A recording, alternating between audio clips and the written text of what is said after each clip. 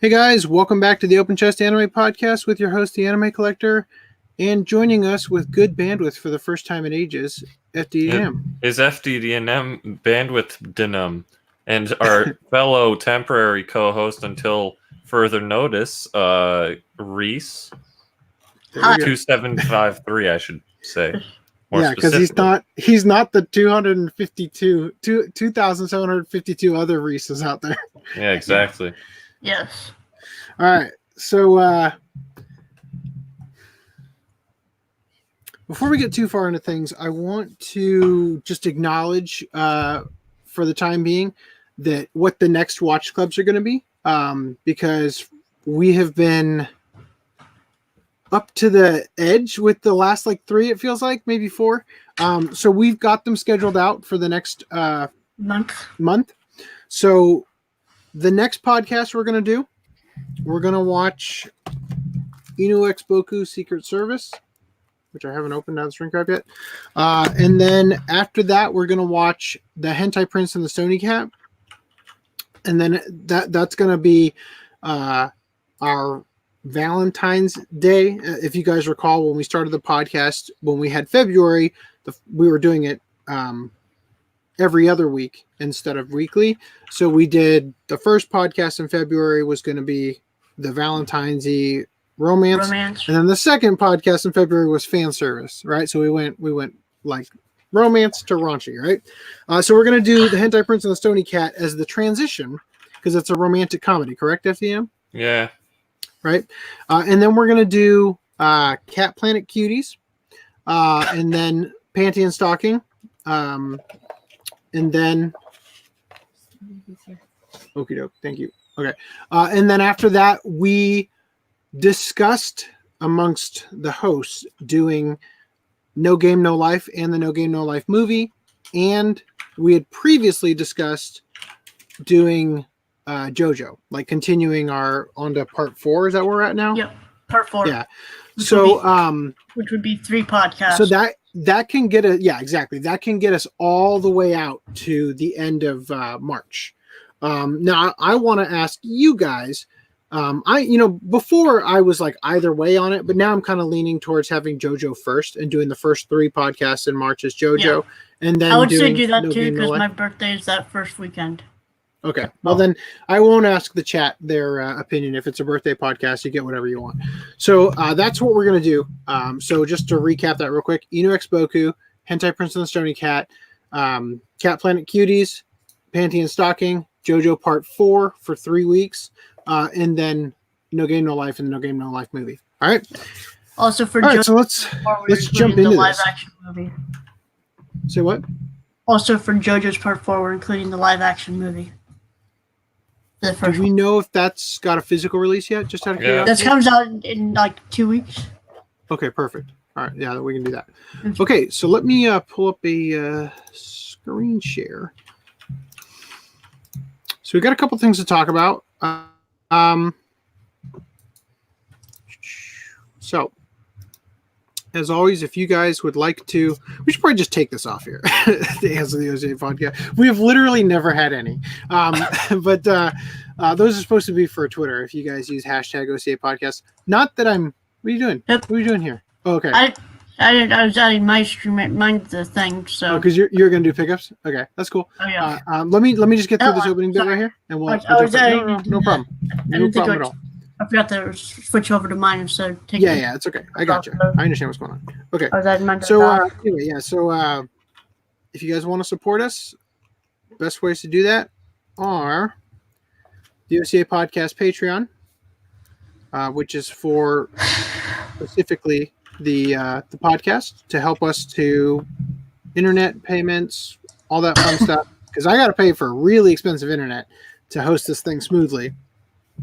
So it's really nice for us to be able to work towards having that all taken care of. Then if you guys want to support the Anime Collector channel in general, you can also do that through the Anime Collector Patreon, which is specifically for videos that require editing and that sort of thing. Basically reimbursement for the cost of me going to a movie for first impressions, or paying, if we get to that point, being able to pay Mr. Nice Guy for some taking some of the load off on some parts.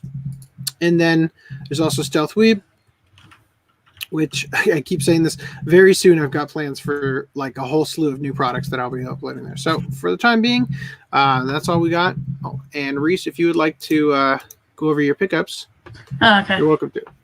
Yeah. So I picked up Attack on Titan Part 1, Part 2.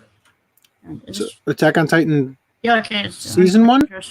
Yeah, It's season got 1, season part 1 one. and 2. Yeah, And Attack on Titan Junior High. Junior High. The reason I did that was because I gotta scroll back up. I had the this complete season set, the Funimation exclusive Blu-ray DVD comic pack. Oh, set. but it looks a little funky because of the. You want It's got the super Titan, got the consistency. colossal Titan head instead of, and then just I like this continuity. It looks Even so though much- it goes, Roman numeral, and then yeah, just Roman numerical. numeral, but And fucking Funimation's It's logos not- above. Yeah, see on the old one here though. Look at you've got Kodansha's logo below Funimation. yeah, and it's now got the you've old got clone. Kodansha or whatever on top with the Yeah. old Funimation logo. You just that's can't win. negligible. But here's how you win. You make your own custom This art is box. this is a win over it. This Yeah, puts it back into win territory. I got you. All right, so And then and that was the also- same with junior high, or you didn't have junior high before? I did not have junior high before. Okay, Um, so that and was then a recent photo you took for the purpose of the Yeah. comparison. yeah, and I found this on the seller's page when I was updating with the stuff I was selling for like $130. Nice. This was sealed for $130, so that was pretty cool. For Yeah. Mhm. some Blu-ray. It's a standard edition, but whatever. I'll But, I probably mean, you're not going to pay like Yeah, for that $800 price. for the collectors. I'll probably never find it for that price ever again. So, Yeah, I lucked out. and then I got JoJo's Set 5 on Blu-ray, which just came out today. I got that yesterday, and then Drifter's Volume 6 manga. So yeah, that's it. And Danny over here killing it. With pickups. Yeah. Yeah, keep in mind that Danny gets a lot of his pickups in big bulks because of Yeah. his living Proxy in shipping. South Africa. America. Yeah. Oh, yeah, South Africa. And note that Riddle story of Devil Limited Edition is DVD only, yet the show was made in 2015. Yep. It That's breaks my interesting. heart, even though I don't know if I even like the show or not. And Lake Shonsky pointing out Wonderful. Asinine, SSS Gridman. Yeah. So what did he say? Funny is living up to their name?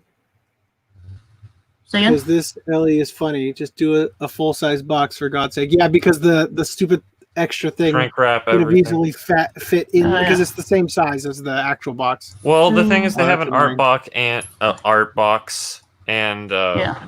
the crap, or sorry, Yeah. art book. God, I can't Right. speak. Nah. Alright, so that's it for me. Okay.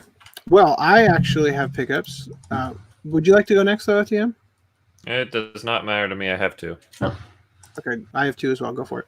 Okay, so this one, I think this one was sitting outside on the front door since yesterday, because my brother and I are in charge of getting the mail for the next 2 days, and the door was locked, and I clearly didn't check the front door, but it looks okay. It didn't rain or anything, and I mean, it was below freezing outside, but like it came out in one piece. Sells at work, the non-Aniplex price edition, UK.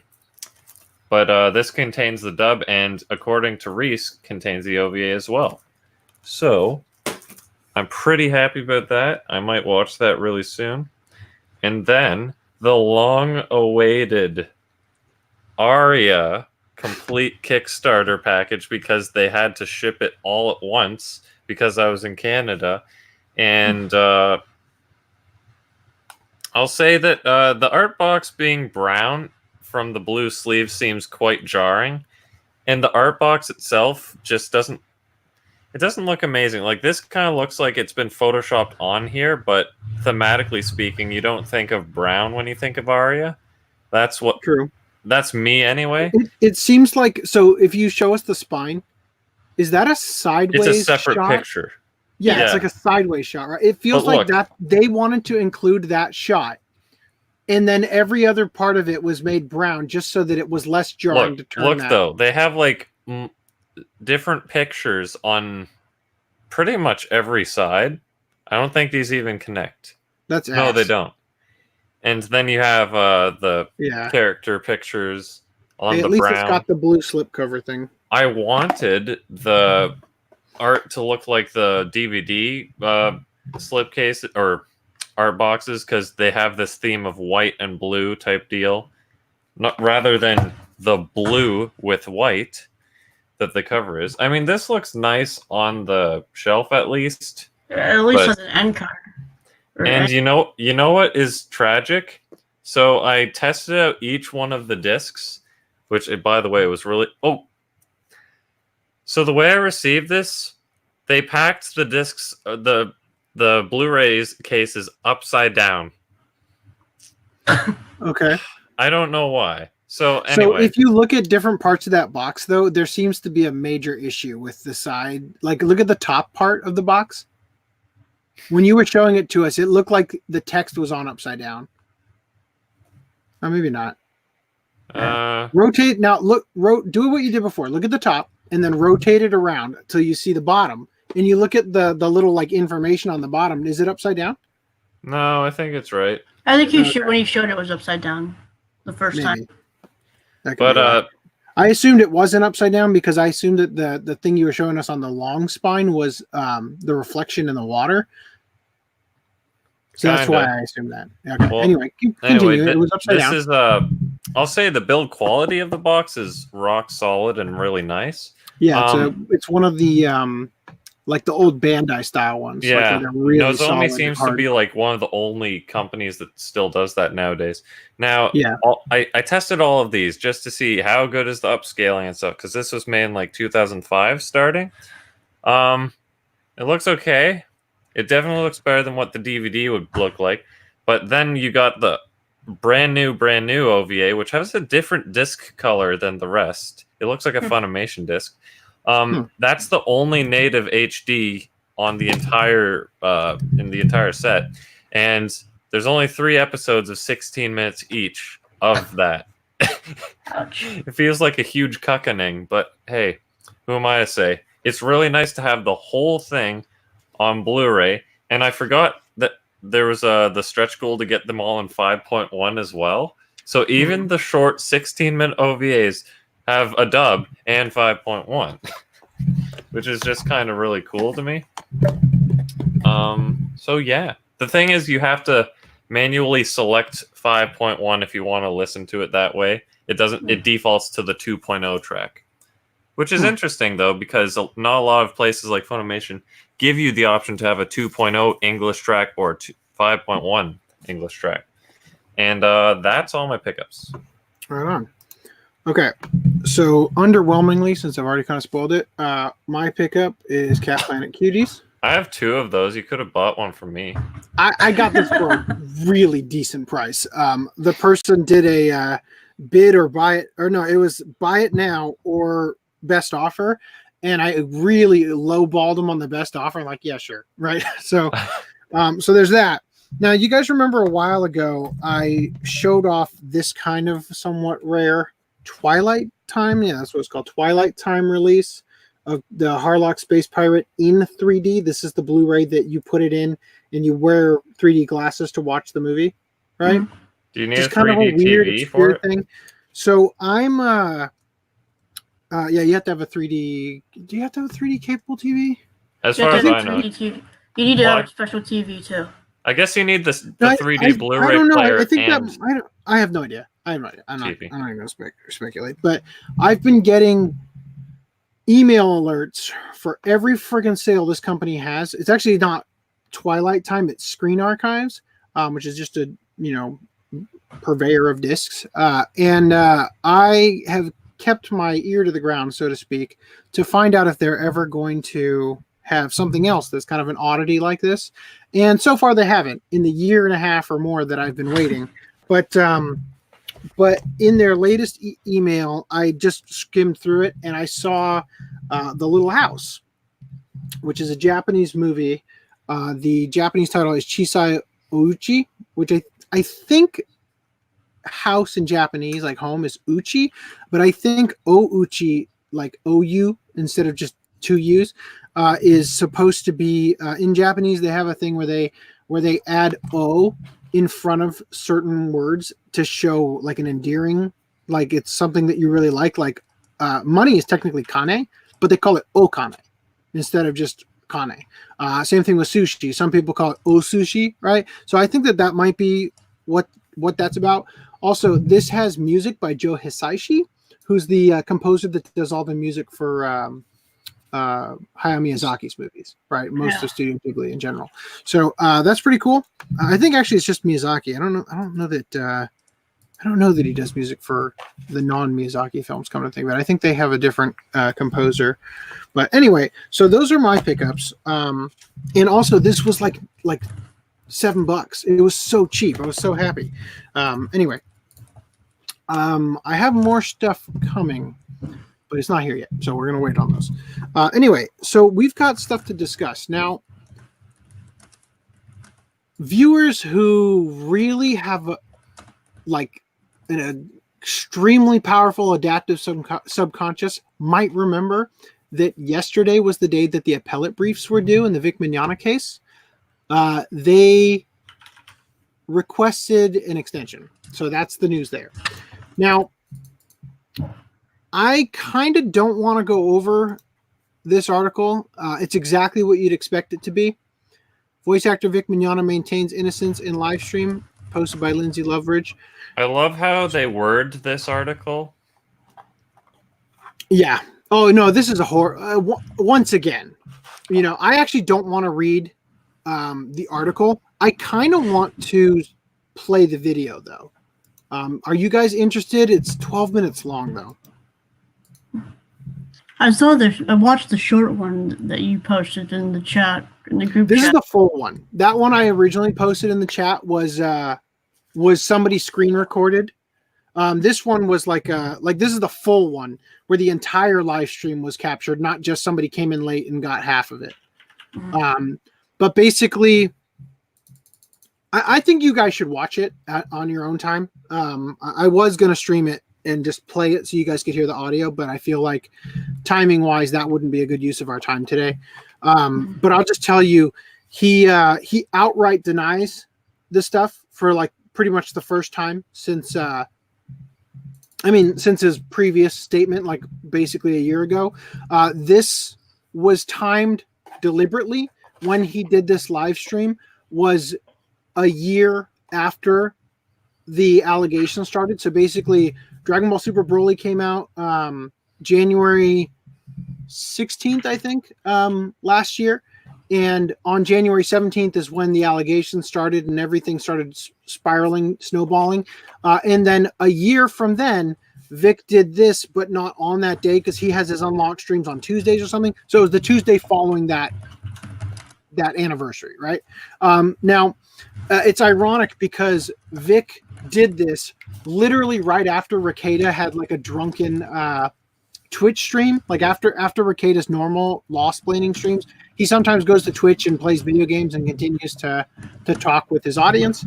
And obviously exhausted and drunk, he made some statements about how like Vic needs to come out and do this, and he was just kind of rude about it. But ironically, Vic comes out and already had planned this like right after that.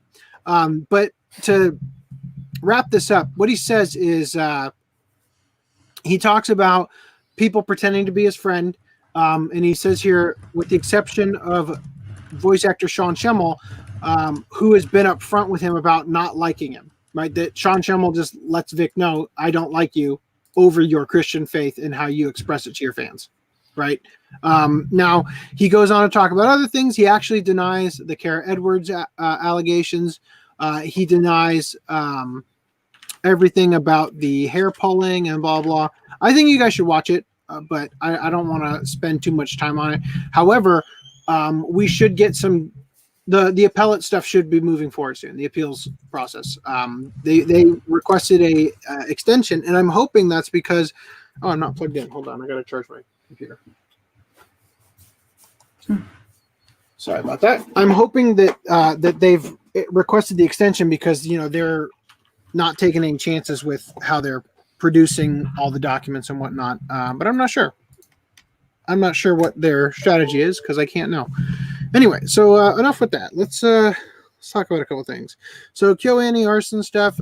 Stage 2 of the demolition has started with plans to complete the demolition by or in April 2020. And got a couple things I thought, hey, let's talk about them at the beginning instead of at the end. Leiji Matsumoto's cat now has a Twitter account. And as with everybody else who has ever made an account for their pets, it's literally just an excuse to for Leiji Matsumoto to tell you about his daily life. So it's going to be like a vlog in the form of a tweet, from the perspective of his cat. Now, I don't know if you guys know this, but Leiji Matsumoto is actually married to another manga author. And so Maki Miyako, manga artist and creator of the fashion doll Lika-chan. Okay, yeah, so that's what they're creator of. Now, I will say this. If you look at Leiji Matsumoto's interpretation of what his cat looks like, let me show you what his cat actually looks like. This guy views the world through rose-colored glasses.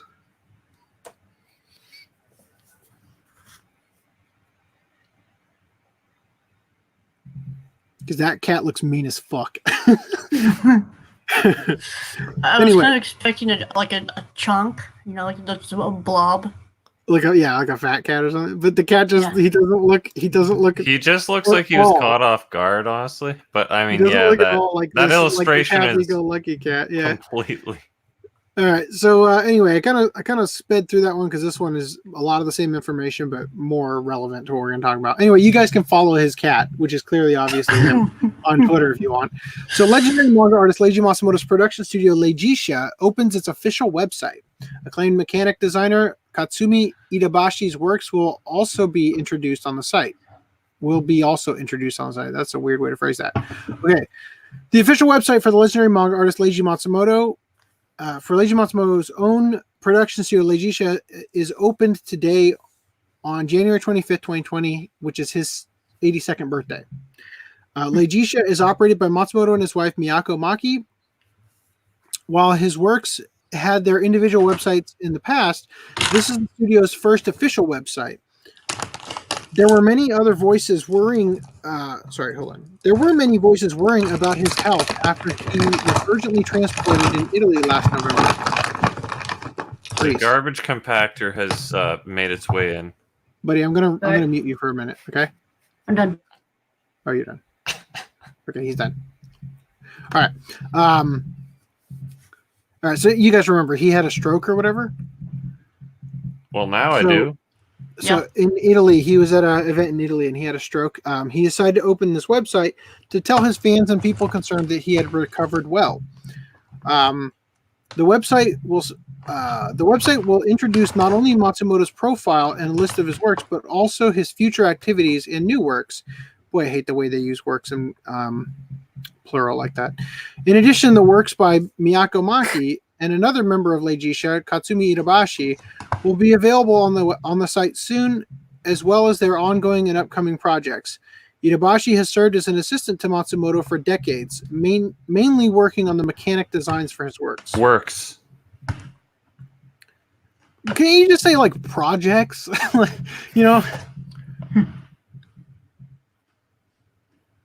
Hey, so is Leiji Matsumoto like the oldest man living in Japan ever? I don't think so, but he is miraculously still alive and quite old. So when I look at this image, though, first of all, this character here is laying down on a pile of underwear that is so disgusting that it's got mushrooms sprouting out of it. And also, this looks like Dio Brando kind of like coming out the corner here with dark hair. I don't know about that. Anyway, also his health and recent condition will be reported on his cat Miku's official Twitter, which is just a link back to the thing we were just talking about. right, do you guys have anything you want to say about this, or shall I just... Not about Not this, really. but I have something that is Go ahead. quite tangentially related. So I don't know if you guys know of Top Gear, that really big car show that used to air, and then Yeah. guy punched other guy in the face, and then they got like canceled essentially, and then they rebooted on Amazon Prime as the Grand Tour. Well, the one Okay. guy, James May, has his own show on Amazon Prime where he essentially just goes into Japan and experiences all the Japanese culture things at breakneck speed. And he had this one translator, the one episode, who was called Maki, which I remembered from you saying like his wife's name is blah Maki. Yeah. And he was pronouncing it Mackie, Of course. the most British thing you could say. But yeah, I think that was worth shouting out because it was kind of entertaining in case you want to experience the Japanese culture from some British white man's point of view, I guess you could Yeah. say. It's just like the tidying up with Marie Kondo, how everybody calls her Marie Kondo. Like her name is Marie. That's her Japanese name. But we're just going to call her Marie because it's spelled the same way in the Romanized spelling of it, you know? So disrespectful. All right. Vertical, Kodansha, Advanced Media consolidate under Kodansha USA. I'm sorry, Vertical and Kodansha Advanced Media. That's the thing that's just going under Kodansha, which I think is kind of funny. Like usually you diversify your business into separate different businesses in order to there's like a strategic benefit to doing that. It's weird for them to consolidate into one. You know what I mean? So anyway, they were separate, like Vertical and Kodansha. I always thought they were two different companies. well, Vertical Inc. was owned by Kodansha originally. But Oh. see, Vertical Inc. is the company that released the audiobooks for Monogatari? what's it called? Legend of the Key Galactic Heroes. Monogatari, specifically. And they also released the one for the light novels for Attack on Titan, The Cruel Mistress of the City, or whatever it's called. And those again are the ones that have music and anime voice actors in it. So it's not just somebody reading. It's like it sounds like you're listening to anime in the next room. You're listening to anime. No, but like it gives off the experience of anime without the visuals. They did a really amazingly good job. I know what you're talking about because I was listening to Kizu the one time. Yeah. So anyway, the only issue with it is that they use most of the music they use is like YouTube royalty free music that you've heard a million times and can pick it out, like easily. So that's the only problem. But the sound effects are really good. So anyway, Vertical though was owned by Kodansha, and again, this is Vertical and Kodansha Advanced Media consolidating under Kodansha USA. So Vertical, I believe, was a U.S. branch for the light novel releases, and so I guess they're just now going to be consolidating their U.S. branch into fewer companies. I know they released manga as well, like Flowers of Evil and stuff.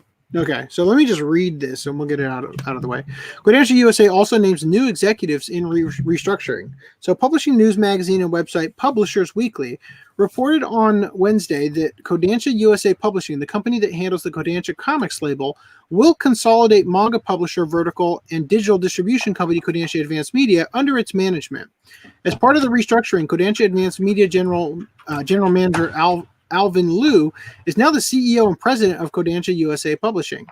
Takashi Sakuda is now chief operating officer of Kodansha USA Publishing, and Kichiro Sugawara has been named publisher. Ivan Salazar, who was a former PR and event specialist under Comixology, is the new senior marketing editor for Kodansha USA Publishing. Wow, none of that is important to me at all. Japanese publisher Kodansha founded its New York-based subsidiary Kodansha USA Publishing in 2008.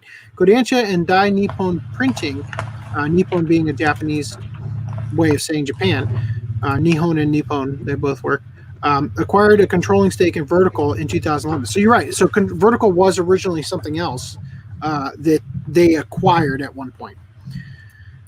All right, cool. Okay, so moving on from here. So just a quick thing to discuss what's sort of happening in the world. I noticed this on the r/Japan subreddit. Chinese travelers say Japan is safer. 70K Chinese people enter Japan amid coronavirus fears. But here's the thing. This is a mistranslation, as a lot of people out here have pointed out.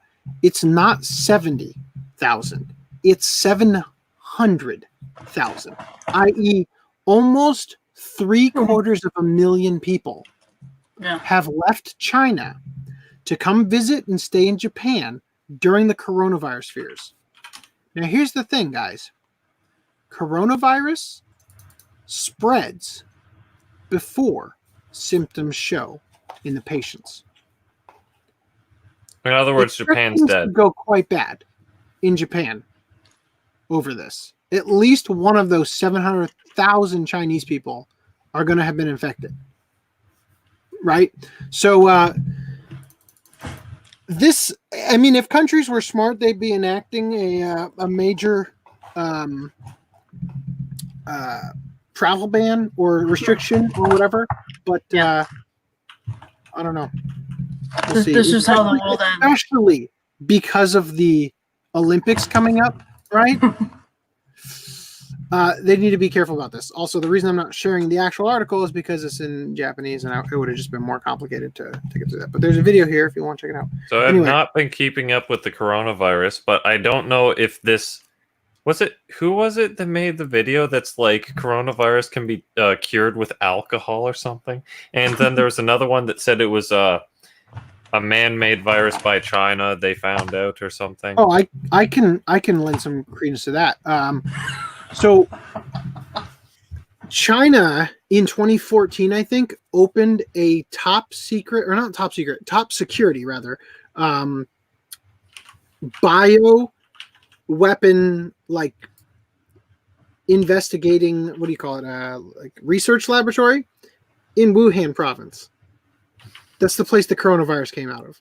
So it seems very likely that they developed the virus in their facility, and then somebody in the facility was careless with a petri dish or something, got infected, and it spread like wildfire in Wuhan province. Now, the other theory is that it's because they've been eating bat wings or something like that, because bat is the same, like the word bat.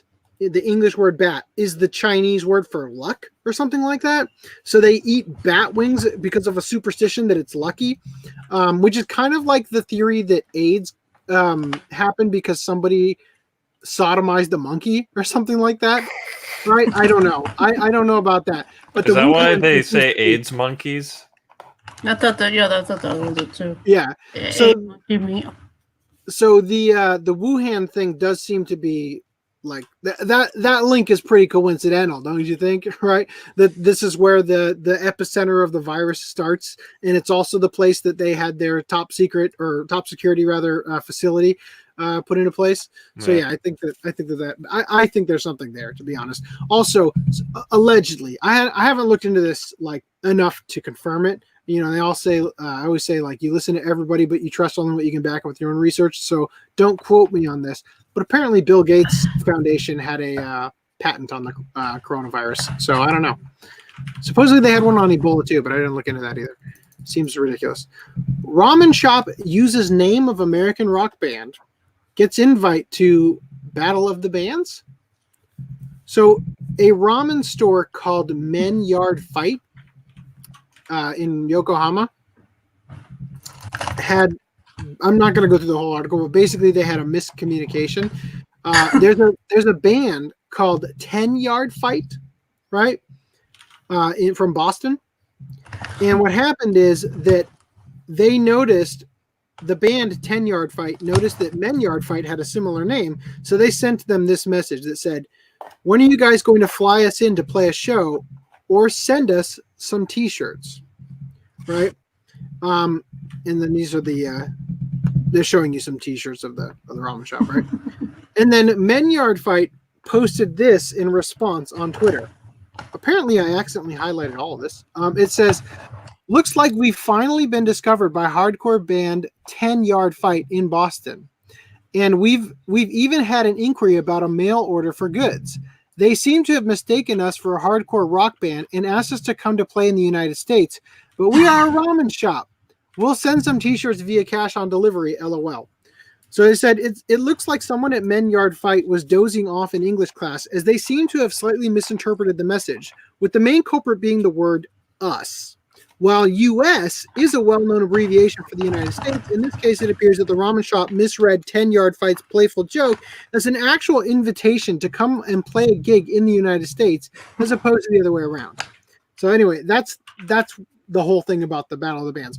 But what's funny about this is that the logo for Men Yard Fight, which men is the Japanese, it uses the Japanese character men, which means noodles, right? Their logo is very clearly a ripoff of 10 Yard Fight's logo. But 10 Yard Fight uses an X for the Roman numeral 10, right? Anyway, so I just thought that was kind of funny, and I thought we could cover that real quick.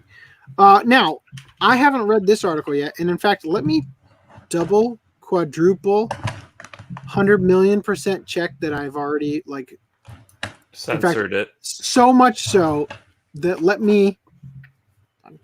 I'm almost positive that I have done this properly, but I really want to make sure that because Sankaku Complex has been quite graphic as of late. So let me just. Okay, yeah, I think we're good. All right. Porn block companies sue British government. Companies that have been developing porn blocking software for the British government are now suing them for abandoning the idea, claiming damages of 3 million. Is that euros? Pounds? I don't know that symbol. 4 companies, Age Checked Ltd, Verimi, AV Yourself, I don't know what that is, and AV Secure, probably adult video, I don't know, explained that Culture Secretary Nikki Morgan, who is now a baroness, had no right to scrap the controversial porn blocking scheme, which would have seen internet users being forced to verify their age in order to access pornographic sites. As Parliament had approved the law, the complainants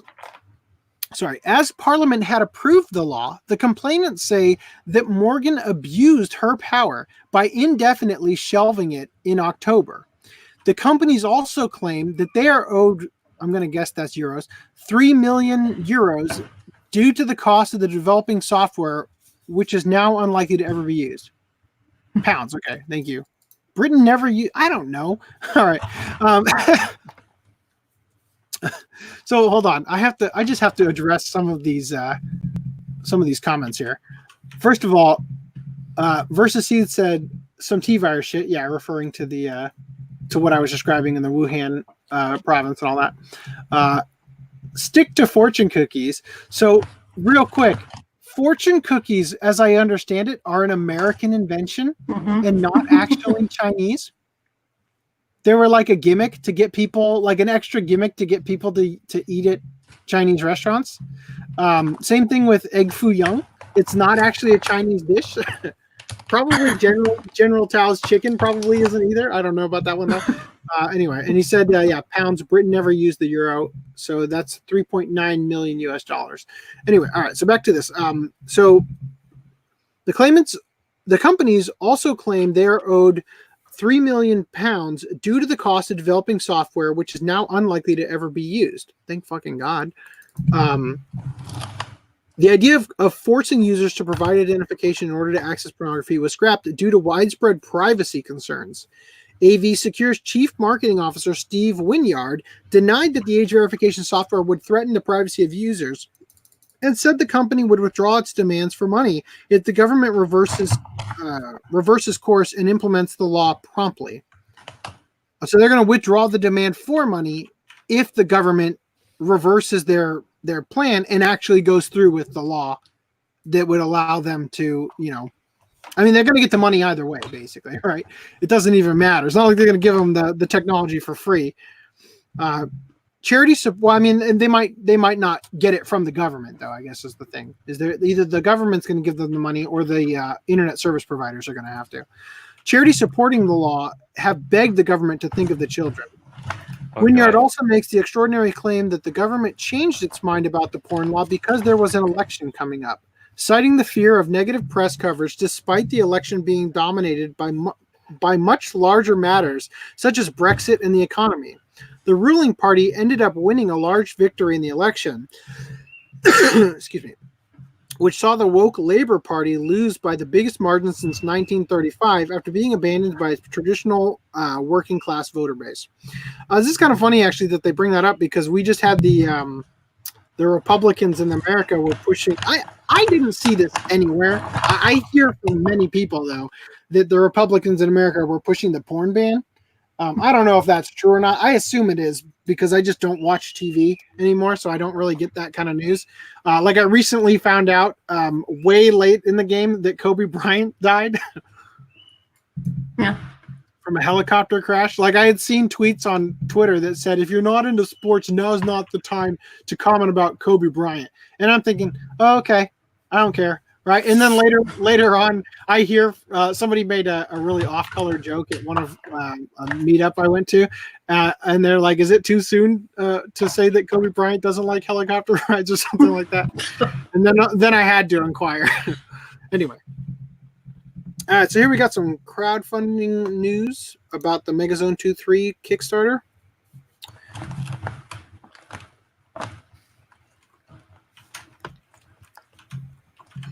Stretch goal reached. Now, just to clarify, this has been okay. Also, for some reason, my Kickstarter's in French. I don't know why. I don't know how that happened.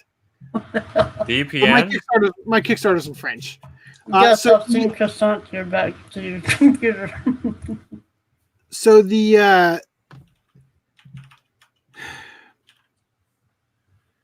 this has long been over with, right?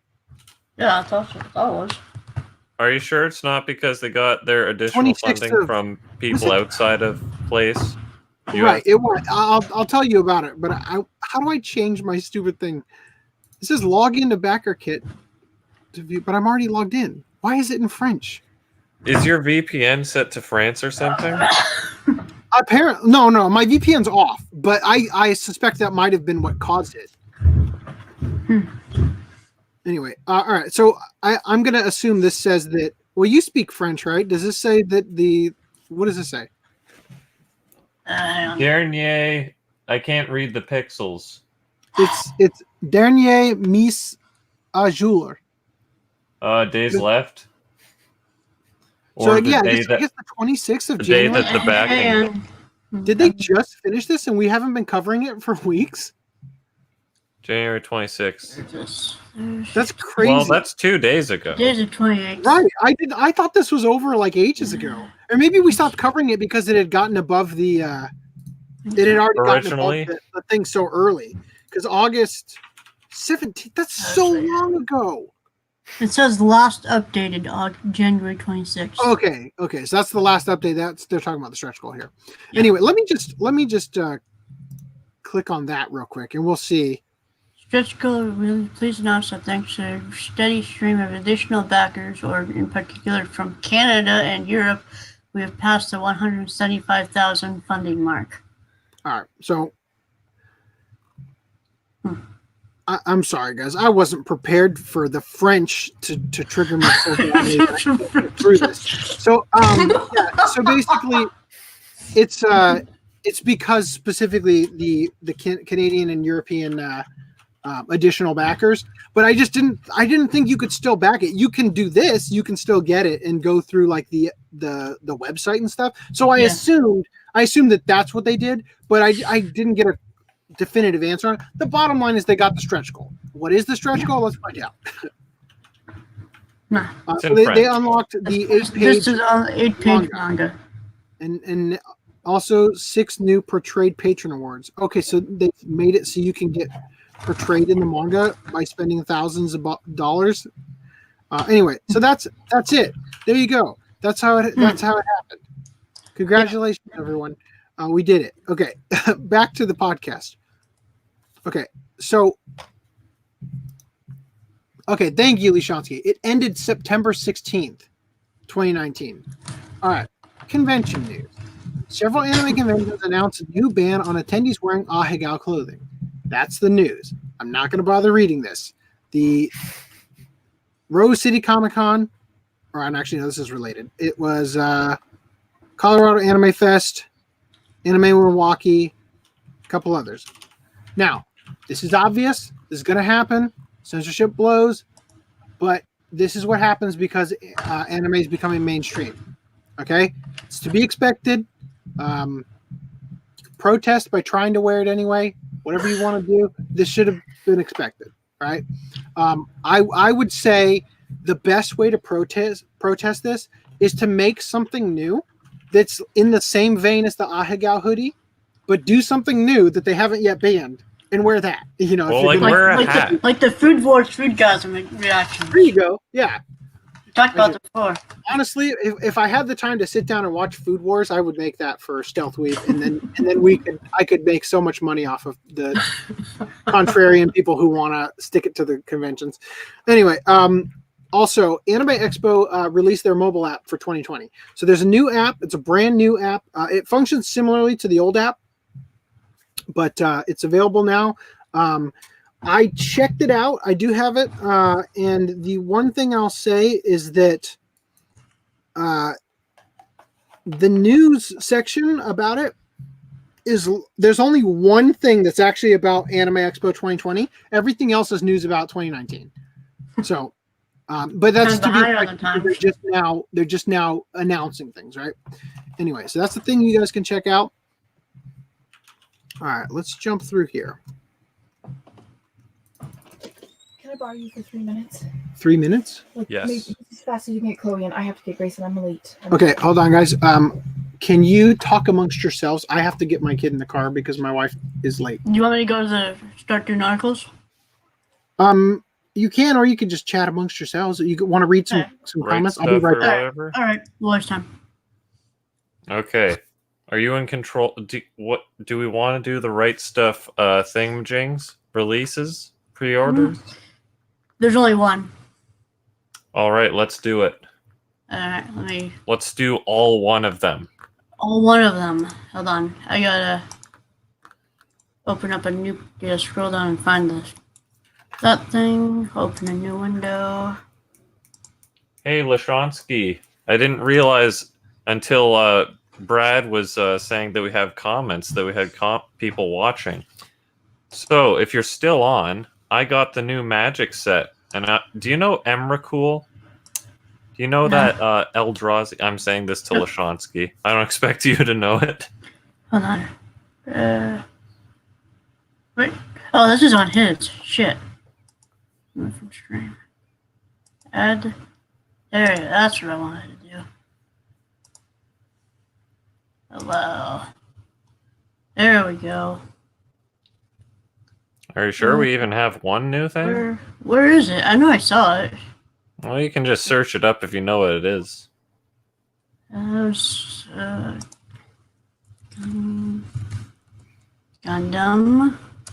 After. Oh. There.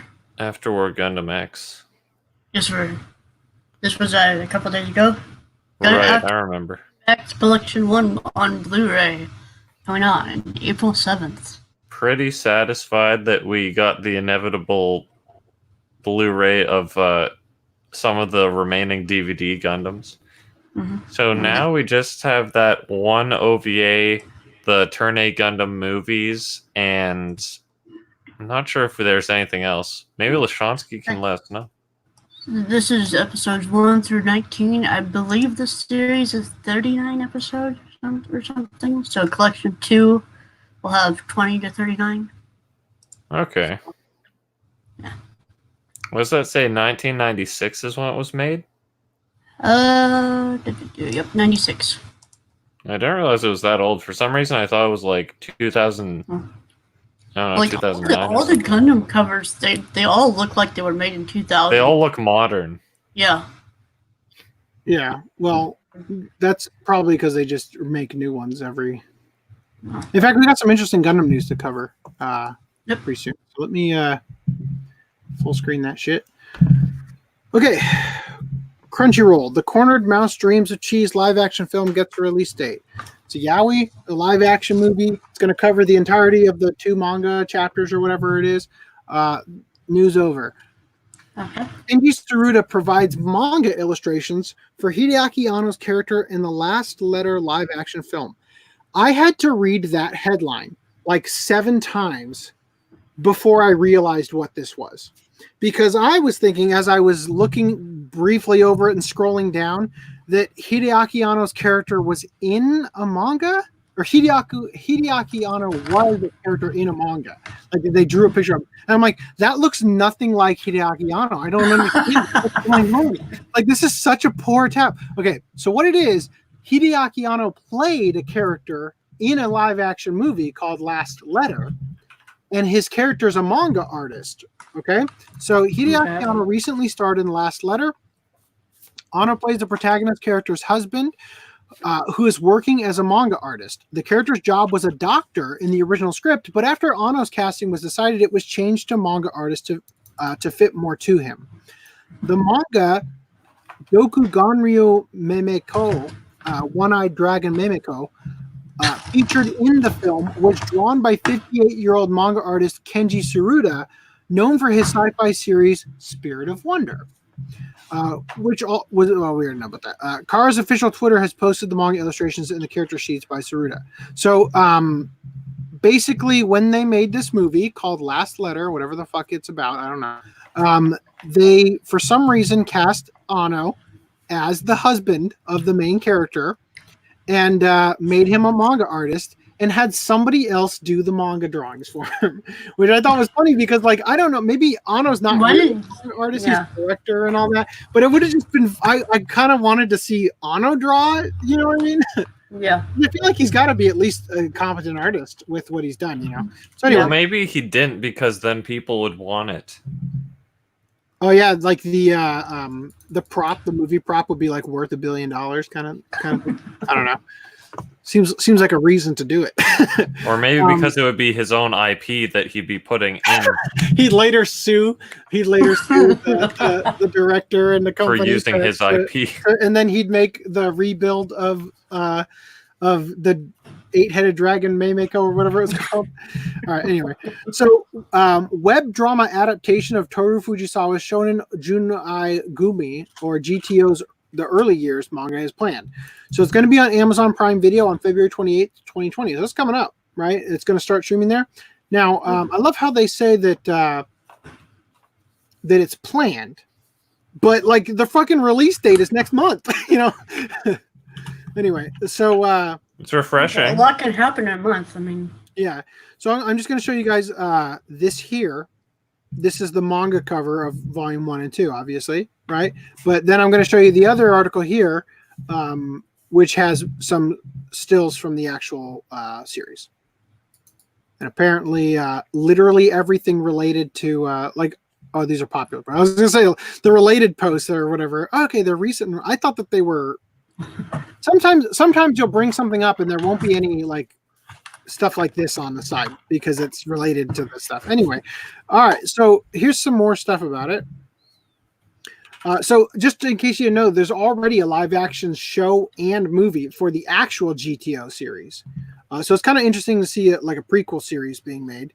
And also it'd be kind of nice if they did an anime adaptation, but I'm not going to hold my breath on that. Mm-hmm. All right, timelines go askew as live-action U.S. adaptation of Steins Gate is announced. This is the worst timeline. So, while the information on the adaptation is sparse, we do know the TV series is being produced at Skydance Media, who have produced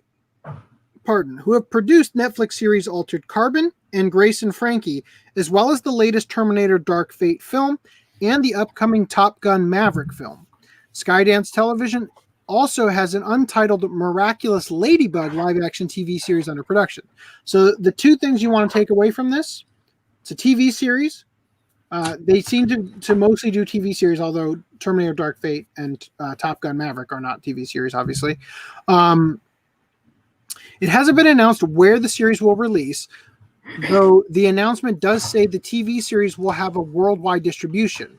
Though the biggest question is who will play Okabe and how quickly can Mamoru Miyano learn English to bring his trademark mad scientist laugh over?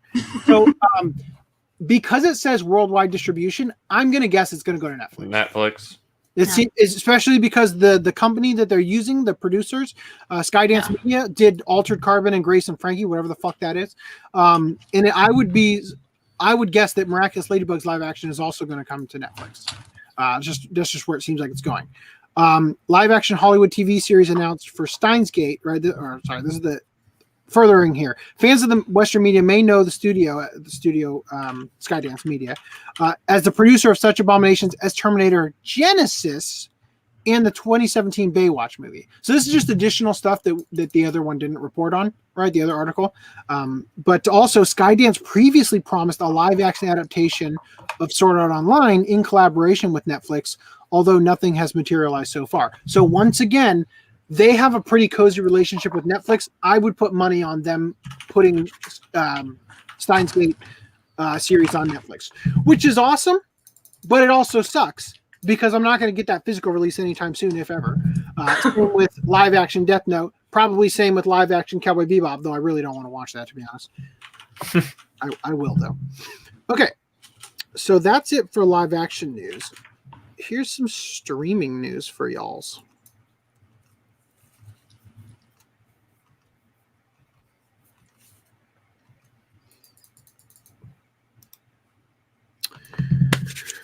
A certain scientific railgun anime viewed 100 million times in China.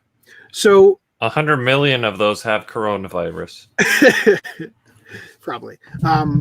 It's a good thing you can't it doesn't transmit through the streaming service, right?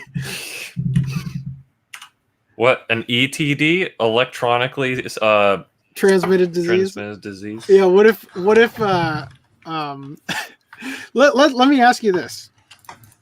If you could get some form of viral infection from watching anime on a streaming service, which streaming service do you think would be the worst one that would most definitely give you AIDS first?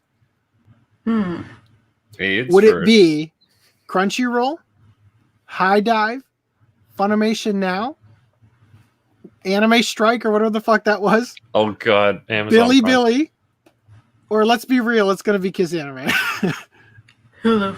I mean, Crunchyroll sounds like some crunchy, gross things happen. All of a sudden, I don't like this question anymore. That's gross. All right, so yeah, but this is just further news about like China's going to dictate the type of content we create. Well, I'm glad they chose this one to dictate because, you know, I just want to see more of it. I don't care if they make 1,000 episodes. That's great. Sure. I'm just saying, like, at least Japan is it. The nice thing about Japan is that they're making stuff that they like. And hey, look at that. China likes it too. Here's 100 million views, right? Whereas America's like, well, shit, we can't make shit people in America are going to like because people in China might not like it. So let's make shit that we think China's going to like, you know? Yeah. Oh, God. Lovely Complex brings coming of age romance to Crunchyroll catalog. Launch time January 21st. So it's already up there. You mean that thing we did for the Watch Club, which I couldn't watch on Crunchyroll? Now you can watch it on Crunchyroll. Hooray. All the time travelers here. We did the Watch Club on this like a year ago. Go watch it now and then go time travel back and we'll talk about it. Yeah. There you go. Good. Osamu Tezuka's Phoenix anime brings its timeless tale to Crunchyroll. So I thought this was kind of interesting. Consider the life work of legendary god of manga, Osamu Tezuka. Phoenix was eventually adapted into films, an OVA, and a TV anime. The 2004 TV series is officially coming to the Crunchyroll catalog today, meaning January 23rd, so it's already up there, with the show set to go live for premium members at 2 p.m. Pacific time, but free users have to wait till March 1st. So anyway, that's it. That's news. There you go. There's some news. They didn't announce the fact that there's also a commercial for that fucking onsen in Japan that had the Phoenix character, remember? Also, Netflix post video for Night of the Zodiac Saint Seiya CG Anime's part 2. So I don't think we've discussed this yet. I mean, we've discussed Saint Seiya. This is an unrelated topic, tangential thing I'm gonna bring up. Recently, I made a tweet a couple weeks ago where Justin Sudeikis had said something that I found to be very interesting, and I said something to the effect of, "All I want is an Amazon Alexa with your brain downloaded into it, so I can just daily ask it weird, like anime trivia, specific trivia about the anime industry, right?" And he liked the tweet or whatever. That's not important. But somebody commented in the retweet that I quote tweeted it when I was putting out a message out there, and they had brought up a very interesting point that I don't think has been verbalized on the podcast yet about Netflix original series. They said, and I don't know that there's proof to this, but it seems there's a trend that supports this theory that Netflix will only ever do 2 seasons of an original series. Although I will say, I think so. They let me explain before I go into the exception to the rule. Netflix will only do 2 seasons for whatever original series they do, because beyond the second season, there isn't a marketable growth factor in it. Netflix is like $12 billion in debt, and the only way they can keep going is that their investors are able to see that they're constantly, year after year, getting more and more subscriptions from different countries as they continue to expand, right? So I thought that was a very interesting thing they said. Now, granted, Stranger Things has 3 seasons, but Stranger Things also has merchandise, right? And mega hit status. Well, not only is the show just flat out really good and fun to watch, but it has what do you call it? Merchandise that is able to be it produces more revenue, right? So outside of strictly the Netflix ecosystem, that's generating revenue, because the warehouse I work at, I'm constantly putting their clothes away, right? They have Stranger Things boxers and Stranger Things shirts and whatnot, right? You see them at Target, you see them at all these different places you go to. But the point is that if you think about the anime, think about Netflix original anime. 2 cores for Kengan Ashura, Ajin, Knights of Sidonia. Knights of Sidonia is getting a 3rd. Yeah, I was going to say Knights of Sidonia getting a 3rd. But the thing is, I don't know that those were actually Netflix originals. Yeah. They just happen to have the streaming rights exclusive until further notice. But you also think about The Witcher just got greenlit for a 2nd season, and we're going to talk about something else that's related tangentially to that. By the way, The Witcher has become like the biggest thing on Netflix. I'm sorry, planned like they said they've got like the 7th season written already. Really? Or something. I mean, it kind of is written when they have 3 games of material. Well, not even the games. They're based off the books that the games are based on. So I mean, even better, they have X. They're adapting it though. Is the thing. Anyway, so but if you think about it, they only did 2 additional seasons of Arrested Development. They've only done 2 seasons of oh shit, I just lost it. Anyway, it doesn't matter. But the point is that them doing another part 2 to Saint Seiya probably means this is going to be the end of it. Now, Lishansky said Netflix original series need physical releases so bad. Stay tuned. Something interesting happened that I'm going to talk to you guys about. Dun, dun, dun. Anyway, so let me go back to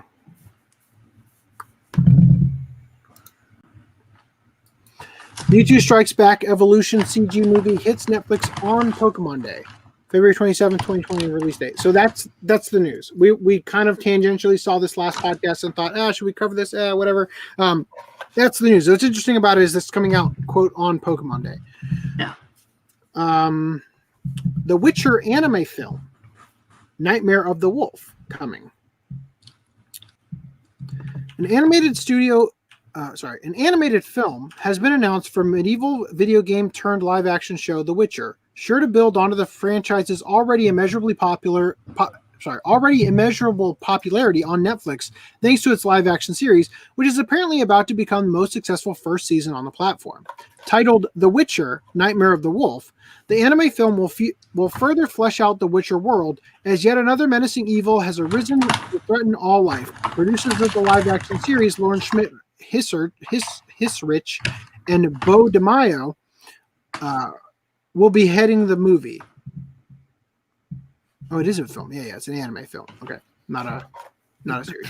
Korean animation studio Mirror, who have worked on Netflix gay propaganda Voltron Legendary Defender, is set to animate the work. So I put a note here. They also did The Legend of Korra and season 4 of The Boondocks. Oh. Netflix noted during its quarterly investor letter that The Witcher live-action series was possibly its most successful first season original yet, maintaining the undivided attention of 76 million households. That's fucking nothing. What about 100 million in China? A release date was not specified for The Witcher: Nightmare of the Wolf. So I think it's obvious that the Netflix original stuff is going to get more people. First of all, people are hungry after Game of Thrones' catastrophically poor ending. They were hungry for something like The Witcher. So I think the timing is just really fucking good. And also, a lot of people already have Netflix, and they've already built up, just as kind of like what we were talking about the last podcast, how it's expected for, it's completely expected for Weathering with You to do better than Your Name because it's built on the success of Your Name, right? So I think it's kind of a similar thing going on here. I hope they get Ilya Kuvshinov to do the Witcher art because he's already done some Witcher art that looked really cool. Oh, really? Like That's for the characters. Yeah, I was just talking to my wife about I was going over an article where actually the very next article here. I was just about to go over. I was talking to my wife about this, how I had been following Ilya Kuvshinov's work for like 11 years on just following their Facebook art page, you know? And then out of nowhere, in the last 2 years or last year and a half, it's like, yeah, I've got like 11 anime coming out that I worked on, you know? And it's like, holy fucking shit, that's amazing, you know? So anyway, Yeah. 3D CG Ghost in the Shell, standalone complex, I'm going to assume that's what SAC stands for, 2045, TV anime debuts, full trailer, announces returning cast, gets dated. Okay. We've talked about this in the past. It's going to have a worldwide release on Netflix in April, which, by the way, I would just like to say, if you guys are interested, I wouldn't mind rewatching Standalone Complex in April and finishing off with getting to watch this series. Just throwing that out there. Chat, let me know if you want to see these things again. I'd like to watch the original, I guess, before I go into that. Is that how it chronologically works, kind of?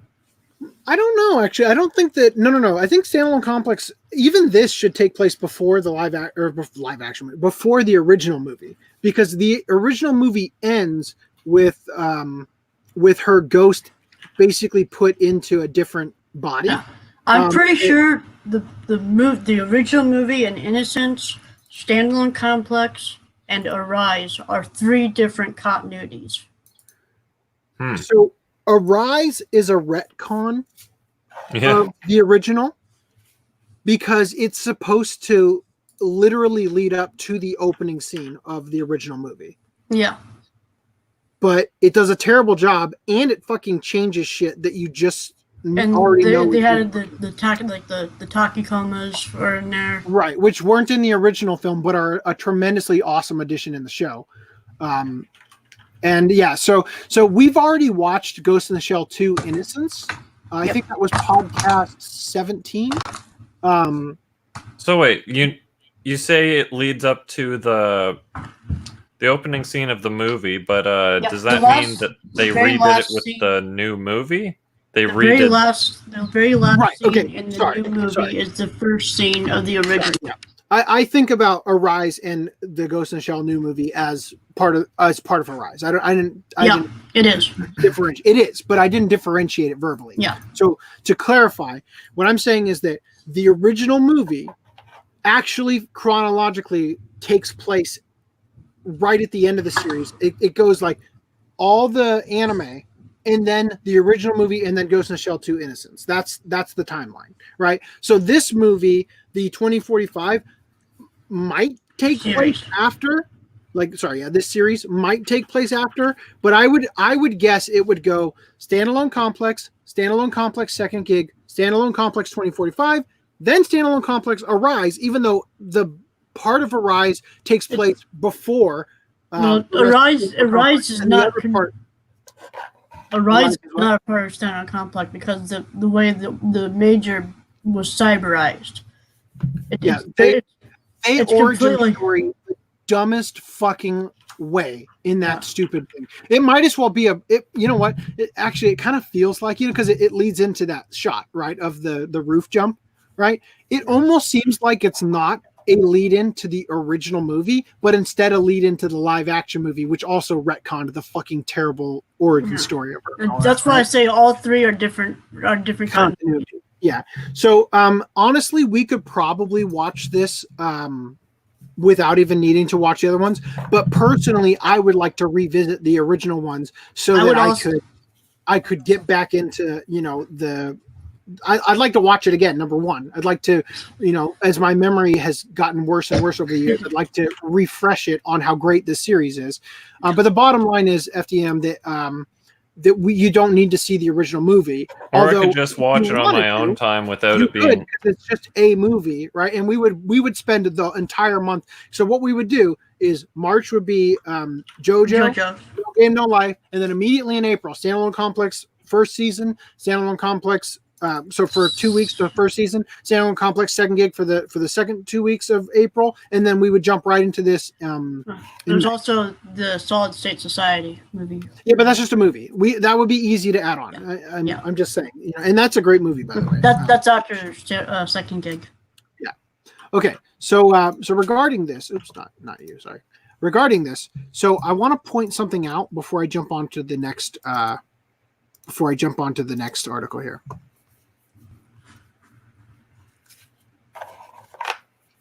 This trailer. Fuck. Stop. Okay. Fuck. Alexa, stop. This trailer has a 2-to-1 dislike. Okay. Now, I will bring up the next article. Netflix's Ghost in the Shell Standalone Complex 2045 trailer has terrible music and unappealing 3D CG. Right. So yeah, because the music is what makes and breaks the show, right? Okay. So let me explain. Do you remember the Sonic the Hedgehog trailer that had Gangster's Paradise playing? Yes. That's basically what they're talking about.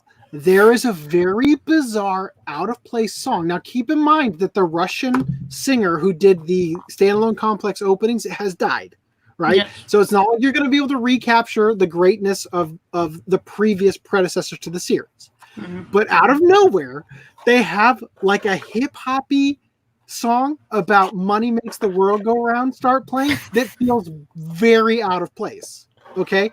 However, I will say, speaking as a 3D artist, I think the show looks pretty good.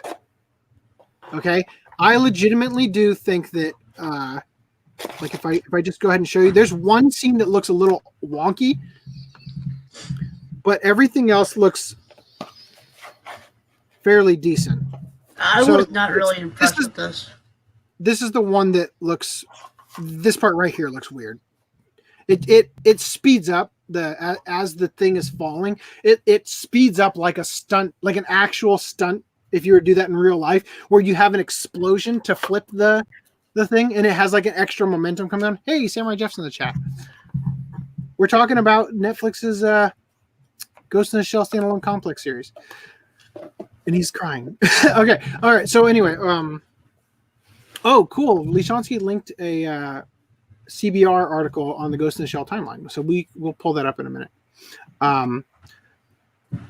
You could say the series itself is a standalone. Yeah. Okay. So I have a theory on the title, but we'll talk about this another time. Okay. So I'll just say, yeah, I think it looks good. I want to see it. it's different from Standalone Complex, has been in the past, but I think it'll be really cool to check it out. And again, just to further whet your appetite, Masamune Shirow works on this, I believe, and it was Kenji. It was Armak. Fuck, what is their names? The one guy from Appleseed and the one guy from Standalone Complex are directing half and half of the series. So, all right, that's it for that. This article is awful. The timeline one? Yes, it's put everything all in the same timeline when they're clearly not. Okay, can you link it in the private chat real quick so I can open it? Yeah. We'll check it out. Copy. StreamYard. Private chat. Paste. Thank you. Copy. Paste.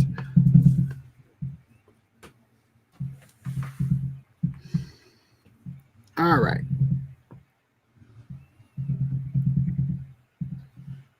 Okay, so they actually put dates on it. So 2027 is, they're claiming at least that it takes place 2027. Can I? Okay, so then the new movie takes place, question mark, because they don't know, I guess, but it clearly takes place after. And then they're saying that the original movie takes place in 2029, which might be accurate, I guess. 2030 for Standalone Complex. So that makes no sense at all that you would put Standalone Complex before Innocence, because the Major has been in this kid body the entire time during that. So they clearly did their research. Then it goes back to that one. It was like, it's like, no. Yeah, I would need to actually sit down and read the entire article to see what their reasoning is, but that seems lame. That seems like a not accurate at all, if I had to guess. Although, you know what, I will hold on to this article because it might be worth bringing it up in the Watch Club for if and when we do that. Mobile Suit Gundam, just so we can compare and contrast and refute and do like a, what do you call it, a exposed video on CBR, which they need greatly because they always are wrong. Mobile Suit Gundam G40 project updates the classic and mecha anime. So Animation Studio Sunrise has uploaded a special Mobile Suit Gundam anniversary video dubbed the G40 project to celebrate the popular mecha franchise's 40th birthday. So this is what I was talking about earlier. We were talking about the artwork always looking like it takes place in the 2000, right? Or whatever for the DVD covers.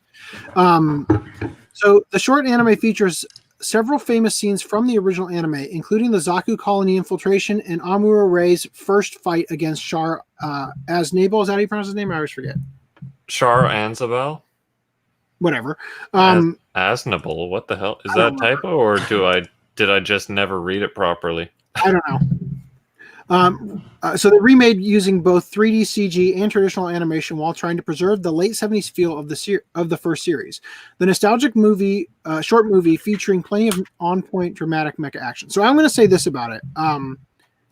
Yes, it uses CGI, but all the bad CGI you've seen in anime, well, okay, this part doesn't feel quite right, but all the bad CGI you've seen in anime had to happen for stuff like this to look halfway decent. Right. So because it takes time to get it right, you know, but it looks pretty decent. And it, from what I've seen of it, it looks like it very much does feel like a continuation of the original with updated artwork. Like, look at this. Looks like it could be just straight out of the original. I've seen the original. Well, the first 10 episodes. So yeah, I don't think I could. Do you disagree? I do, because they had their drawing in many scenes and frames was not quite as on point as that, but like it looks great. Yeah, sure. Shinji Aramaki is who I was thinking of. Yeah, so it is Aznable. Aznable? Aznable? Why'd you put cap? Aznable. Anyway, I someday I will watch Gundam. Probably never, though, because if I continue the podcast, I only get to watch what we do as Watch Clubs. We'll have to pick an entire fucking year to just do Gundam from beginning to end. And I will. We definitely, I was gonna say, we definitely won't get tired of it by the first month. All right. Anyway, so we'll just get through some more of these. So the Hello Kitty Gundam, that's canon, right? Of course. It has to be. There's pictures on the internet.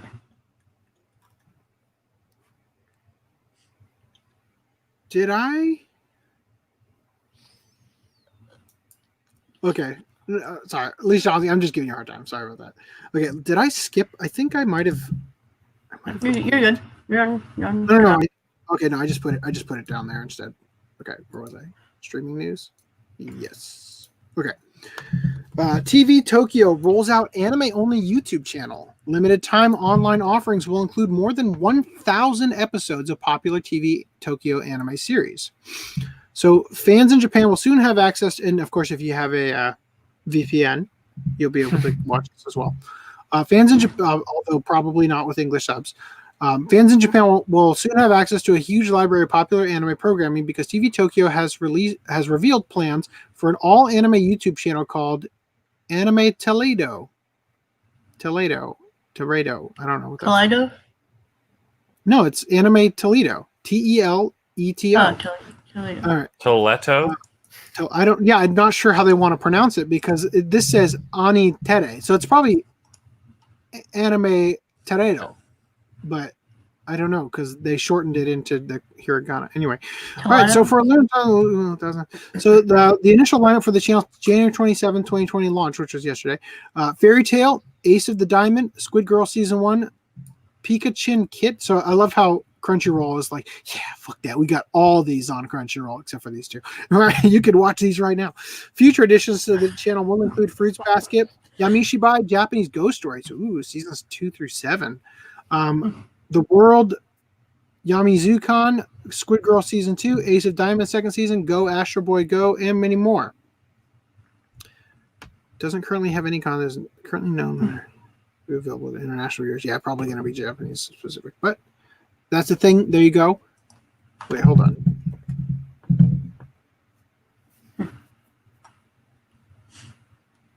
Oh, okay. That's Ace of Diamond. Okay.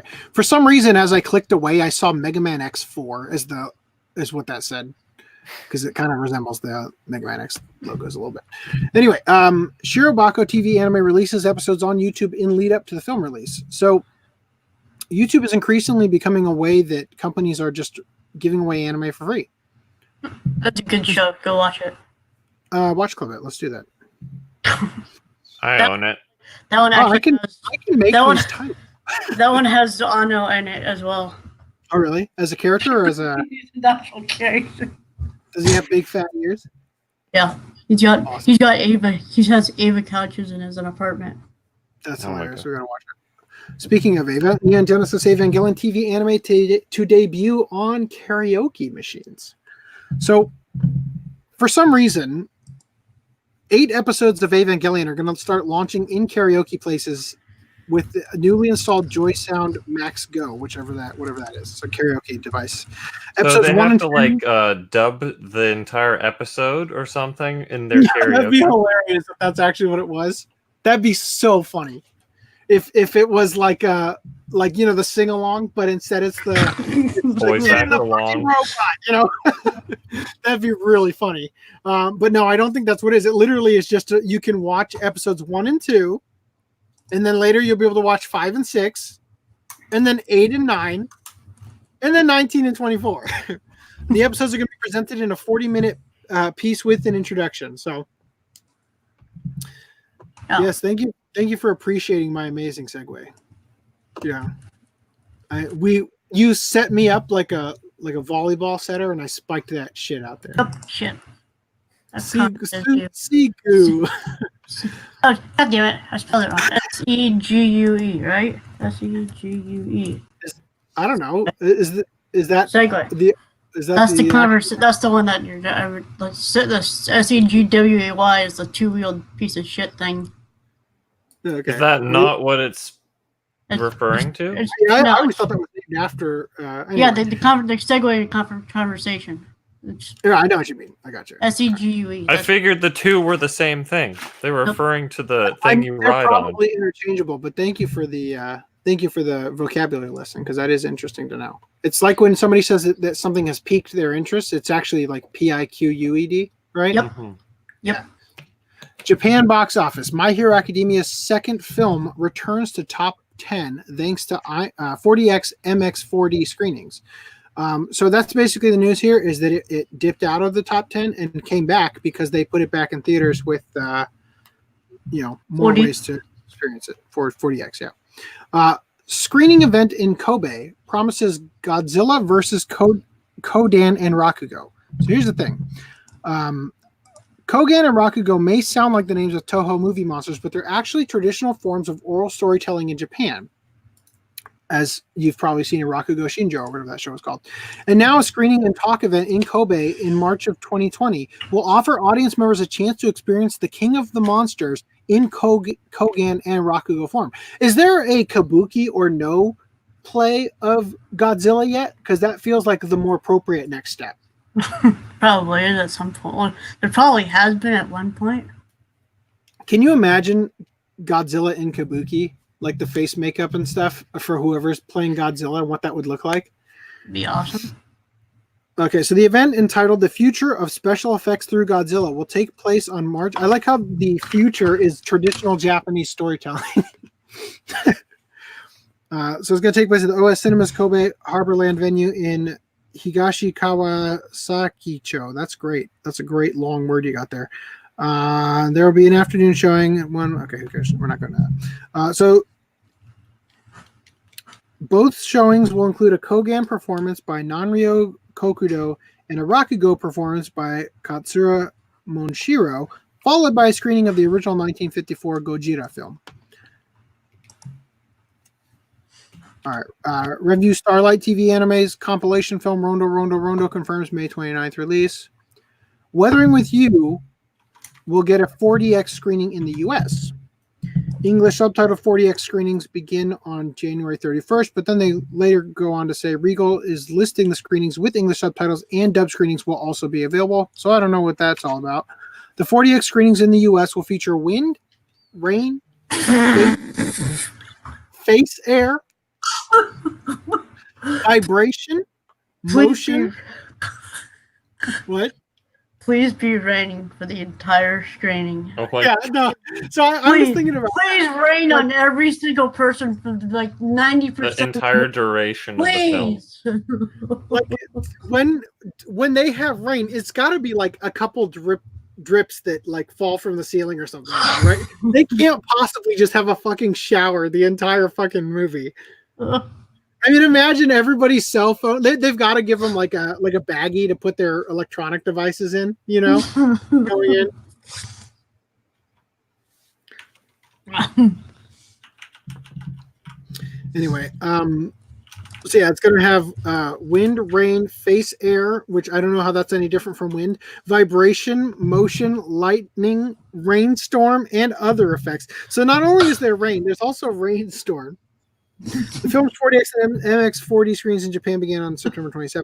So I would very much love to go back and see this again with my wife in the 40X screening, but I also kind of want to wait for my first 40X screen to be something I do a first impression for, right? Like it needs, like, because that's what I really wanted to go to that Detective Conan one outside of Anime Expo, but I didn't realize I had to buy tickets ahead of time. So you've seen the movie already? I've been so out of the loop. Yeah, I've seen it.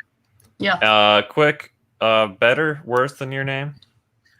My wife liked it more. I thought it was good. It's definitely good, but I didn't think it was better. I would agree with AC on this one. Bitter End? I liked it, but I think Your Name was It has the exact same ending as Your Name. The exact same ending. Oh my god. Like, I'm not even kidding. Literally the exact ending. His creativity has peaked. Yeah. Well, when you've mastered it once, you just do the same thing over and over But again, right? it's weird how they would fit this in the Your Name timeline, considering Right, because the ending scene to Your Name takes place after this film. Yeah. Whereas, so like it's like Dragon Ball Super fitting in between the like second to last episode of Dragon Ball Z, right? It's basically that, but with the ending to Your Name. Which is weird when you think about it, because it means that after Taki saves Mitsuha from the meteor, They get 3 years. Oh, I can't ruin it. I'm going to ruin it for FDDNM. I was going to say, what? The third impact, right? Anyway, all right. So sorry about that. We're just going to leave that there. All right. Weathering with You breezes past $6.5 million in the North America and makes 10 times as much as Your Name in the UK. So just a little continuation here. They're making good monies here. How's the cloud fetish in that movie? Lots of clouds. Yeah. Less than you might think based on the trailer. And all of the frickin' posters. Well, they're kind of you know I'm not gonna. You got to see it. Go see it, okay? I'll go see it on Blu-ray. G Kids and Fathom. You know what? I'll just say this. I think it is a movie that you'll benefit from seeing in a theater. I'm glad I went and saw it. Is it available in theaters near me though? In Canada, yeah, I believe it is. Probably not anymore. No, I think it's still in theaters. Well, it came out like last fucking month, dude. The thing is, it could be like one of those, you have to go to Toronto to see it type It had a movie. pretty wide release in the US. I think that's why it was able to beat Your Name so easily. Yeah, at like 450 theaters or something. Yeah. All right. Anyway, so G Kids and Fathom Events announced Ride Your Wave anime film screening for February. The one night only event is set for February 19th across 500 theaters nationwide. G Kids described. I shouldn't have highlighted that. Oh well. All right. So this is coming out. This is a Wednesday, I believe, which means that I can go to see this, but it also means that I can't go. I mean, I could. I should, but I can't really go to see Sonic on opening night, which is on February 14th. No, that's important. God damn it. You're gonna have a romantic Sonic viewing. I just opened this. Well, I'm either going to see it with Duo or I'm going to see it with my wife, depending on whether or not my mother-in-law comes down to visit.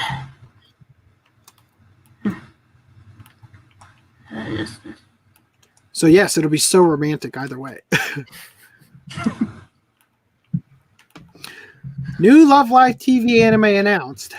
Open auditions. Surprise to no one. Well, this is just a confirmation of my biggest fears from last podcast. That we'll have 1,000 Love Lives to buy. Well, we're never going to do the Love Live Watch Club because they're just going to keep making more of it. It'd take like 2 months to get through all of it. Yeah, and it's like we need to just sit down and do it at some point. So, Or like do like a Love Live, That one much that we should subject ourselves to it. That frequently. That's what I'm saying is that we should sit down and do it so that it doesn't become overwhelming before. Well, no. I'm saying, is it really worth us going out of our way to make it priority to watch it now so that we watch every single new one that comes out? No, I'm saying that if we watch it now and we hate it, we don't have to revisit it when the new one comes out. But we can do that anytime. Just watch the first series. We're just seeing if we hate it, we can do that anytime. So, new Higurashi project brings back Keiichi and Reina's voice actors. Which doesn't matter to me unless the dub has the same voice actors, which they easily could do because they're still working on Bane's. The thing here is that this is a confirmation that it is actually a continuing anime series. So that's what's important here. It's returning as an anime project. Whether it's going to be a series or a movie is still to be determined, but it's very likely going to be a series based on the Japanese phrasing previously. So that's just further continuation on that news. Third season of smash hit anime Log Horizon has been announced. Oh, yes. So here's the imagery. This came out over here and has like a box set, right? Yeah. Did Funimation get this? Sentai. Sentai did? Oh, okay, good. Yeah, it's a 50-episode box set. Wow. Yeah, so they're getting like... Well, they released season 1 and 2 individual, and then they released it like... Okay, cool. Yeah, well, I'll have to look into it later. I can't afford it right now, but that's good to know. So well, let's you get can on the Sentai sale. Also, In-N-Out Burger finally gets the anime representation it's always deserved. My entire country has to get more has less representation than In-N-Out Burger. Yeah. So I love how Yeah. they changed it just ever so slightly with the arrow on the corner instead of on the end and in Z out burger, right? Anyway, so I'm actually sharing this because it's about a new anime called Great Pretender, which is from Wit Studio, Tinder? Oh yeah. the animators behind Attack on Titan. And then they talk about Alice Tozoroku had Carl's Jr. sponsor them, so there was this fucking ton of it in every episode, or in that particular episode, just like all the Pizza Hut in Code Geass. Yeah. So anyway, there's a montage that it's actually really easy to see on the podcast because it's going slow. But over here it's impossible. You can barely see the in and out thing. It just flies by. But anyway, so it shows the shots. I guess the Great Pretender is taking place in Los Angeles area. Yep. Yeah. So that's going to be interesting to see. And I think it's kind of funny because they have LAX. They didn't change that to like LXA or something like that. You know what I mean? Like well, it's not really a brand, is it? I don't know. It's the airport, the Los Angeles airport. So I don't know. I'm just surprised. Anyway, so that's all I really wanted to share about that was that, and then they talk about Meg Ronald, which looks terrible and has a period at the end of the name. All right. Yeah. I'm waiting for that one anime that makes McDonald's Frickdonald's. Season 2 of That Time I Got Reincarnated as a Slime to air in fall 2020. Hype. Fall season is gonna be lit for this year. The girl who left. Attack on Titan. Yeah. Oh, I can't wait. The Girl Who Leapt Through Time author Yasutaka Tsutsui's Fugo Keiji detective novel gets TV anime. So Fugo Keiji's English title is Wealthy Detective, right? And it says the story follows the incredibly wealthy Daisuke Kanbei, who audaciously solves cases in unconventional ways. Whereas Tsutsui serialized the original novel from 1975 to 1977, the anime moves the setting into the modern day. Kanbei is assigned to the Modern Crimes Task Unit, a unit created to keep problematic officers away from others. There, Kanbei becomes partners with Kato. So this sounds really funny, because it's literally about a guy who is so annoying with how he solves cases that they created an entire task force just to get him away from the other officers who hate his guts or whatever. So I think that's going to be really funny. All right. Is this 7 Heavenly Virtues or 7 Deadly Sins? Looks like 7 Deadly Sins. Yep, well, 7 Deadly Sins. Okay. So apparently Studio Dean took over the animation for this. And it's comically bad. Did they actually, or is that just a meme? That looks awful. It says Studio Dean succeeded A1 Pictures as the studio responsible for animating the new season. Though many have been pointing out that they have been failing spectacularly. Examples of the poor art and animation from 2 Channel. So yeah. This one doesn't look so bad. I don't know what they're pointing out here as being bad. But this one looks pretty weird. Then again, any freaking in-between frame will probably look It was similar. also horribly censored. Like the black censorship all over. But yeah, I just love this. This is my spirit animal now. What? Like, literally the worst fan artist ever is better at the... First of all, is she looking straight at his dick? Probably. Is he wearing pants or? Is that, No. I don't think he's quite gone understand what furry. I'm looking at here. No, but like, look, okay, his 6-pack is way up here, and then it's like, you know, the muscles leading into the crotch, and then there's all this space before his pants start. Anyway, I thought that was funny. I wanted to share. I'm gonna wait until Netflix puts it up because hopefully they'll have the Blu-ray release masters by then. Not that Studio Dean's going to improve it much. Anime Japan 2020 stage listings tease Bleach 20th anniversary and Tite Kubo projects. Okay. maybe it's a good thing that Studio Passione took over for When They Cry. Maybe. Okay, so I am sharing this because while I was browsing Reddit, I follow a YouTube channel or a Reddit called AnimeTube, and people just shamelessly post their videos, right? And I saw 2 separate videos that were titled Bleach is coming back, a new Bleach anime or Bleach manga or something like that. I didn't see any actual news that seemed to confirm that. But apparently, for Neverworld is 100% confirmed on it, according to how enthusiastically he was definitely talking about it. It's possible. So a new website went up with this image here or whatever that says Bleach Face Again. Could be a new anime. Don't know. Never finished the old one. Some guy said it's probably again. going to be that witch manga he made a one-shot of. Could be. But we'll just have to wait and see. I just wanted to verbalize it so it's out there. And apparently I just closed 2 tabs somehow. Okay.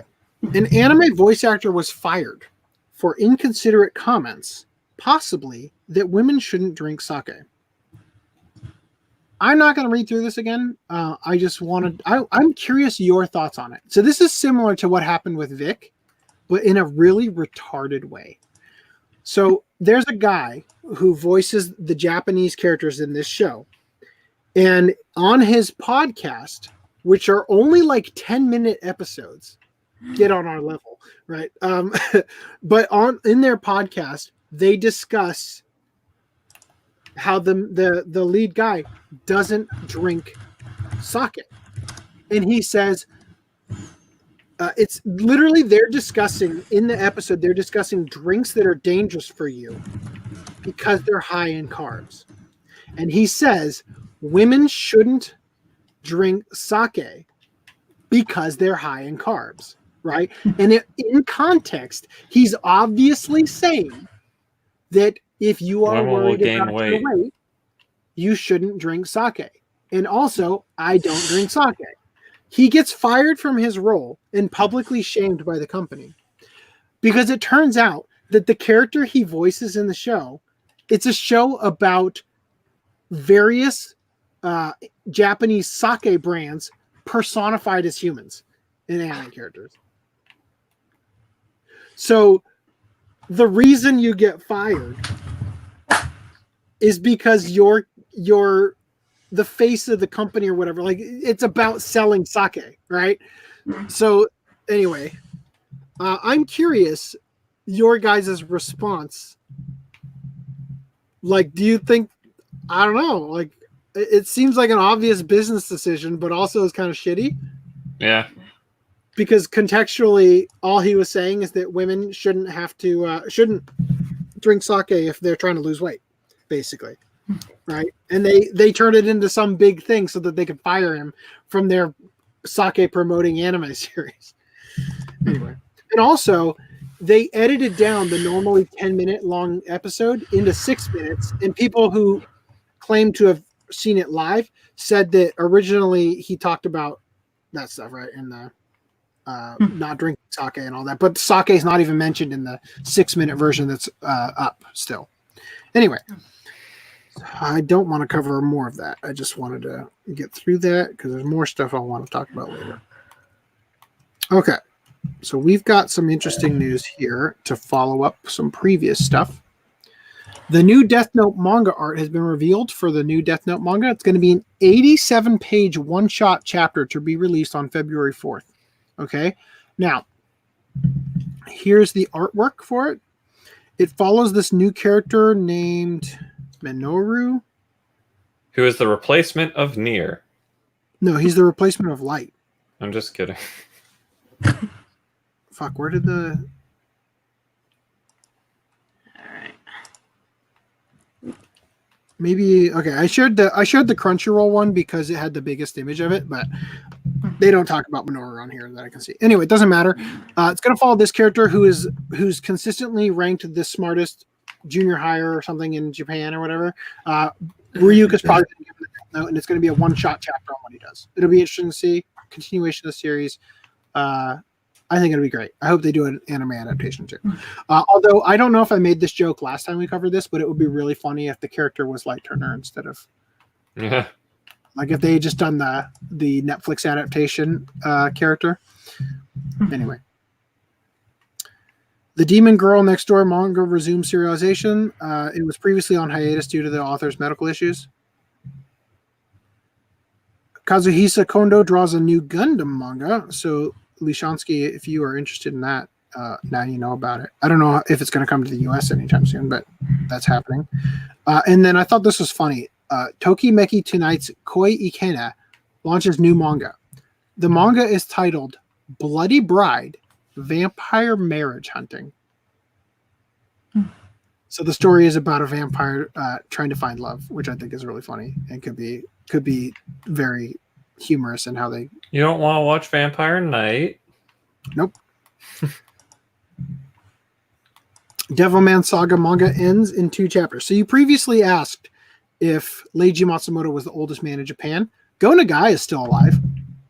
How old is he? He was born in 1945, I think.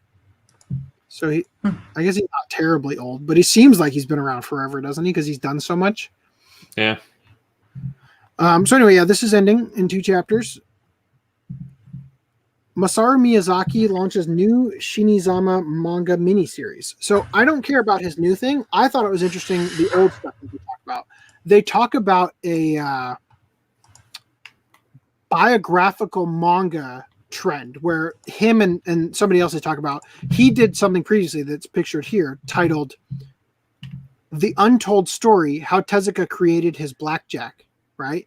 And then there's another one that they also did by something else, or in collaboration with somebody else, they did, called The Untold Story, The Creation of TV Anime, Osamu Tezuka and the Young People Who Created Anime. So that's cool, interesting. I don't think they've come out over here, but that's interesting that those exist, that you can like basically get a documentary, like what do you call it, historical fiction, like where, or whatever, like where it's like a biographical fictional, I don't know. It's not perfectly true to real life, but it's based on true events kind of thing, but in the form of a manga. I thought that was pretty cool. Demon Slayer manga exceeds 40 million copies sold, blows past Sailor Moon and Berserk total sales. So I don't know about you guys, but I feel like we need to watch this show sometime soon because I feel like I'm being left out of the it's whatever. currently on Toonami's, and so we won't have a Blu-ray release for it till probably later this year. Well, that's fucking great, isn't it? Anyway, so yeah, this is the thing. And it flex prices, so you'll probably only get six episodes for 90. So I'll be waiting for the UK to release their dubbed Blu-rays. Yes. Or anyway, well, we can talk about that at a later date when we actually watch that show. I want to pause you for a second and remind the chat that I'm basically just talking about something I just noticed. My Hero Academia Heroes Rising tickets go on sale on Friday. So I was just checking out my local theater. We got the times, but I can't buy them, and I just found out that there's a showing on my birthday, so I'm gonna try and get that one. Okay. But that's like the last day of this. Do you recall what day is February 26th. Okay, The first I absolutely have to see that with Duo as a continuation to the first movie we saw. And the ones that they're showing on different days. It's 27th, right? So it's Thursday. 26th. 26th. Okay, Wednesday. Perfect. Okay. That's I gotta the first day. And I know those go on sale on Friday. And just a reminder to anybody who wasn't here when we talked about this in the previous podcast, this movie takes place where the manga is right now, not the anime. So if you don't want to have it spoiled, because the manga is like 3 or 4 arcs ahead of the anime, something like that, you're probably not going to want to go see it. It's like currently somewhere around what would potentially be like the end of season 5, start of season 6 is where the manga is at right now, I believe. Maybe like the first arc of season 6. What, like if they did like another 25 episode season for series 5 for season 5. So I gotta say, I've been working on the Dragon Ball Super Broly video because it's now over a year late since we saw the thing, and I randomly stumbled across somebody's YouTube video that was titled Funimation doesn't care about Western anime fans or something like that. And it was specifically about how Funimation has this tendency. It's funny because we talked about this in the video when we went to see it, how the movie's a canon movie, but the dub wasn't even close to being out yet, right? And so we're expected to go see this movie when Funimation made it available for us to go see, having not finished the show and not seen the Tournament of Power or Ultra Instinct or any of those things, right? And we're going to have a bunch of stuff spoiled, right? And we kind of went into it a little bit bitter. But this guy did a video where he compiled how Funimation routinely, during the release of Dragon Ball Super, was tweeting about stuff happening in the Japanese episodes, like that were arcs ahead of where the this show finished in Japan while it was still in the Black Goku arc in the US, right? And Funimation was spoiling everything like month after month. And it's funny because now they're kind of doing the same thing with My Hero Academia by releasing this movie quickly to get it out there and get those fans while the tripled iron is hot, just like with the Broly movie, when it's like you're fucking over your fans. Although, to be fair, again, I said this, I cut this out of the video just to make it shorter so we could get through. But I did talk about how if they had waited for the Broly movie, and this is also going to apply to the My Hero Academia one, if they had waited to release it until after they had released everything else and gotten caught up, then the people who would have wanted to see it in Japanese would already be online. They would have been able to get it, right? Yeah. And presumably they wouldn't have been able to make as much money. Like, it makes sense why they did it, but it also just kind of sucks for the English audience. Yeah. Anyway, so but for this one, I would say that just because like where they're out with the anime, like it'd be the same in Japan. Like a lot of anime followers don't follow or series followers don't follow the manga. So I would say it's not really that big of a deal. It's probably a calculated effort by the Japanese companies to try to promote manga sales before the movie comes out. Yeah. So it's probably not going to spoil anything. Yeah, we'll see. Without going into too much detail,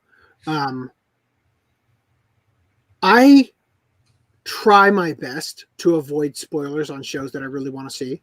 And I've had a couple shows spoiled for me in ways that I later, like for instance, I saw a bunch of stuff. I don't want to have anybody comment on this in the chat, okay? I saw people kept saying like R.I.P. Bakugo or something like that, like he had died in the series. And then all of a sudden it's like, well, he's in the fucking movie that takes place after where the anime is. So I guess that's not going to be a thing. You know what I mean? So anyway, but I also saw it with another show, but again, I don't want to risk spoiling some other more. Let me put it this way: Attack on Titan has spoiling events in it that I would fight somebody if I had it spoiled. Like, it meant that much to me to have it not spoiled, and I was so happy to have seen certain things without it being spoiled, because it very easily could have been. And I'm very fortunate to have gotten caught. How far are you on that anyway? Have you seen season? I'm all the way through season 3. Okay. So I'm pretty sure I'm all the way up to date with it as far as the anime is concerned. So Steins Gate Zero visual novel gets animated. New anonymous code trailer wants to hack God. So as far as I understand, this is another thing where I didn't quite understand what was going on. The visual novel gets animated in a trailer? No, it's the Steins Gate Zero Elite. Yeah, so they're just using clips from the anime of Steins Gate. So there's a Zero Elite now? Yeah. Yes. Oh now, God. Anonymous Code, as far as I understand, is a completely separate thing from Steins Gate. It's another series from like Robotics Notes and Occultix 9 and all those. I'm guessing that's what that is. Chaos Head, Chaos Child. Semicolon in the title. Yes, so I'm guessing that's what that is, but it's in the same video as the Steins Gate thing, so it's a little confusing. Anyway, so that's it. That's all I'm going to say about that. Kenji Hiruta wants to make a sequel to Skies of Arcadia, sends fan requests to Sega. So bottom line is that he compiled a bunch of fan requests to show the hype that was there for a sequel to this. So who knows, we might get a sequel to Skies of Arcadia. I never played it. I don't know. Final Fantasy VII Remake may have a VR mode, basically deep dive into code for the people who had managed to gain access to the remake demo, had found that in the soundtrack track list, there was an entry listed as VR menu. So there's a speculation that perhaps there's actually a VR mode. I don't know. That's all I got there. New Silent Hill titles rumored. So Western gaming media are reporting that at least 2 new Silent Hill games could be in development, although long-suffering fans of the series may be disappointed to hear they are likely to be reboots. Konami has allegedly been reaching out to developers to make 2 new Silent Hill games. The first of these is rumored to be a, quote, soft reboot of the series, while the second is, quote... It's a hard reboot. It's an episodic Telltale Until Dawn style game meant to accompany the first. The individual who reported on the information added that one or both of these games is likely to be revealed this year. So they said, they basically said as much as that. Anyway, other journalists are also quoting anonymous sources saying that at least one new Silent Hill game is being developed. In the 7 years since the last game of the series, Konami has dragged Silent Hill's name through the mud in much the same way as Metal Gear, using it to hawk gambling machines designed to leech off the income of gambling-addicted salarymen. Okay, so I want to say this real quick. What they're doing, where they're asking other game companies to stuff about, will you, what give us a pitch for what you would make if we gave you the opportunity to make a Silent Hill game. The last Silent Hill game that I played was Shattered Memories, and that's basically what happened with that game. And although it is not in the same exact style as the previous Silent Hill games, it's one of my favorite ones. Best music in the series for the more recent games, hands down. So I'm excited to see where this goes, because even if it is a reboot or whatever, somebody else is going to handle this property with more love than Konami is. So yeah. I'm optimistic about this. There's a bunch of them I haven't played because they've been on PlayStation 3 and 4 and whatnot or whatever. But let me rephrase that. They've been on consoles I don't know. Okay, let me put it that way. Shattered Memories, I think, was on GameCube and also PS3, but I got it for PS2. I got the port. Anyway. Also, fun fact, there's some amazing songs in... there's amazing songs... hold on. My wife just texted me that she's coming back home. Because... Okay. Yep. I kind of figured this guy. So my son is sick. My daughter had stomach virus and was throwing up the other day, and now my son is doing it. So she's coming back home. Anyway, so I totally lost track of what I was talking about. Oh, the last Shattered music in it, where the singer is Mary Elizabeth McGlynn, who's the voice of Motoko in the Standalone Complex. Just throwing that out there if you want to check them out. The songs are awesome. You really should. But anyway. Do you say Motoko? Motoko Kusanagi. Makoto? Motoko. Motoko. Makoto? Motoko. No, Motoko. Motoko. Okay. Anyway, so Dallas court overturns patent lawsuit against Nintendo's Wii and Wii U controllers. So this was interesting. Court nullifies iLife Technologies' U.S. $10.1 million reward. So a federal court in Dallas, Texas overturned a previous decision against Nintendo of America in a lawsuit by iLife Technologies on January 17th. A jury had previously ruled in Dallas Division... Oh, fuck that, who cares? A jury had previously ruled in September 2017 that Nintendo's Wii and Wii U controllers were infringing on iLife's motion sensing patents and awarded them $10.1 million US in damages to iLife. However, in the January 17th ruling, the court ruled that iLife's patent was overly broad in covering the concept of using motion sensors to detect motion and invalidated the patent and also nullified the previous jury award. It is the last of 6 patents that iLife asserted against Nintendo, with the other 5 invalidated back in 2016. iLife uses 2 motion sensing technologies. Okay, I think they mean iLife uses motion sensing technologies to monitor infants for sudden life sudden infant death syndrome and the elderly for falls. Okay. Nintendo's position in the original 2013 lawsuit was that iLife's patent was not properly written and therefore was invalid. So I hope iLife has to pay them an enormous legal fee thing over all that, because that sounds like they got dragged to the mud since 2013 in this lawsuit to lose $10 million only to get it invalidated. Also, lawsuit against Nintendo's lack of eShop refunds dismissed. Okay, the lawsuit is dismissed. I don't want to read it. Okay, I saw it right before starting the podcast. Atari breaks the mold of video game industry by introducing hotels. It's a pretty short article. Atari, the legendary once titan of early video games, has had a tumultuous existence since the 80s, and they're continuing their maverick path of video game development by introducing hotels. Yes, the iconic manufacturer of the Atari 2600 and others is now getting into the hotel business, as announced in a press release. They're working with GSD Group, a leading innovation and strategy agency, to create a new type of video game-themed hotel, complete with VR, AR, and venues to accommodate esports events. They even have some pre-made renders of the concept, which include what looks like some sort of rooftop Donkey Kong party. There are plans to break ground on the project this year, first in Phoenix, like an hour from where I live, and then following up in Las Vegas, Denver, Chicago, Austin, Seattle, San Francisco, and San Jose. So next year, you may be staying at the gamer hotel of your dreams, assuming you're visiting one of those places. You can check the renders of the Atari hotels here. So this, I guess, is the Donkey Kong one. Okay, I guess. Yeah, it's the old Donkey Kong game. But yeah, thoughts? I mean, that's another way to waste your money. Yeah, well, I mean, like VR laser tag or whatever was a thing for a while. Remember that? Like you would wear VR goggles and you would go into a room that was designed to have like corridors and stuff, but in the VR it would be like made to look, you know, like a survival horror game or something. You know what I mean?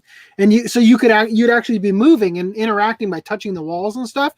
Like you could actually move around and it would match up to what you're seeing in the visor. You know, so it's a neat use of the technology and whatnot. So anyway, yeah, I just saw that like right before the podcast. I put something in the private chat for you, AC. All right, yeah, I noticed a little. Just to spite you. Fuck me. Not only. Fuck. Goddamn. This was just posted today. Motherfucker.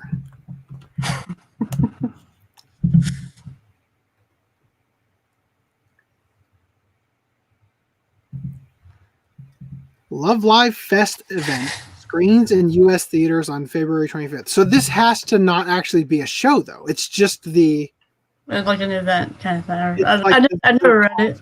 I didn't read this. Okay, I was gonna say there's no fucking way I'm gonna finish Love Live in time to go see this, and I would go see it blind. I mean, that's what I did for the Fate Stay Night Heaven's Feel thing, and that was a really fun experience because of how lost I was. But I just feel like, see, the thing about seeing things with Duo is that we talk for over an hour in the car, and I cut that shit down, and it takes a fucking year to edit. Especially for stuff that actually has like Dragon Ball, where we had all the other stuff to source from when we were talking, like all the other established franchises, which I don't think would happen with Love Live because I'm guessing he hasn't seen it, and I also haven't seen it. But this would not be a fun video, and it would probably just be fucking terrible. And also, I don't think I would even get the footage of the event we'd go see. I'm passing on it. Let me put it that way. Thanks for the fuck you and the recent heart attack I just had. Hey, we got a like on the Facebook. We got 2 likes. Thank you, person who liked it. And everybody who's watching on YouTube, I would ask that you also like it. Thank you. All right, so I want to. Oh yeah, I forgot to like it. E. Castro agreed. Weathering with You is definitely worth seeing in theaters. I think the sound design in the movie was really good. Especially with the weather stuff, and I think it would be worth to see in theaters just so you could get that theater 5.1 or 8.1 or whatever the Dolby thing is. I already have 5.1. So Yeah, but it's not the same as being in the theater. Okay. Yeah. disagree. You sit next to all the sweaty neckbeards who are like, Yeah. Oh yeah. I need to like hire some neckbeards to sit next to me and sweat all over me. Then I'll get the true theater experience. How? Okay. I was gonna say something that was completely unrelated to that. By the way, you can see that I've been asking. I've been talking to Fathom Events here. and doxing everybody you've been chatting with. Yeah. Well, I'll just note. You'll notice who I've been talking to. Fate Stay Night, Fathom Events, and everybody. Yeah, I'm trying desperately to get that fucking introduction footage. Has Fathom Events got back to you yet? Yes, they did. But as I expected, they said we only distributed it, so unfortunately we don't have access to it. And I said, knowing the answer already, that's unfortunate. Who do you think I should reach out to? They said Aniplex. But Fate Stay Night also has a U.S. run Facebook page, No. so I also sent it to them just in case. No. All right. I desperately fucking want that. See, if I don't get it, here's the thing. This is all bad.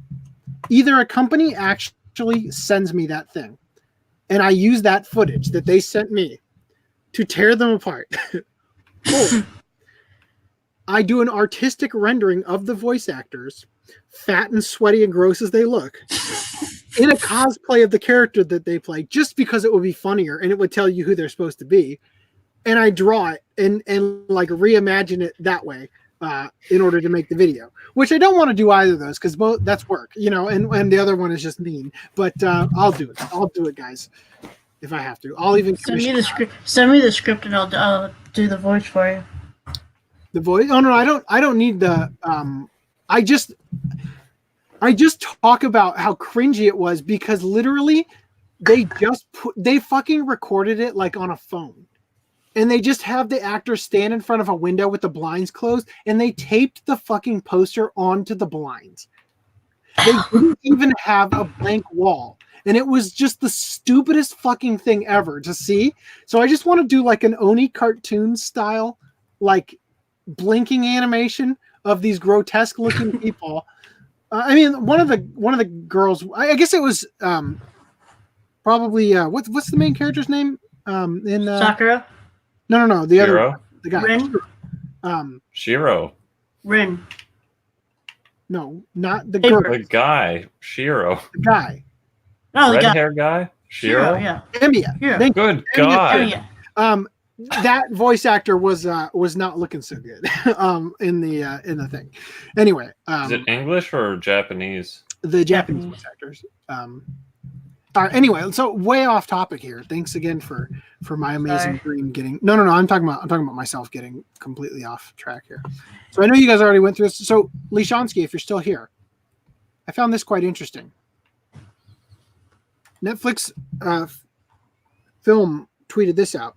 Incredibly excited and honored to announce that The Irishman, Marriage Story, American Factory, and Atlantics will all join the Criterion Collection later this year. Why is this important? All of these movies are Netflix originals. Are they not? Wouldn't know. So Netflix originals going to Criterion? Physical release? I mean, I don't expect the live action Death Note to go to Criterion. I really don't. But this is good news, right? That we might get some more Netflix original series on DVD and whatnot. Yeah. Asteroid is Love VAs visit JAXA, which is Japanese version of NASA, basically. Tsukuba Space Center for DVD Blu-ray bonus footage. So maybe we'll get that on our release too. Who knows? A certain scientific railgun manga illustrator draws the anime DVD Blu-ray box art. So this might be what the box art looks like, which ironically we already looked at kind of on the other thing we talked about with China. And damn it, Hide All Adult isn't checked. Well, we already covered this anyway. We already covered it. Yeah, I just want to see what it is. Oh, there's nothing new. No, it's There was one, but it's not. For some reason, it's not showing up there. no. Nozomi doesn't like to actually put their stuff at the top. Yeah. Oh, because they're hashtag humble. Okay. Right on. We can skip past this. Random merch news. Okay. I always check the newly added items page instead of that one that you're on. So I see everything that gets added each day. McDonald's releases new rice burgers in Japan. I just think these look yummy. Although I hate McDonald's normally. So rice patties in place of buns, which you might think, oh, it must be healthier. I was like, no, not really. I don't think so. That's kind of racist, isn't it? Oh. I want bacon to be that thick on my burger at McDonald's, and it never will be. Okay. Also, exclusive Dark Horse. I think that's the thing I was thinking earlier. I hope we cover this. Yeah, well, Rhys shared it, so we definitely are. This is Philly Chonsky. Hold on, I gotta close the door because the garage door just opened and it's gonna get loud out there. Okay. So yeah, the thing I like about this is that the more complete your Berserk collection is, the more longer accurate the sword length, the more accurate the sword length. The more girth. I legitimately would love to have these, but same. $200. Well, it's not that it's $200. It's that it's $200, and I need to really have get the space to collecting the rest. And it's like you legitimately cannot. Okay, they've got a picture of it here. Yeah, the first 10 volumes of the manga. Okay, if you had the entirety of the manga, 30-some volume, 40 volume, what you're gonna have is a bookcase with this bookend at the top. And then, 4 shelves down, you're gonna have this bookcase, this bookend, right? The only time that would be good is you had one big ass long shelf for all of the... Yes, exactly. It would have to go the entire span of your room, and even then, it's like, would it be long enough? Yeah. So that's the only problem with it. But it looks fucking awesome. The thing is, I don't have space for that. And I feel like are these just omnibuses? They just have 3 in 1, right? They're 3 in 1. Yeah, so that's not going to save much room, if any. So there's going to be 13 altogether. Yeah. Well, because that's 9. So yeah, that's the same. It's saving a lot of space being the omnibus format. I know, but considering there's 50 volumes so far, 40 something, yeah. Yeah, I don't think it's going to save enough for this to work. Yeah. Maybe if they completed it all and everything, if Mura ends it, maybe exactly, yeah, it's cool as shit though. I love it. All right, yeah, 25 pounds shipping weight too, sense. Heavy, yeah. 25 pound kill someone with that sword. Put your 25-pound bookends next to your 2-ton paperweight. What on earth is happening in... Oh, okay, I see. I was reading the comments backwards. I don't know why Augie is saying stuff about ET here. But... okay, so real quick, I'm going to address some things. Oh, man, there's so much shit in here. Okay, so I don't know what this was a reference into. Death Note? I don't want to die. Do you live in China and you don't want to go out of your house? Which system was Shattered Memories on? I think I covered that. Also, it's not Shatter. I don't know why you change it. It's Shattered Memories is what it was called. And also referring to Weathering with You, it says that eCastro said the theater me and my siblings went to was almost empty, so it was quite cool. Same with the one my wife and I went to. But the people who were in there were hardcore anime fans like us, and it was like a nice environment. A welcoming environment. I don't know. It was interesting. So I'm noticing something interesting about Kimetsu no Yaiba. It uses the kanji for Oni. So it's called Demon Slayer. So I guess...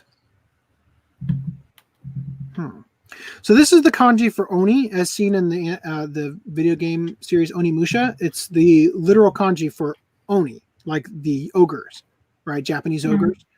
Hold on. Yes? You're back home. Do you want to be on camera? Is that what you're doing here? Don't throw up on my computer, okay? There you are. Who's that? Sorry. Is that Daddy? Is that what you said? This Daddy. Yes, it is. But who's this? Daddy. Your daddy too? Okay. She's the daddy now. You're the daddy to Peppa Pig over here? Okay. Papa. Yeah. Papa. Peppa. I'll take it. Thank you. If you could grab me a water. But you don't have to. I got one right here. Heartwarming moment. All right. Thank you. Why is your butt all wet? Her butt's not wet. Why is it so wet? I don't know. Maybe my arms are sweaty. I don't think they are. All right. Anyway, my wife is gonna go solve the mystery of why my daughter's butt is all wet. Even though I didn't think it was wet. Okay, so the Suba from their storage are now available. So there's 3 different ones for the 3 different characters that they've got pictured there. This one looks like it's made out of plastic, kind of, but these are actually all made out of metal, and they're quite heavy for what they are. Anyway, all right. So, oh, thank you. Thank you, sweets. Poor kid. Well, now that you have the plague, we'll see you later. All right. Die. Okay. All right. So Japanese Twitter all abuzz over this weird frozen watch that transforms into a robot. So I wasn't originally going to share this, but it's quite funny. And I'm going to open it in Safari so that we get the full experience with all the embedded tweets and stuff. So give me 1 second to switch the screen share over.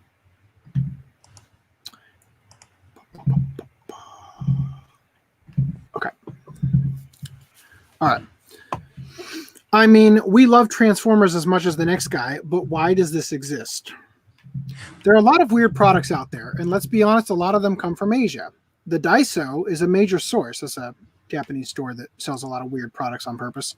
But you can find bizarre and even useless things like spinning disco Santas. And even useless, like it's a selling point. Augie, isn't this what you use in your don't you use this in when you're on the podcast for your light show?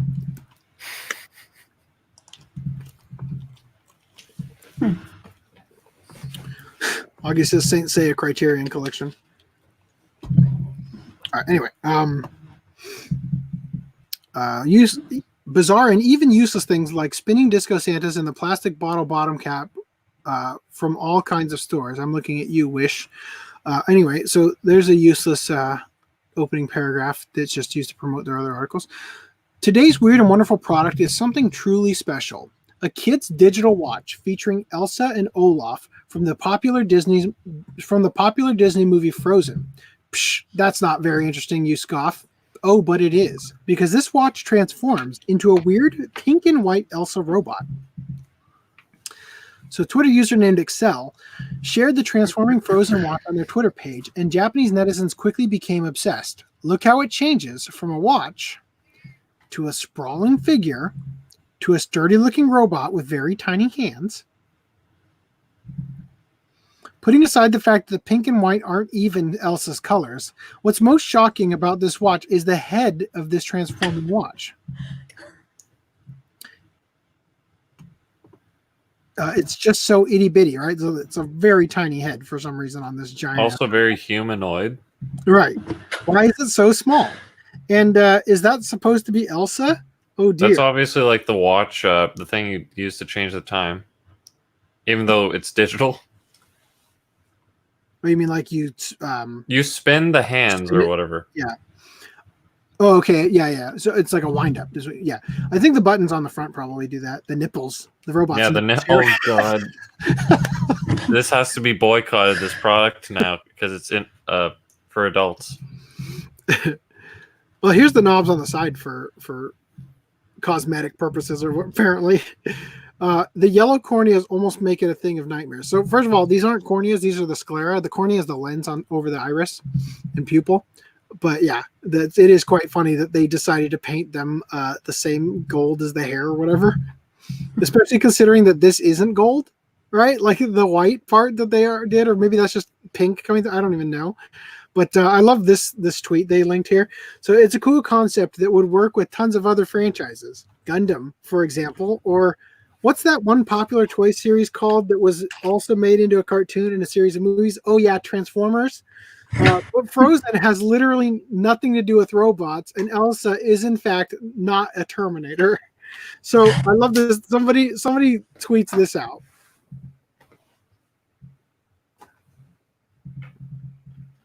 Right, so it's like a clip from Iron Man reskinned, unless that's supposed to be War Machine. I don't know. I doubt it. It doesn't look like War Machine's colors either, but they just put Elsa's face on there, obviously. Anyway, there's also this variation on the idea, perhaps made by a different company, that features Elsa in a robot costume that frankly looks eerily like a certain character's costume from another Disney movie, Big Hero 6.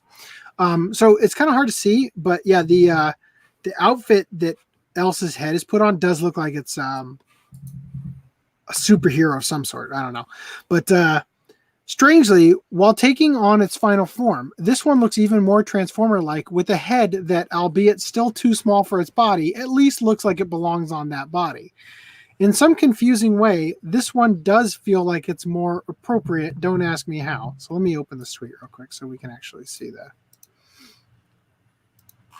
Oh, wrong one. Shit.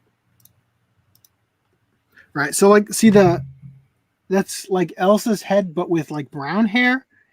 Or no, it's just shadow casting from that, I think, that makes the hair look brown. But like the body is like clearly robotic. Right? And this is the robot head they're talking about.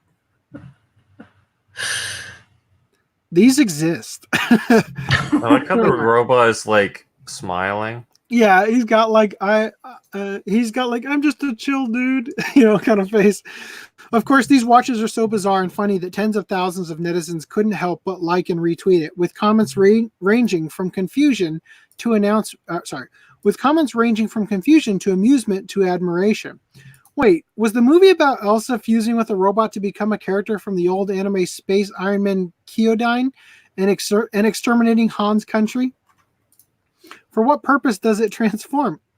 Oh, so Elsa was a transforming robot. I get it.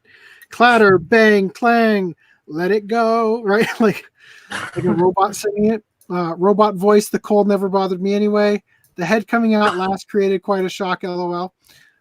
Though it's unclear where Excel's watch came from, the second watch appears to be from one of the Hero Watch series, which includes other watches that transform into robots while featuring various popular characters, like Batman, Captain America, and Cartoon Network's Ben 10, who kind of looks like the Hulk in this tweet here. Though a cursory search on Amazon US and Amazon Japan did not yield any results for the astoundingly weird but also kind of cool in a funny way toy watches, one netizen helpfully found the Frozen Hero Watch on Amazon India, where it sells for 318 rupees or $4.47 US or 491 yen. So if you know a child who loves both Transformers and Frozen, and you're willing to spend more on shipping than the actual product, then this would make a great gift. If you need something a little more closer to home, however, why not take them to one of the cafes serving Frozen 2 inspired meals instead? They'll be around until February 2nd. Who cares? Anyway, I thought that was just funny with this face. All right, so let me go back to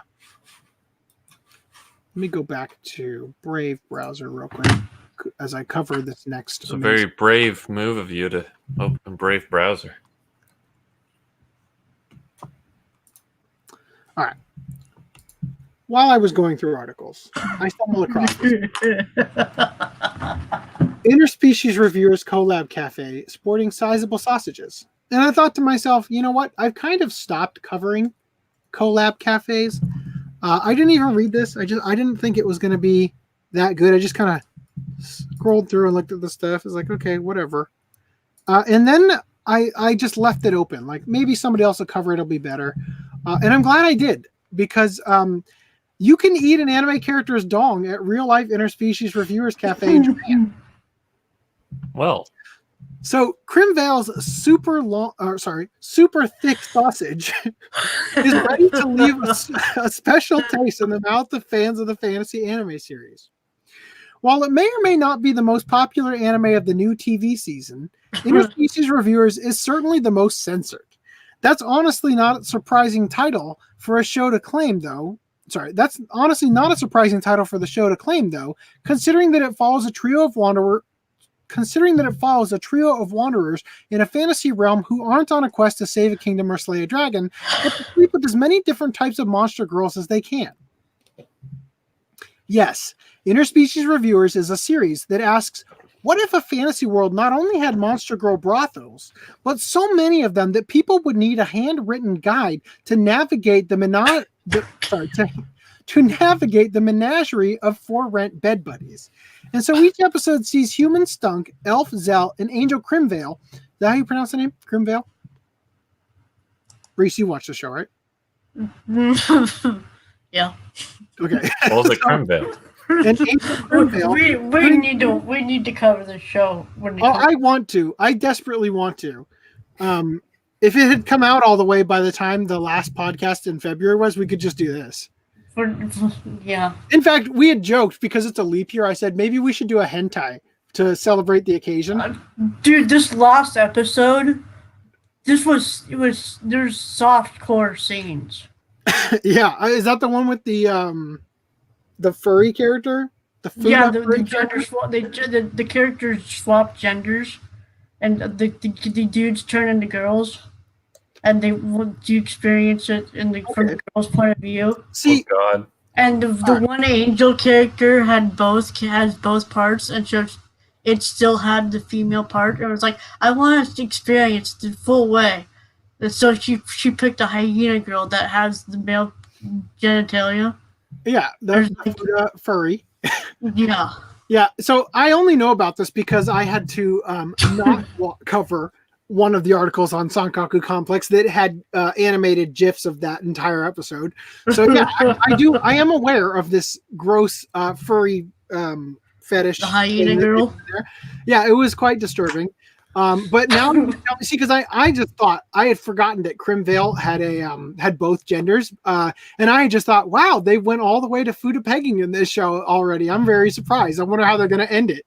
Which is actually funny because when I saw Hensuki, that's what I said in the first impression. I said, I gotta be honest, I feel like they blew their load pretty early going with the S&M stuff in episodes 1 and 2. I don't know how they're gonna top it, and then we just Dan and I just talked for like a couple minutes about like what they could possibly do to make it even worse, right? So yeah. All right.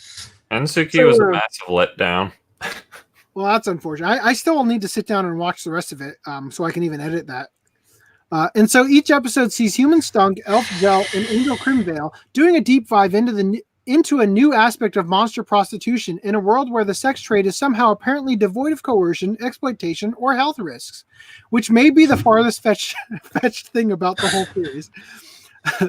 Thanks to a unique but thoroughly realized concept, plus more fan service than you can stick at, Interspecies Reviewers has been a solid hit so far, and in another sign of its success is getting a themed cafe that's opening this week with a menu of food and drink inspired by scenes and situations from the anime.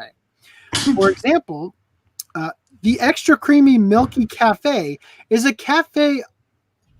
What is this French here? Cafe au lait? Ka'ala. Olay of milk? Olay. Cafe au lait? Is that how you're supposed to pronounce that? Cafe au lait. It's cafe of milk. Okay. Is a cafe au lait with a spherical swirl of cream at the top to bring back memories of Stunk, Zell, and Crimvale's trip to a Minotaur girl brothel where the staff was particularly chesty. Likewise, the Mysterious Light is a shimmering blue non-alcoholic cocktail that's a callback to the trio's time at an establishment run by Will-o'-the-Wisps. So far, there are only 2 food items that have been revealed, one of which is inspired by the episode where the gang visits a fairy brothel, only to learn that Crimvale is so well endowed that none of the petite fairy employees can accommodate the angel's girth. Jesus. To commemorate that moment, the Interspecies Reviewers Cafe will be offering diners the chance to stick Crimvale super thick sausage into their mouths. I like how there's an onion ring on top of it. The oddly shaped onion ring represents Crimvale's broken halo. Oh, okay, got it. Okay. I didn't. I just don't notice that. That's on the picture. Oh, good. While the leaves of the arugula substitute for angel wings. Yep, that's what it is. The gigantic sausage, rather than a creamy cheese sauce, meanwhile, is supposed to be, well, Crimvale's giant sausage. If you're not in the mood to bite into Crimvale's sausage, you can instead opt for a rice omelet modeled after the large, enticing eye of a Cyclops girl that the reviewers meet. As is standard for anime cafes, drink orders get you a coaster with character art, while food orders get you special art placemats. The Interspecies Reviewers Cafe is being hosted at Machiya Sobi Cafe, which has 5 branches in Tokyo, Osaka, Nagoya, Kitakyushu, and Tsukushima City from January 18th to February 16th. So that's also, by the way, why I kept this one and didn't even bother to talk about it, is because they have a photo of the cowgirls of the mats, the placemats, and the drink things. Regarding the sausage plate, Yeah. considering the target audience is that you're probably gonna be all male, is it gay if you eat this thing?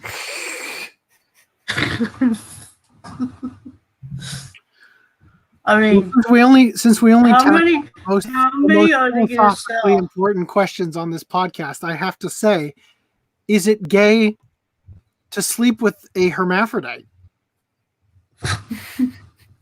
Our food is gay. Well, Back see, into this is the the question. If they're full package Buddhas, meaning Yeah, that that's they have the real burning question. Is this character a full package or not? Well, this character definitely is, because as we talked about in a previous episode of the podcast, there's a scene in this show where basically imagine Goku's little boy penis shrink wrapped very tightly in like gym shorts or like bicycle shorts, like so tightly that you can see. Well, imagine this. This is, I think, how I worded it before. Shrink wrapped. Spider-Man's suit that fits every nook and Without cranny the nut cup. of all of his muscles. But imagine how his dick would look if they continued all the way down there. That's what the character looks like in that bit on the show. All right.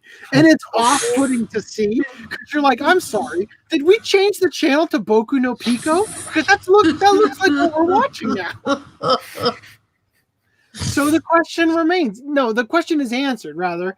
Yes, the character is a full package Fuda.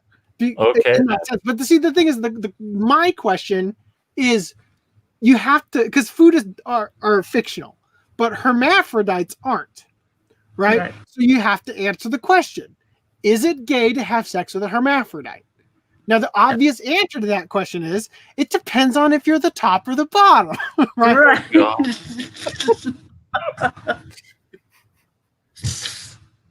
So it was a loaded question the whole time. Thanks. Well, I think it does, because a hermaphrodite is not technically, so I guess it's 50% gay if you eat the sausage. All right. Because even if you're the top or the bottom, they basically the two characters don't know that the angel has both parts. The audience knows just because of the inner voices. So there's like, oh, he chose the hyena girl because he knew about her dick, and then it just shows him like oblivious, and then it just shows a rainbow over his head.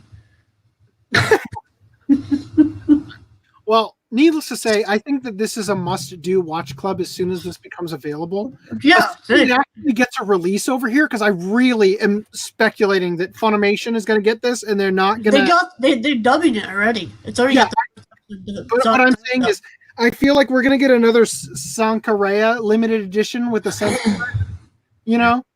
Oh, by the way, I think it's literally today. Sugumomo got a re-release by Funimation, The Essentials. And what I observed was on the back it says completely uncut or something like that. So if anyone gets that by next podcast in the comments, or if someone got it today and is in the comments, let me know if it's actually uncut. So it's funny that you say that, because in the previous podcast you weren't here for, we talked about Interspecies Reviewer and how Funimation claimed that you were going to be able to watch it uncensored on their platform. And then the day of the release, they removed that part from the listing or whatever, and it just said you could watch it on their platform, right? And then they aired the censored version. So, and the censored version is pretty much unwatchable because of all this stuff that goes on. There's way too much. Imagine watching a hardcore porno that is just constantly censored with like light beams and stuff. And like, what are you even watching at that point? You know? Yeah. Right. But all they're really censoring are like nipples. It's in that one part in the opening where it actually shows genitals. So you're going to need to start a new document for vag count when we watched Perfect Blue, we already started that. Right, but that wasn't technically that was a pube count. Yeah. You know what I mean? You have to count each individual hair. No, I mean, like, there's a shot that shows pubes in it versus a shot that actually shows the vag. Because the opening song to Interspecies Reviewer has like several characters like flaring their vag at the camera. Yeah. Like, that's how. Have you seen that picture of my post in the Discord? Velvet Room? Oh yeah, we finally cleared up what that was. Yes. Okay.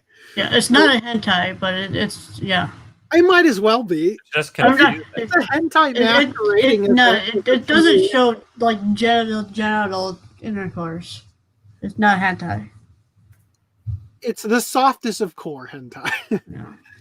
Anyway, okay, so Maker warns people not to drink Arabic Yamato glue to cure cancer.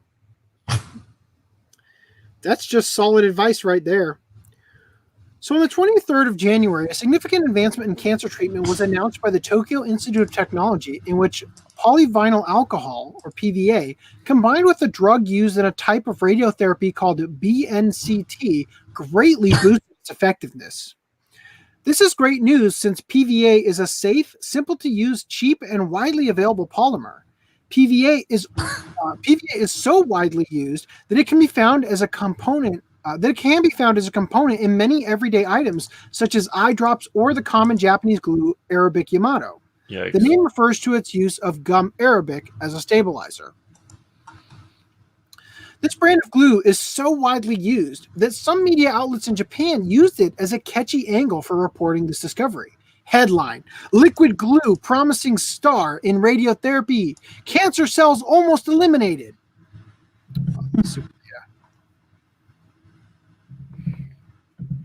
I should have read that like while we were actually looking at the thing because it wasn't embedded. Yeah, so they actually on Asahi.com, like the news for TV Asahi or whatever it is, they actually used photos of the glue for their article headline. While technically not incorrect, it's easy to see from the headline and images how some people might take that the wrong way and assume the old bottle of I keep wanting to pronounce this Japanese instead of the obvious Arabic is what it is. Arabic Yamato. So take that the wrong way and assume the old bottle of Arabic Yamato in their drawer has suddenly become the cure for cancer.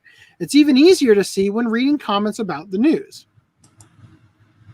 Real quick, Random 11 says, he says, you're having a hard time hearing me? You guys have been able to hear me, right? What the fuck? I can hear you. Yeah. What the fuck? Okay, so first of all, Versus C says I need to watch a show about Interspecies Reviewer. Japan's ahead of the game. I always found it weird in America. They never tried making popsicles out of SpongeBob's dick. Yeah, like that's the obvious choice. Right? So Random 11 said, I don't know why, but I'm having a hard time hearing you, AC. You sound muffled. Maybe I stepped away from the mic for a moment. I don't know. Mm-hmm. Did they dub Interspecies Reviewer? Yes, they're dubbing. Yeah. So to answer that question, I'm going to get back to what we're talking about here. Okay. I'll Wow. send you a glue link after you're done this article. Okay. Wow. Glue can even fix people's lives. So if I drink a glue every day, can I stay healthy? Why did I use a glue stick so much growing up? I just ate some. I'm going to take a bath in glue now. I used to love putting this stuff on my hand and peeling it off. How did they think to put glue on a cancer cell? Amazing. Well, if that's the case, I'm using Arabic Yamato from now on since it's pharmaceutical. Granted, most of the comments are probably jokes. Nevertheless, in spite of the great boost in customer loyalty this story has given them, Yamato probably grew nervous at hearing a bunch of people express desire to drink their glue and issued a statement the same day. As for us, just as we were when this topic was popular last May, we are very surprised to learn that the main component of liquid glue, PVA, has such potential in the medical field. We are very happy about this bright news. However, as for our product, please do not use them for anything other than their intended purpose for normal consumers. Thank you for your continued support of our various adhesive products, including Arabic Yamato, which has been loved since its release in 1975. In addition to Yamato's warning, it's important to note that PVA by itself has no effect on cancer cells at all. When it comes to BNCT, a compound called, P-boronophenylalanine, I pronounce it right, is just as good at destroying cancer cells as it is Scrabble components. Okay. Oh, as in you could spell it out in Scrabble. Gotcha. Okay. Okay. However, simply by mixing this powerful compound, PVA allows it to stay inside the cancer cell long enough to ensure it wreaks the havoc it's designed to. So basically, I guess It glues it to the cancer. To the cancer cell. That sounds totally legit. This makes the tag team of PVA and BNCT. I don't know where the fucking C or T comes from in that. I get the BN. A highly effective killer of cancerous cells. Clinical trials are currently underway to see just how effective it is. How to keep boron. It must be boronophenylalanine. I can't get the second law in there. Anyway, how to keep boron inside cell during radiotherapy. A simple, novel approach to cancer treatment. This would be funny. This is literally just a joke submittal. Like, just add glue, and then they wrote it as like a leading story and all that. Arabic Yamato glue by itself, on the other hand, won't do diddly squat as a treatment for any medical disorder, except dandruff, maybe. I mean, do people use glue for their dandruff? They glue their hair so they can't produce dandruff. Keeps your dead skin from falling off. Ooh, I guess that makes sense. That's an odd take there. Okay.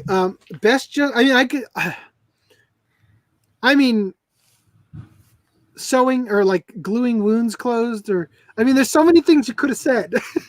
Anyway, best just to follow Yamato's advice and use it the way it was intended, to make Super Mario toothpick dioramas or cover your hands with, only to peel it off when it dries. All right, well, I'm just going to quickly click on this and then we'll open up the thing that FDDNM sent.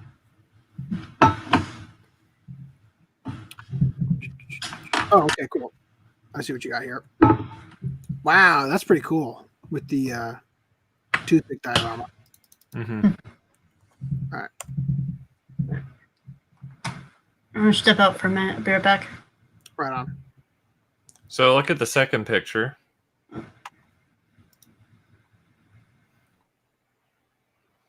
Then zoom in at the top. Okay, first of all, watch the whole series. Completely uncut. Popular title on my anime list. Dot. I guess that's period. My anime. Okay. I thought they were trying to say .com, but they didn't fit it. So here's a question though: the original release of Sugumomo, did it also say completely uncut on the back of the disc? I'll get back to you in half a second while I grab it. I bet I could just click on this right here. Oh, it doesn't say. It doesn't have the back image. No, I'll grab it.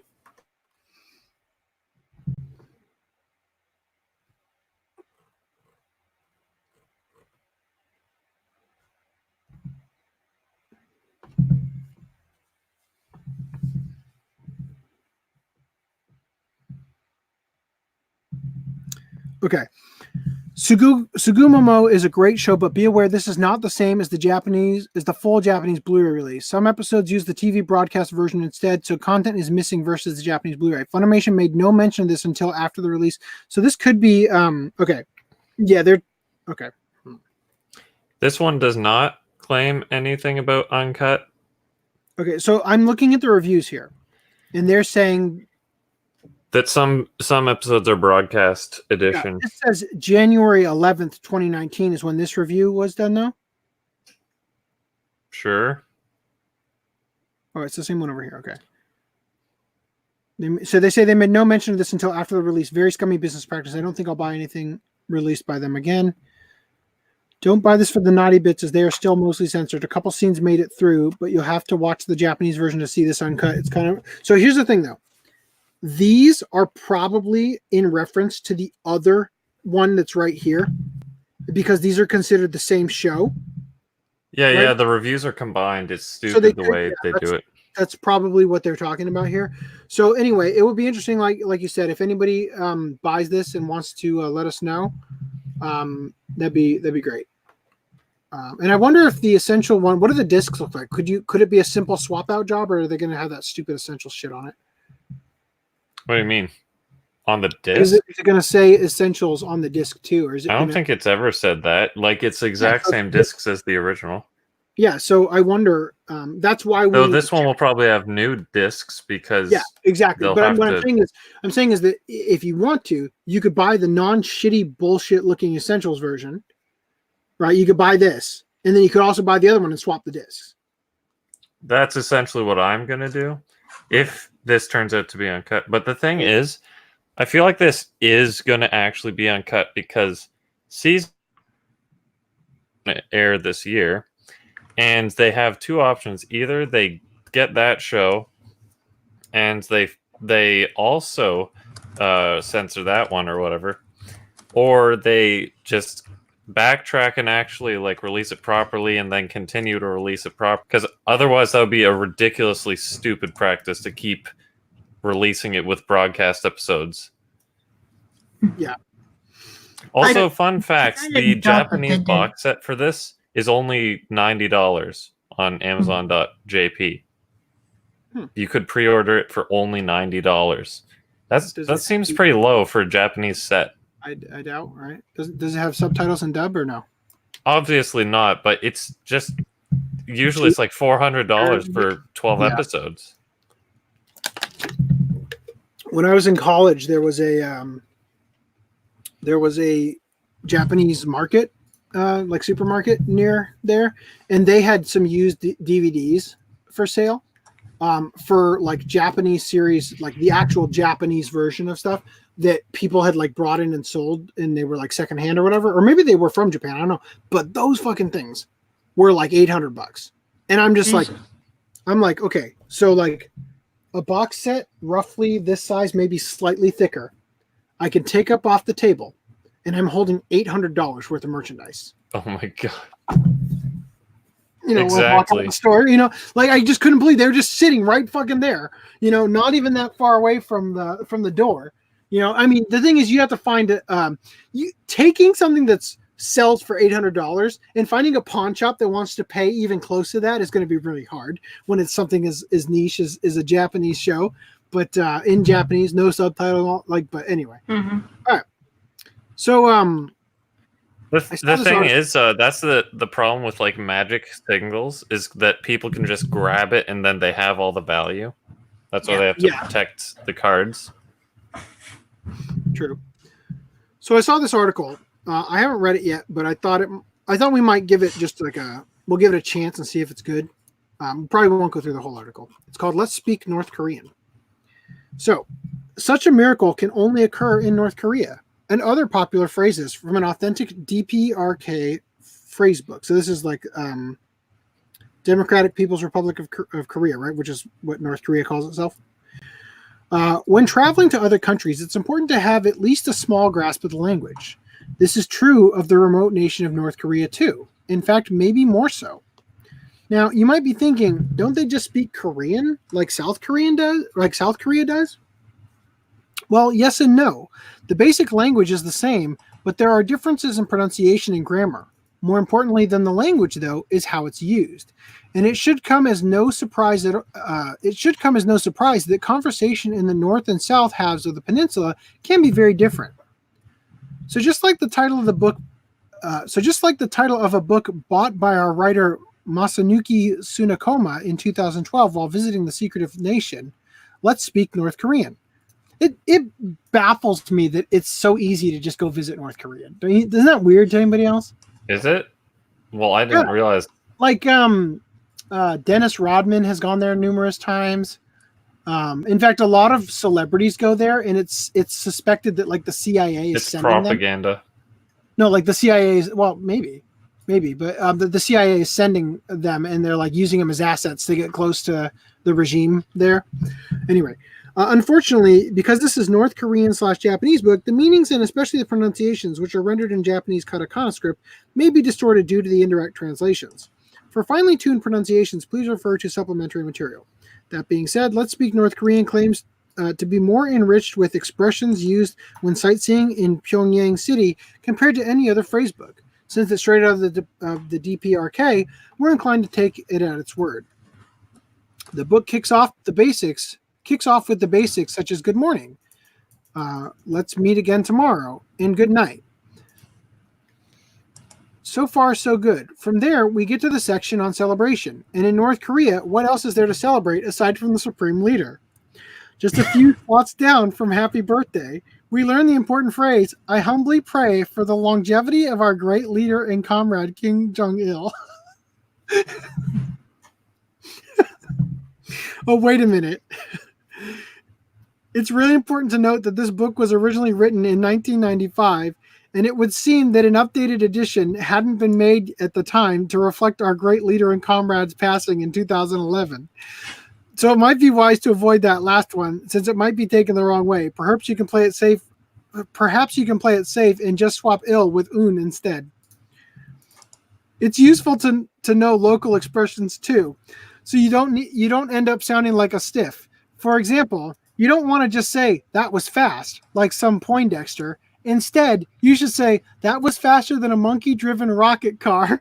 And the North Korean equivalent of that would be, that is really the speed of Cholima. That might not sound so slick, but the mythical horse known as Cholima is especially popular in North Korea.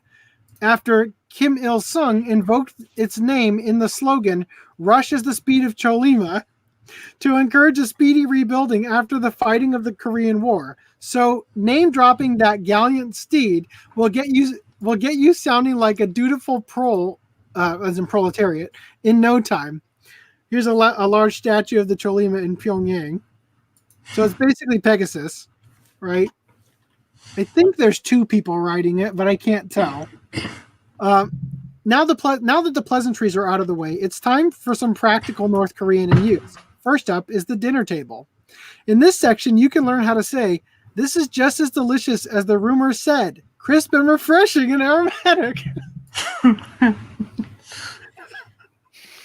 The phrase could technically be used for any food, but the context of the phrase book would strongly suggest it's referring to North Korean kimchi.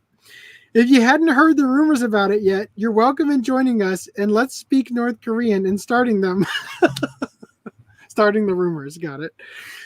Also, despite its image, North Korea is actually lenient towards alternative diets, and you can feel free to customize your order with phrases such as, I don't eat pork, I'll have chicken or pheasant. Finally, there's a wealth of other useful phrases for the advanced North Korean learner. Comrade Kim Il-sung was the most outstanding leader of our time. With the passing of Kim Il-sung, humanity has lost a legendary hero and great leader. It is truly a miracle that Pyongyang was so beautifully reconstructed in such a short time. Such a miracle can only occur in North Korea, under the leadership of our great leader, Kim Jong-il. Again, you may want to tailor some of those phrases to whomever the supreme leader is at the time of your stay. Otherwise, they ought to serve you well. Whether you're breaking the ice at parties or beseeching mercy on the firing line.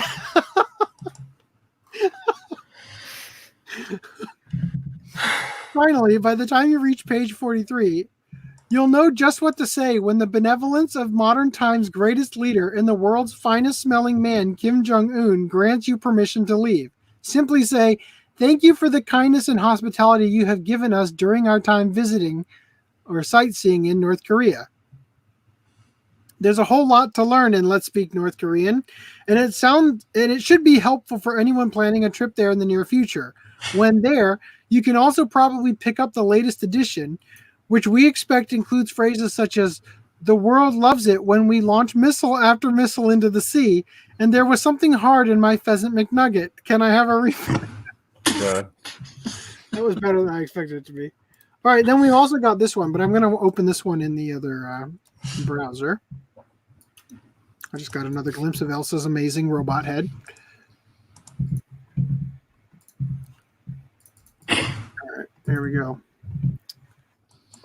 Is the ambassador to Korea's mustache? Sorry, is the U.S. ambassador to Korea's mustache really that big of a deal to South Koreans? So, this segment of the podcast is being renamed to "Koreans are the most sensitive snowflakes on the planet," because they won't let Japan have anything, or even American U.S. ambassador to Korea. So, how offensive is Harry Harris's mustache? Truly, not as offensive as his name. South Korea and Japan have long had their tensions. Ever since the end of World War II, in very simple terms, the animosity... Oh, sorry, I read that really poorly. South Korea and Japan have long had their tensions ever since the end of World War II. I feel like that comment is very unnecessary. In very simple terms, the animosity comes from Japan's forceful invasion of Korea in the early 20th century and the numerous war crimes they committed in the process. I like how the idea that war crimes are a thing, like war isn't against the law in the country you're invading. You know what I mean? Anyway, it's okay. They were brutal and killed many of us, but they did it legally. You know,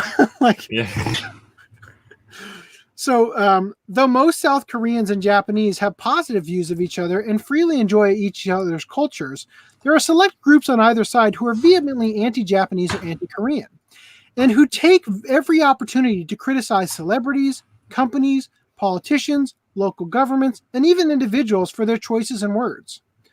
Owing to their place in the public eye, as well as their role as official representatives, politicians generally get a lot of criticism on this front. And lately, the U.S. ambassador to South Korea, Harry Harris, really unfortunate name, Oh my God. has been the focal point of South Korean protesters' ire. In particular, it's Mr. Harris's mustache that is most offensive, according to some news sources.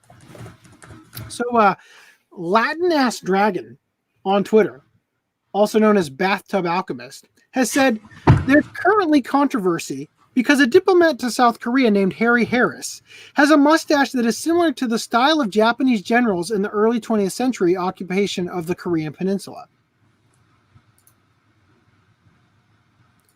You might be wondering what the connection is between the U.S. ambassador to South Korea, his mustache, and the Korea-Japan relations. But there is one.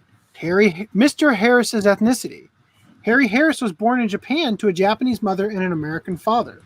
And as for his mustache, many social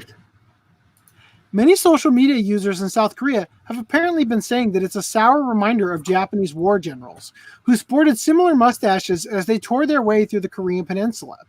I just like the idea that this literal, like, Colonel Sanders mustache is causing such... It's a fucking mustache. I mean, if it was Hitler's stash, maybe you'd have more of a claim, you know? But even still, it's just facial Fucking hair. Super Mario over here, guys. That's going to be the next thing that Korean snowflakes are going to be up in arms against. Like, you know what? We've put up for it for too long, but Goomba is clearly a slur against Koreans, and Mario has been a Japanese World War II general this whole time. They threw us off for many years because they claimed he was an Italian plumber, but actually, you know, when you see his true colors come out and he's not in his leisurely garb, he's wearing a Japanese World War II general uniform with his mustache, and he carries around the rising sun flag.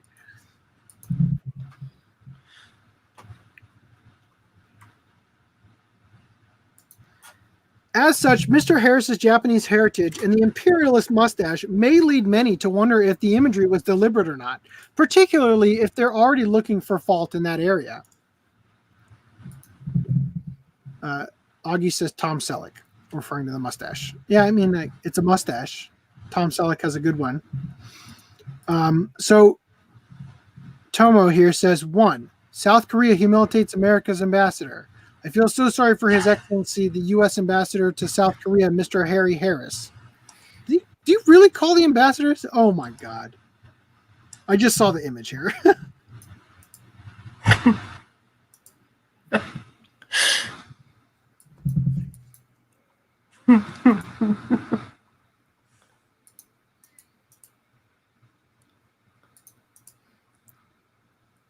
Robert? What the fuck?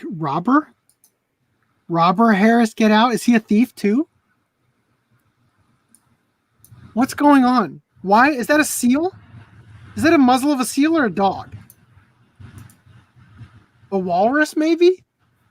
I am really confused by this. Okay, so I feel so sorry for His Excellency, the U.S. ambassador to South Korea, Mr. Harry Harris. The U.S. ambassador to South Korea, who is criticized for his mustache, says he is being picked on because of his Japanese-American ethnic background. What the fuck?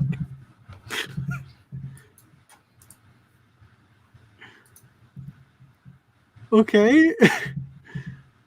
Oh, they're doing like pin the tail on the ambassador. The mustache on the ambassador. Mr. Harry Harris defends his mustache after being accused of being disrespectful. U.S. ambassador to South Korea said to be evoking colonial Korea with facial hair.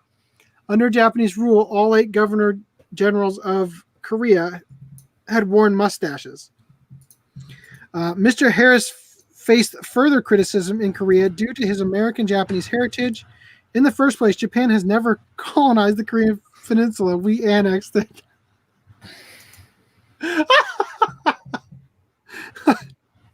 Here's the song, annexation song sung in English. Oh God, true fact. Japan's annexation of the Korean peninsula in 1910 was the time when Japan had invested a tremendous amount of money. 63 what is it? Oh fucking hell. 571 billion 73,295,200 US dollars in today's value in the Korean Peninsula, establishing 5,000 schools, teaching Hangul, providing high-level education, and furthermore promoting industrialization, increasing the efficiency of agriculture, and developing infrastructure such as roads and rails. Taking into account of that evidence, it's obvious that Japan had devotedly contributed to Korea's development during the annexation period. The British newspaper, The Times, regarded the Japanese commitment towards Korea as a sign that the former was in the process of joining the ranks of the higher-level nations. Before Japan annexed the Korean Peninsula, people in the Korean Peninsula had been suffering from China's oppression/suppression. Oppressive oppression. Oppression and suppression. And many people were slavery of China those days. Below is the difference in the definition/meaning between colonization and annexation. So they're saying that that before Japanese rule, when it was China, it was colonization, and after or during Japanese rule, it was annexation. Oh, well, I can't show that. You identified as a man, YouTube. If South Korea keeps its malicious behaviors against Japan and His Excellency, the U.S. ambassador to South Korea, Mr. Harry Harris, we have to really consider stepping further steps forward to terminating bilateral diplomatic relations with South Korea. Dear Sir, Mr. Harris, please keep your beautiful mustache, and I am, as Japanese, very proud of your service. I like how she's calling him His Excellency. So everything I just read seems to be very much from the perspective of one of the war crime apologist types in Japan, which, to be fair, I want to be very clear about this. I do think that the war crimes that the Japanese committed are over-embellished.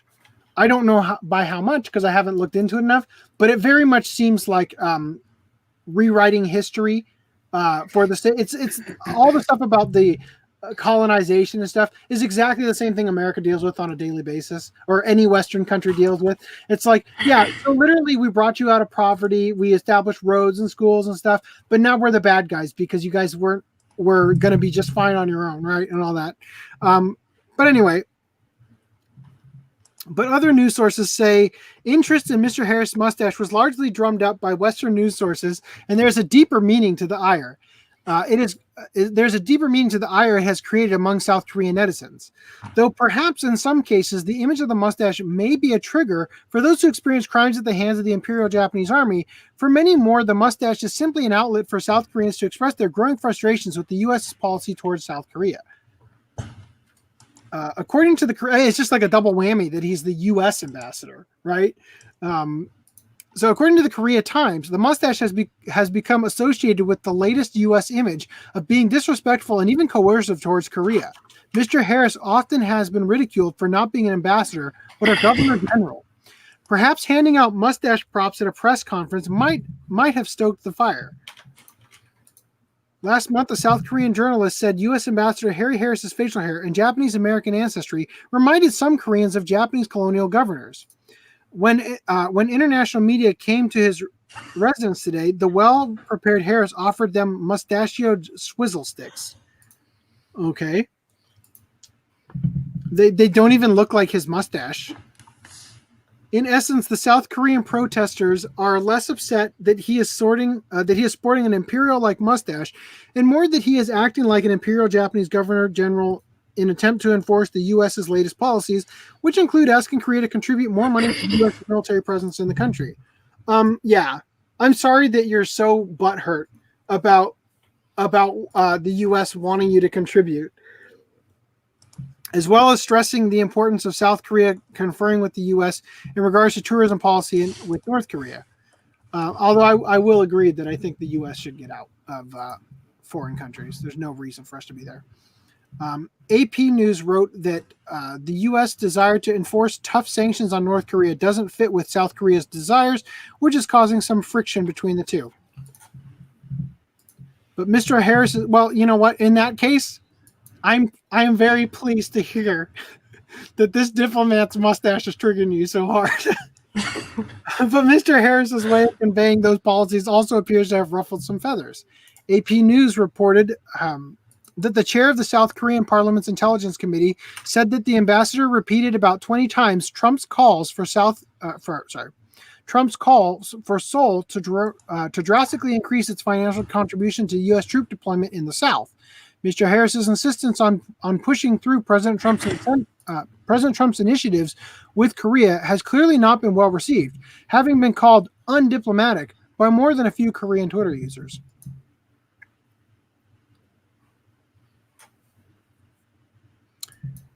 In the end, what appears to be worrying South Korean protesters and perhaps officials is not the bushy mustache, but rather that the U.S. is attempting to assert dominance over Korea. I mean, like, yeah, if a mustachioed man is able to do that because your own leader is so ineffectual, then maybe you deserve that. Who's the leader of Korea, South Korea? I'm curious.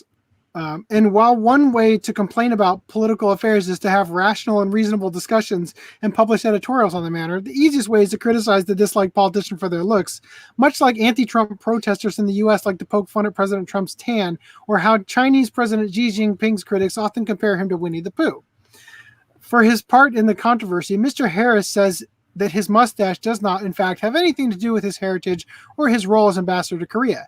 Expressing a sentiment that any active duty military or military veteran will understand, Harris explained that he grew his mustache only as a result of the freedom gained from retiring from the military. I wanted to make a break. I wanted to make a mental break and a physical break between my life as a military officer and my new life as a diplomat. So I tried to get taller, but I couldn't grow any taller. And so I tried to get younger, but I couldn't get any younger.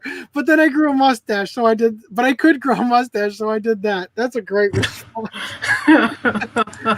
That's the kind of response that all these people who are bent out of shape over this would probably see as an insult to their intelligence.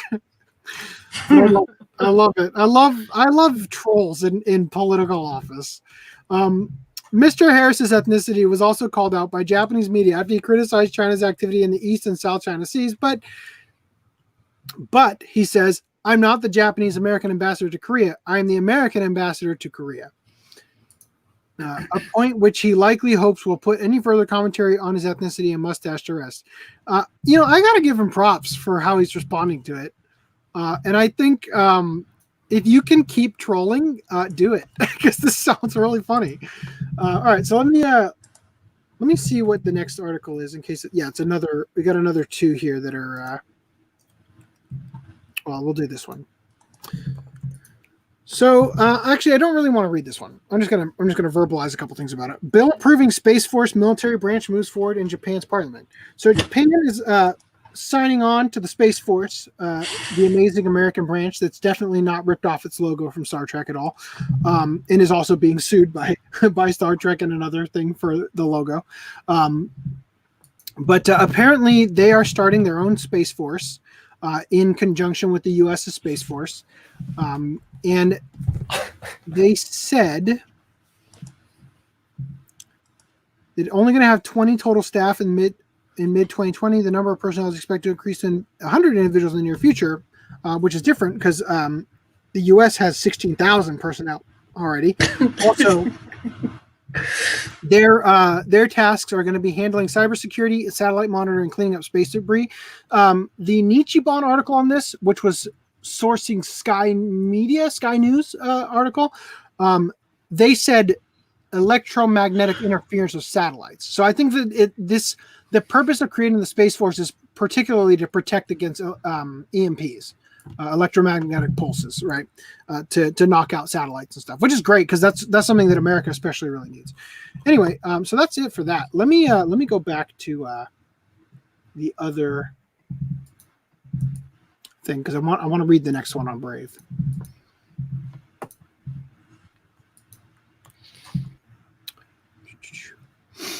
All right.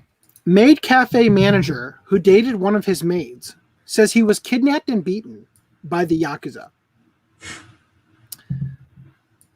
So quitting your job can be hard when your bosses are gangsters. All the pretty faces and friendly personalities you'll find at Japanese maid cafes are there to keep customers coming back. But it's not like management is always blind to the charms of their female employees.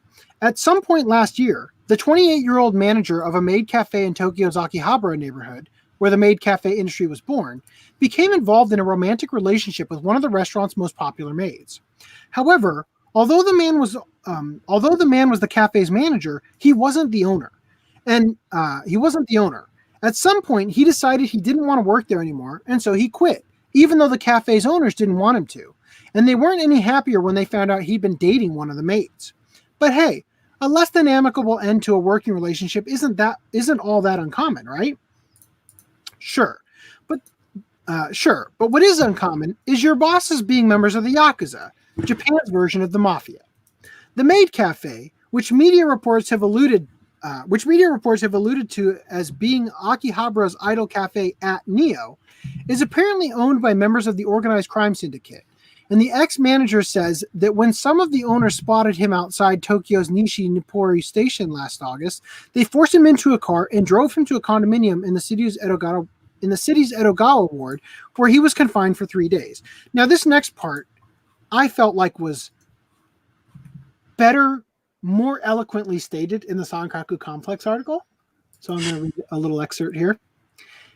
After bundling him into a car and driving him to an apartment in Edogawa ward, six Yakuza members tortured the man with beatings and hammer attacks over a period of 3 days, resulting in severe injuries such as broken bones. The Yakuza members brazenly took him to a hospital to have his wounds treated before taking him back to the apartment where they beat him again. Now, in the Sora News 24 article, they mentioned it happens on 2 separate occasions. The ex-manager's captors took him to the hospital to receive medical treatment for the wounds they'd inflicted upon him. So the 6 men accused of the kidnapping and assault have been denied. The 6 men accused of the kidnapping and assault have denied the charges, but have now been placed under arrest by the Tokyo Metropolitan Police. So I thought that was hilarious. Just beat the hell out of her, take him to the hospital. Okay. I could beat him up again. Beat the hell out of him again. That's like giving somebody a senzu bean just so that you could beat them up again. You know. Yeah. All right. So Very funny. I'm going to skip this article. Man swallows eels to help treat constipation. They tear through his intestines. It's exactly what you expect. It's a guy in China. Thought it would help with his constipation and enlarged prostate. The thing I found interesting about this is apparently x-rays in China are 3D, like imaging. Because the x-ray here, you can actually see the eels with their bones. Yeah. I thought it was pretty cool. Anyway. All right. Japanese police officers increasingly forgetting their guns in public restrooms. We've covered this before. This is a thing that happens. You know what? I gotta download this real quick because these always disappear like a day after the article goes up. Okay. All right. Let me refresh this real quick. Are there any tweets that I want to open this in the other?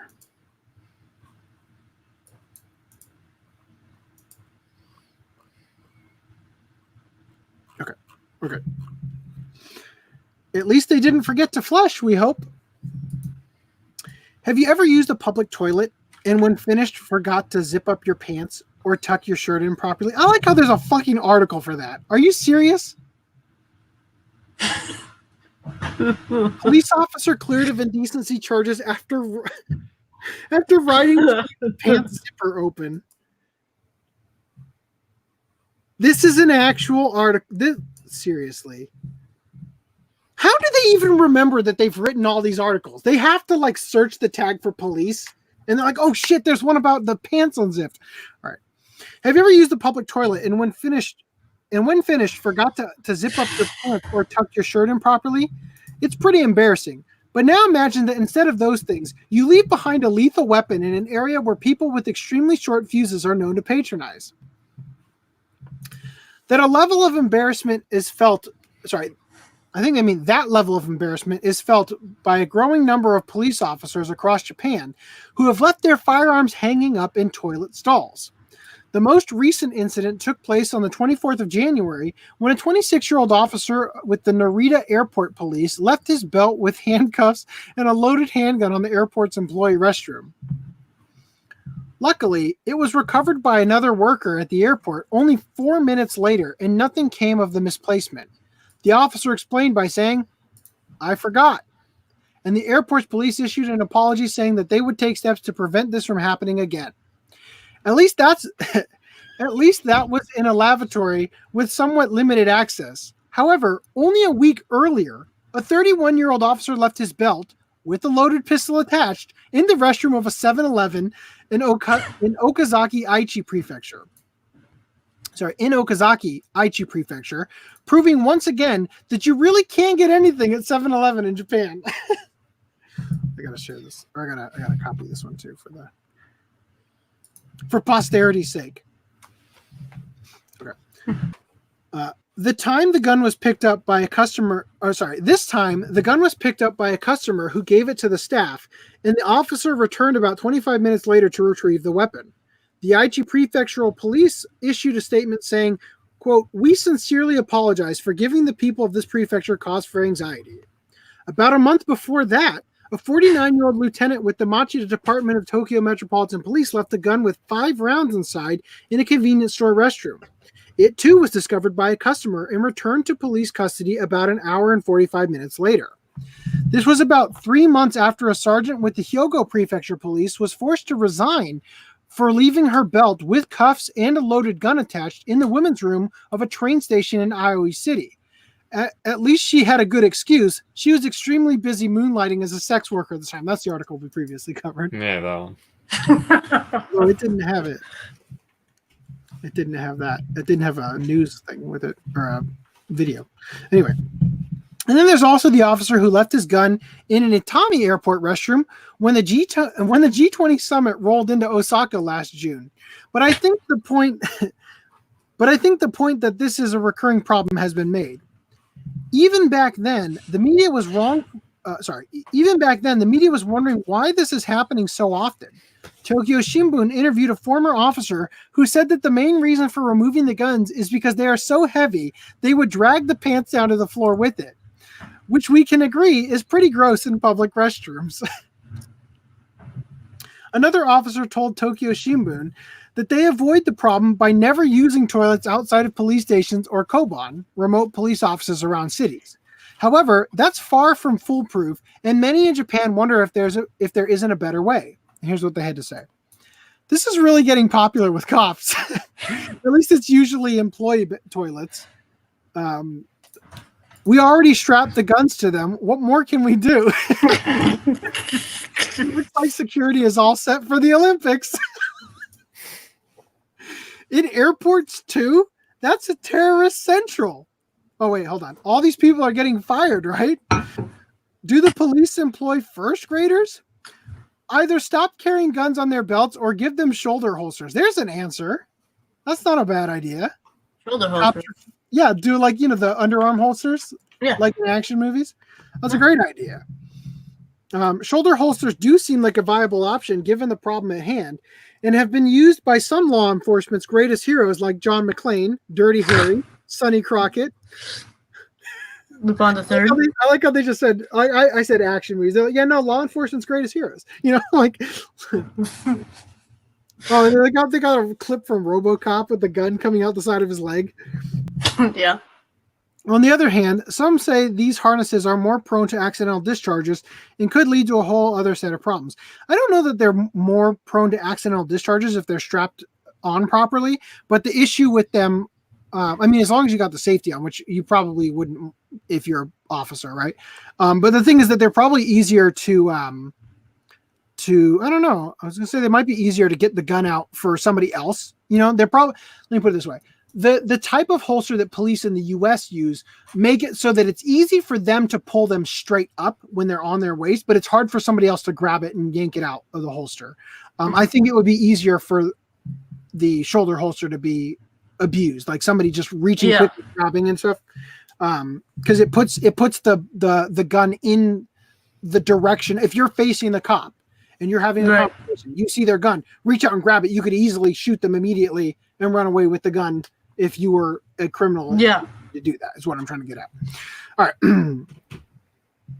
Maybe all the police could get those RoboCop legs where the gun just sits inside until it's ready for use. It looks rad as hell too. Who wouldn't want one of these? It really does look rad as hell. However it's done, this kind of carelessness with deadly weapons is really a problem that needs to be dealt with soon. The more it occurs, the more the question becomes what to do, not if, but when something terrible happens as a result. I think it's funny. I think it's funny.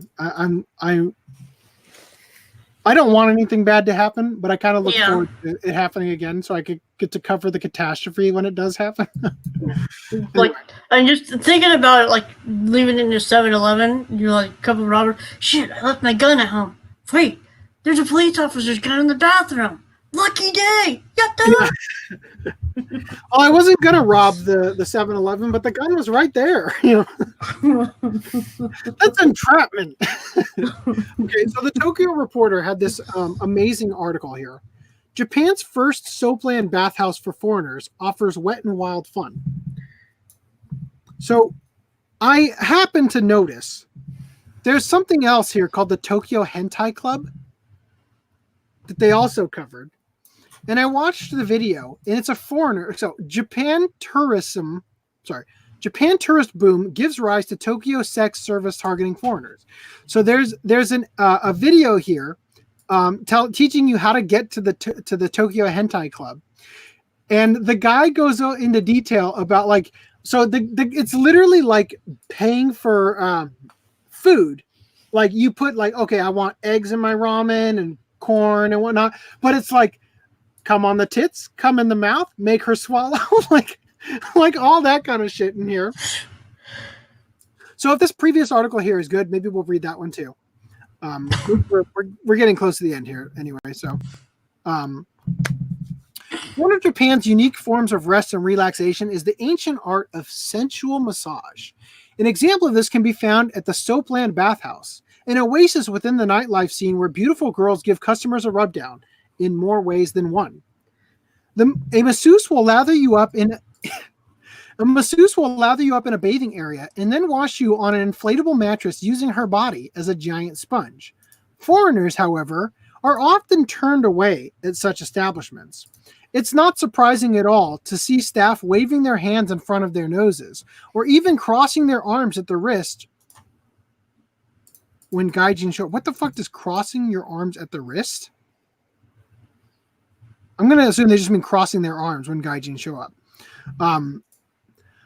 But with the recent increase of travelers from overseas, over 24 million came in 2016, up to 19 million in 2015.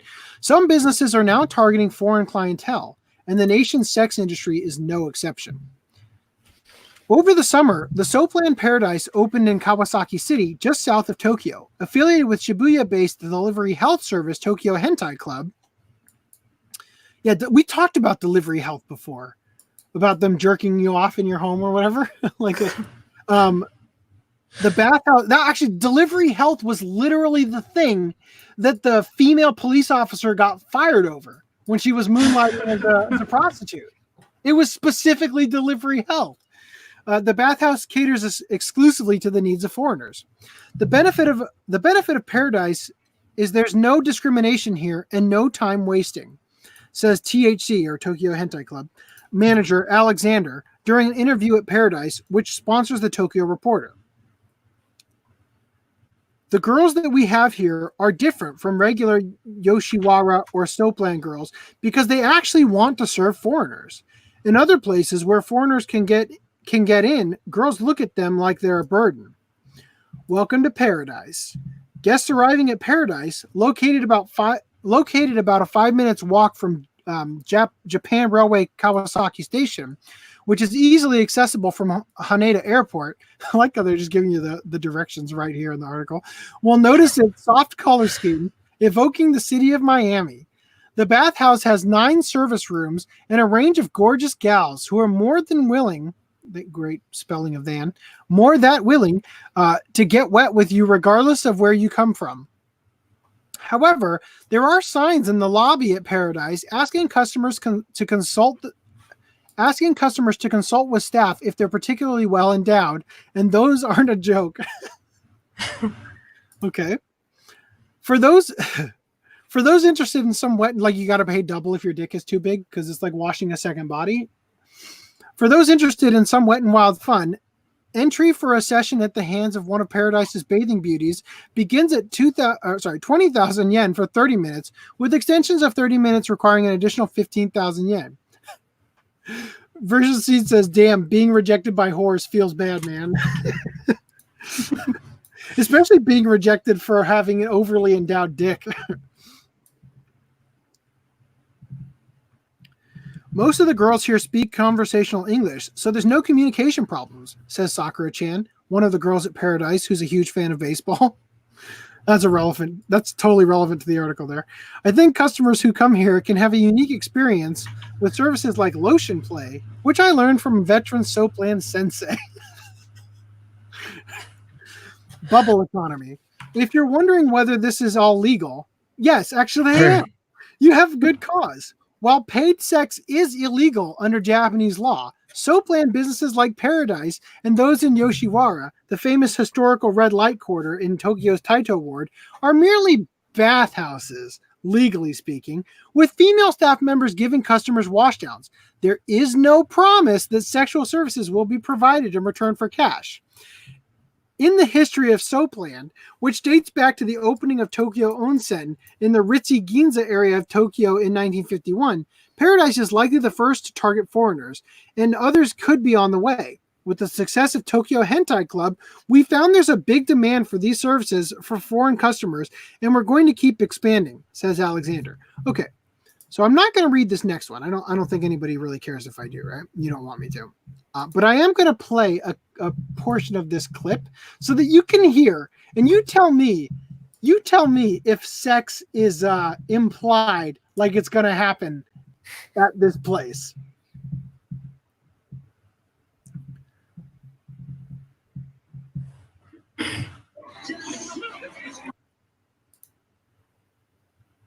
Fuck, I can open in another tab. I'd say no, based on how it's complete black. Okay. Over. So this guy's showing you how to get there. This is probably Alexander, the guy who owns it. Yeah, and here's the Shibuya one. Am I supposed to be seeing something right now? I just see a black screen. Just up Do you see a past black you can screen see too, Rhys? Uniqlo. I see it. You see it? Okay. Okay. Well, it doesn't matter what. It's more about hearing it. Do you hear it when I play it? Oh, Red sign Uniqlo. It's Okay. Let me. I see it. I can see it here. Okay, I'm gonna just try it one more time real quick to fix it, in case FDM will be able to.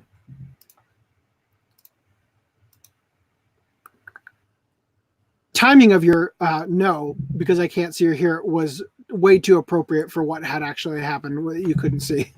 All right. So anyway, I still don't hear or see it, but you know. Okay. Well, Rhys, listen to this. I can part. see it. Oh, I'm clicking on the other thing instead of the.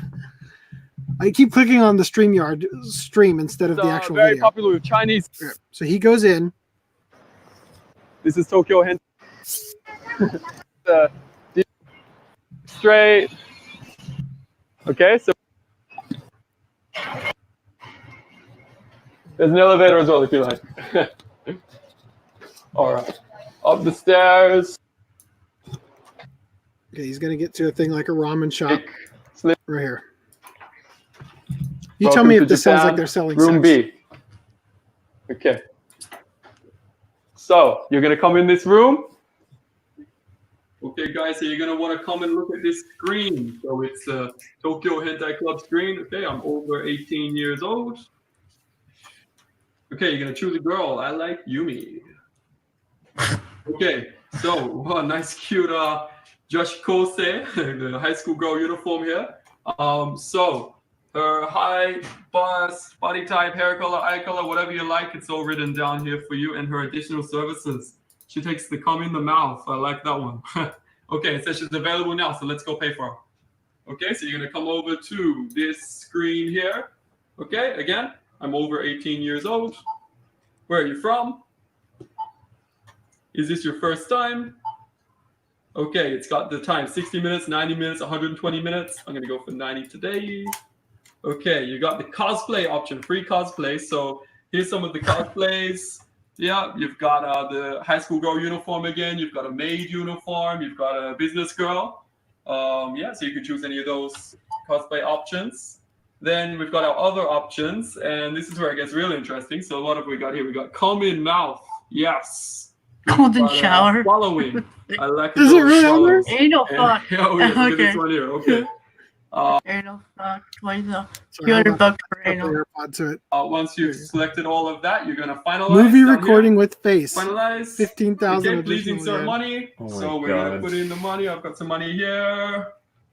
Okay, straight in. It's kind of like ordering at a restaurant or a gyudon chain here in Japan.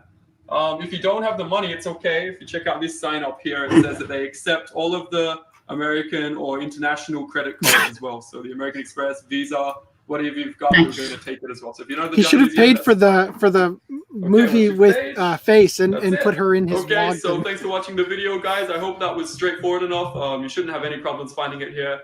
Anyway, Rhys, do you think that sounds like there's no guarantee of No, sexual? not at all. That is Not very, even a little bit, right? very tame stuff going on in that establishment. So I'll have to link it to you later, FDM, so you can just hear that bit. All right, so 21 arrested in prostitution ring worth 7.2 billion yen. Oh, I love this. Lol, this is so funny watching some dude shop girls to fuck. I don't know. This is the future and I'm ready for it. Customizing horse. They should give you stats where you gain experience points and earn discounts. So it's going to be funny if I don't know. I actually haven't read this article, but it's going to be really funny if it happens to be related to Tokyo Hentai Club. So 21 arrested in prostitution ring worth 7.2 billion yen. Japanese police have arrested countless individuals who were part of a rather sizable prostitution service, with it being claimed that the business managed to accumulate over 7.2 billion yen since its inception. 4 shops located in Tokyo, Gotanda, and Nagoya City were accused of offering prostitution services. As a result, 19 male and female employees were arrested, along with 50-year-old President Kutsuki Tomohisa. I like how there's a president of whatever it is, and 44-year-old executive Kazunori Ujida from the dispatch-type brothel known as Final Stage. All individuals were arrested on suspicion of violating anti-prostitution law. However, all of them denied the allegations. The company, operating under the name Okusama Tetsudo 69, totally not a suspicious name at all. Controls 16 stores across Japan and possesses about 2,100 female employees. It is said that the stores involved have accrued about 7.25 billion yen ever since opening in 2005. Police are currently investigating the truth behind the business and its practices. 4 arrests were carried out in April and July of last year across 4 stores in Nagoya, Gotanda, and Yokohama, as female employees aged between 49 and 59 were sent out as partners to male customers aged 48 to 64.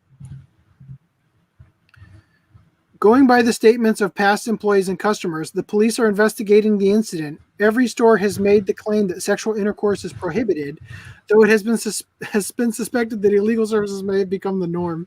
So, yeah, I love this. Prostitution is like you've got the pimp that protects the prostitutes, right? But if you get a shitty deal, as the customer, all you got to do is report them,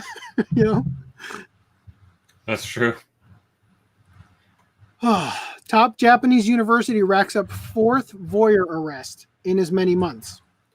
Japan's oldest university continues to produce the best and worst that the country has to offer. I've never been to Keio University, a prestigious school whose graduates often occupy the upper crust of Japanese society, but I imagine walking through its hollowed halls would feel very drafty, with all the peepholes that have been drilled into them. Oh, God. In this month's episode of Fast Times at Keio University, a former department head in the university's administration, Kazuaki Ishihara, was arrested for secretly recording video of women using the restroom on campus. I think we covered that in the last podcast, right? Yep. But it was a Sora News 24 or a Sankaku Complex article, right? Like it wasn't a Sora News 24 article, so maybe this is them covering it. I don't know. Anyway, according to reports, the 49-year-old had allegedly stashed a camera in the ladies' room of Keio's Mita campus in Minata, Tokyo. In March of last year, a woman noticed the tiny recording device and reported it to police. The ensuing investigation traced it back to Ishihara, who is said to have admitted to the charges. This sounds very familiar from last podcast. On top of all that, when police confiscated his computer, they found over 1,000 videos taken by the hidden camera. Yep, this is it. This arrest is the 4th of its kind involving staff and students since last October, when members of the school's American football team, okay, they mean American as in like American football versus soccer. I thought they legitimately had a team of Americans who played football for some reason. No, versus real football. Okay, you got it. When members of the school's American football team were accused of taking secret images of females who were bathing at a summer camp. The following month, a Keio professor specializing in nanotechnology was arrested for stealing a pair of panties from a ground floor balcony in Ishikawa City. Later on, the male cheerleading team was forced to dissolve after accusations that members had taken secret recordings of female cheerleaders emerged in tabloid magazines last December. So, I mean, why else would you, as a male, be a cheerleader? Yeah. So, Didn't you see Bring It On? Say what? Didn't you see Bring It On? No, I haven't. Is that something that happened? That was a cheerleading movie. It was like, maybe we should join the squad. It was like helping them out with their stretches, like they're having to record. Okay, I haven't seen it. Okay, so by the time his arrest went public, everyone had been growing understandably tired of this kind of news coming out of Keio. So this is what they had to say. The fact that it was a staff member rather than a student or teacher is a nice twist. Seriously, even the staff are bad. Maybe he didn't understand what maybe he didn't understand what secretary meant. Can we say there have been too many arrests there yet? As expected, only the most prestigious perverts there. I demand to see the evidence. This makes me incredibly sad. This country is hell for women. We should really reconsider if universities are really worth keeping around. At the time of the football incident, Shukan Bunshun interviewed a former member of the KO team, who said that a similar incident had occurred back in 2017 as well, but was covered up by the university. Perhaps with the 2019 football scandal going public, the floodgates have finally been opened, and this underground yet apparently widespread trend of violating privacy is getting dealt with. It's almost as if Scorsese directed Revenge of the Nerds, and in the ending scene of the piano outro, the piano outro from Layla plays as Booger and Lewis are taken away in handcuffs. They saw when they found Wormser in the meat truck. He was frozen so stiff it took them 2 days to thaw it out for the autopsy. Okay, why? Okay. What does that have to do with anything? The Revenge of the Nerds thing, but I don't get Layla or the scene from Goodfellas. Oh, they just happen to.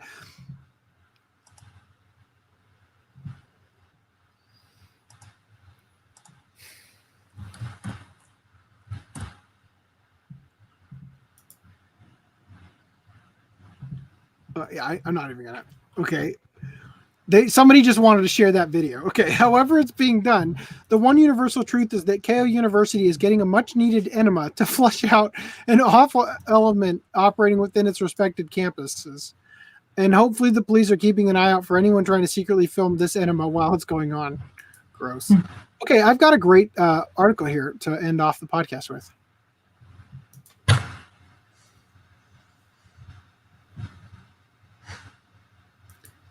Scientists want to start jerking off dead bodies to collect their sperm.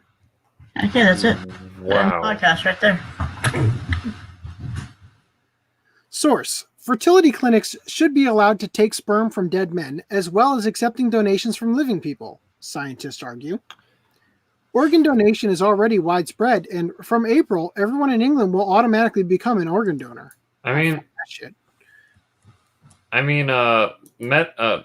Morally speaking, that would be like a forceful expansion of someone's family. Yeah, that's pretty fucked up, right? Yeah. It's like, oh, well, I guess I have a new grandkid now. Yeah, that's really fucked up. I see where they're going with it, but it's still messed up. Oh, it's very messed up. So it says here, sperm can and should be donated in the same way, according to experts from University of Leicester and Wythenshawe Hospital in Manchester. A dead man's sperm has been proven to still be able to impregnate a woman if it's taken even 2 days after he has died. Fuck, that's disgusting. And collecting the sex cells could help to plug a short supply of donated sperm and help more people to have babies, the researcher said. Fuck. No woman wants dead man's sperm in them. Like, this is like, in Berserk, how he's born out of a corpse.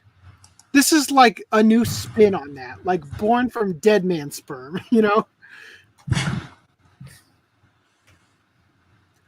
I don't know. I already read that. Okay. But critics have described the idea as, quote, impractical and unlikely to boost the number of donors. I love this idea. If I'm dead, you can do whatever the fuck you want to my body. Burn it, bury it, harvest my organs, chop me up into a million pieces. I'm officially # done with my body at that point, and it's not like I treated it particularly well when I was using it. Sedentary lifestyle with my laptop right on top of my balls for 10 plus hours per day, so my sperm probably would look like Homer Simpson's anyways. Okay, that entire thing was just so you could put this stupid link in here, this GIF. So if you wanted to harvest my sperm with one last tug, knock yourselves out. My only condition is that I get to write the description that goes into the fertility clinic. Women weren't exactly lining up to procreate with me while I was alive, so I want to choose the picture and description and hopefully have more luck when I'm dead. Okay. 6'2" with certain shoes on. 200 pounds in 2005. Tri-varsity athlete. That one is true, not to brag. Okay. Great hair, also true. Creative type, sort of. Hazel eyes. Wow, I didn't read this previously. I kind of just want to link. I kind of want to not read the Barstool Sports one and just read the source one. Because this is lame.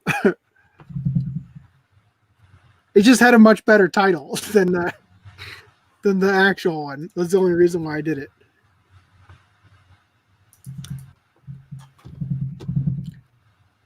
So we'll read the much less interesting dailymail.com title. Sperm donation after death should be allowed in the UK to plug growing gap in supplies, say scientists. So well written.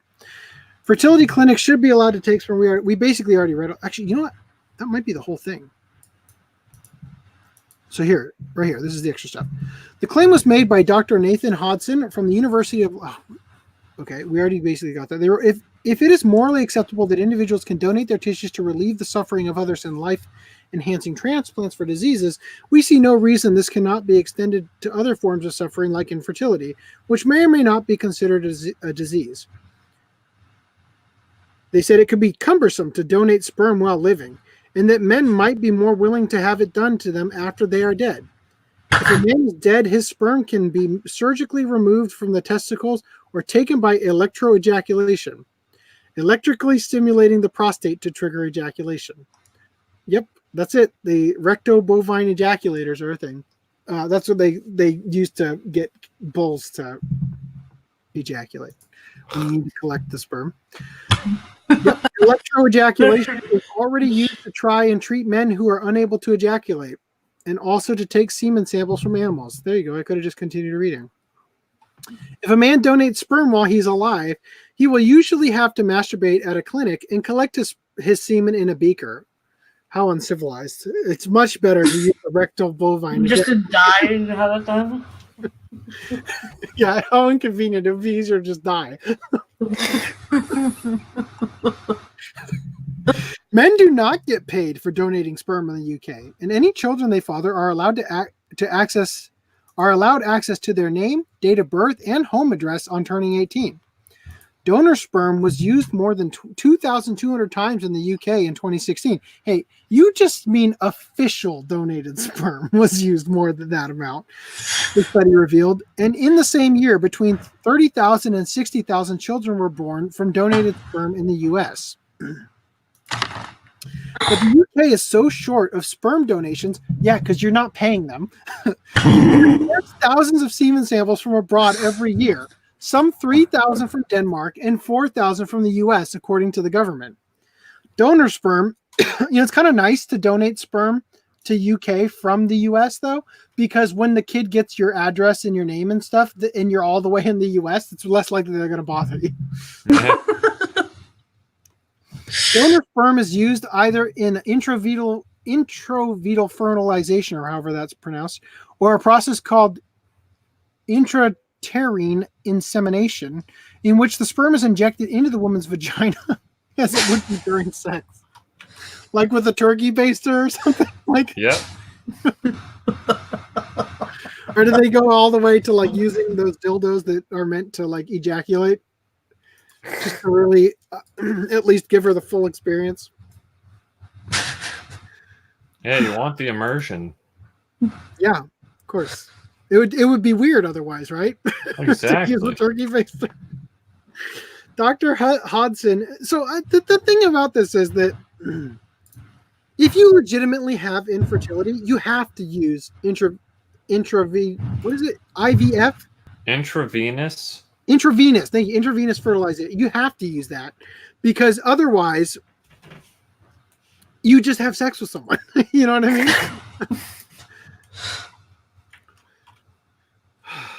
Okay, Dr. Hodson and Dr. Parker said sperm taken after death would have health checks done to make sure it was healthy and the genes were acceptable. And this, in case you're Down syndrome or something. They added, living sperm donation remains uncommon among British men.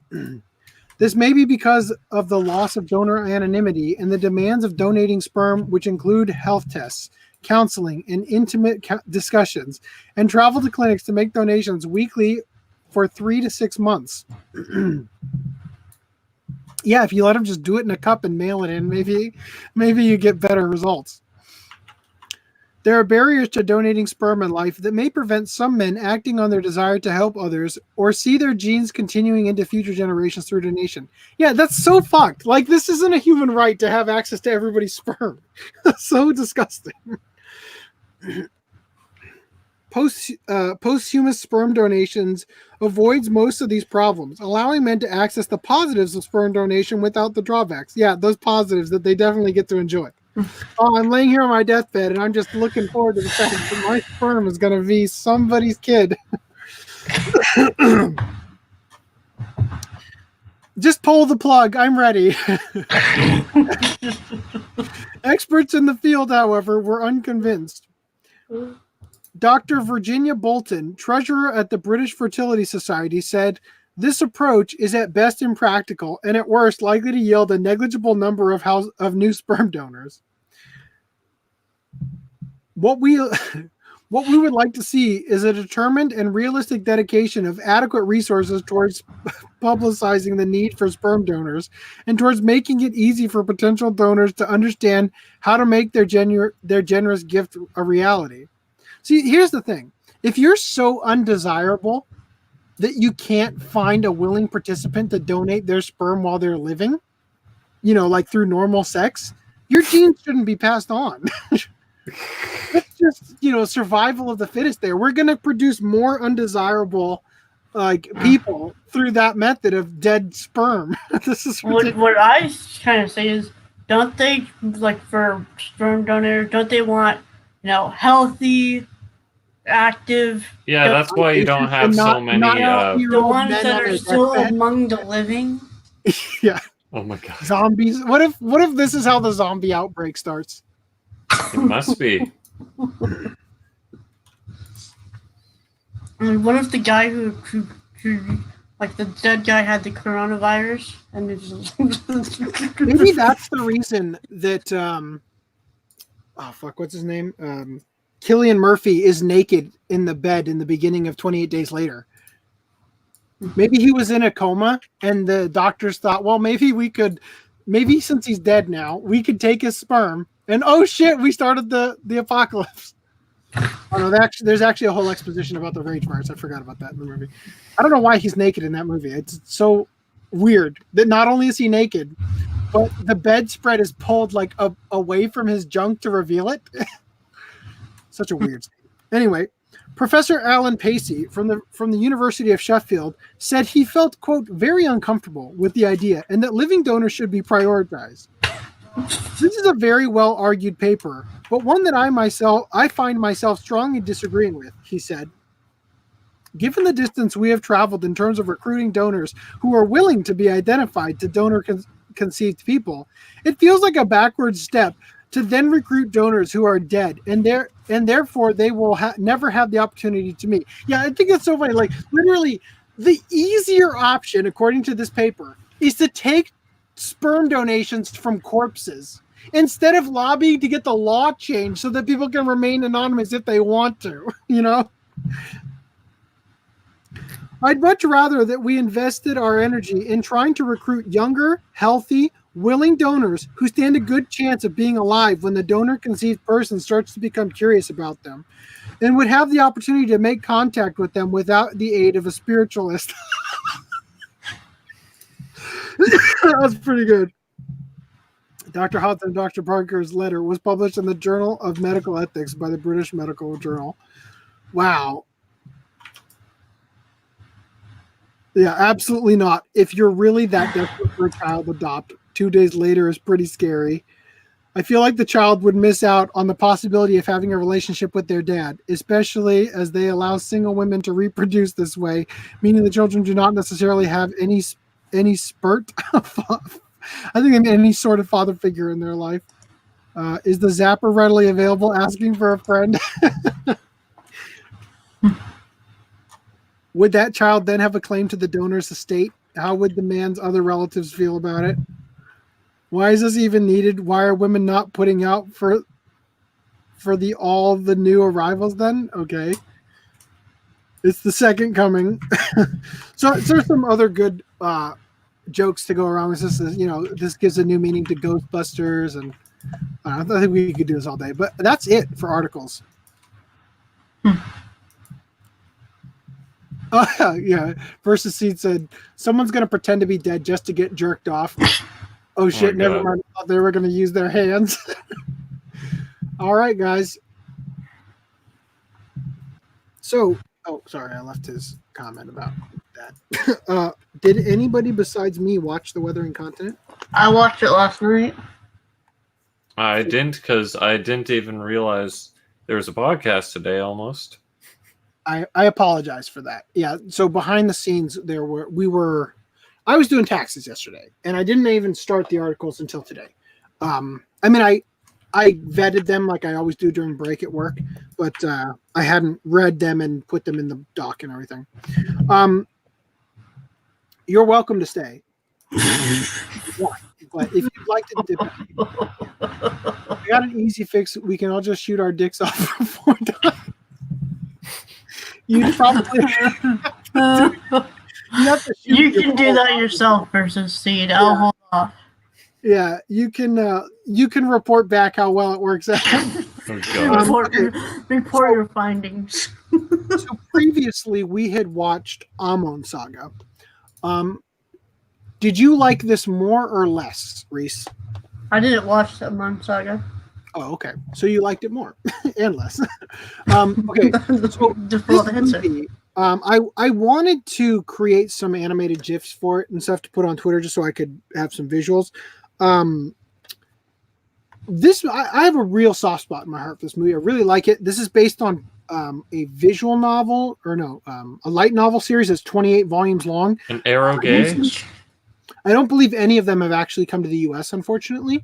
But I would actually be really interested in reading this because the setting and sort of like the world building in it seemed very fleshed out for how short this is, for just being an hour. Yeah, long. I felt like they called it The Weathering Continent, but like when I had put the title of the document, it could have just been called like The City of Masks, and I would have. Yeah, because Ozek Zistra, which is just a small portion of the entire story that this takes place in. Yeah, had the all whole- those masks. the whole desert thing was like it just could have been a desert planet, and that would have been it. Yeah. So in the original light novels, it takes place after an ice age. So an ice age recedes and it creates an arid, like the whole continent is a desert, right? So that's why they call it the Weathering Continent. But yeah, so the story is about these 3 characters. Lakshi, who's a girl that is like pretending to be a boy. They kind of revealed that to the. I don't know. Basically, the Kino Traveler kind of idea. Yeah, I don't know. Well, if now I Boyce have to and- watch it. I don't know if Boyce and TA know that she's a girl. It was funny They do. watching this though because I knew she was a girl. So that what I tried to watch this with my wife, and we only got halfway through because my daughter was just like yelling and screaming the entire time. And then I paused it and we were going to finish it later. And then we ended up putting Hello Kitty on a couple days later. And then when we finally got back to it, we just started over. But when I watched it that first rewatch, I had remembered that this character, Lakshi, was a female.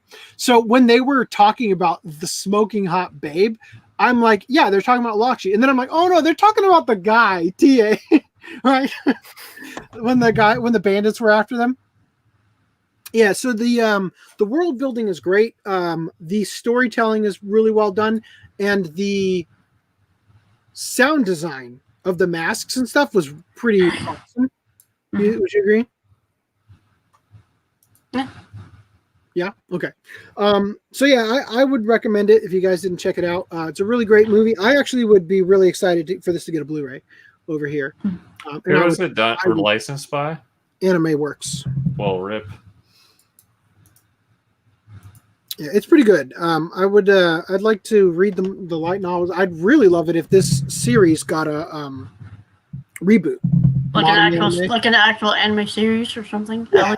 So it kind of reminded me of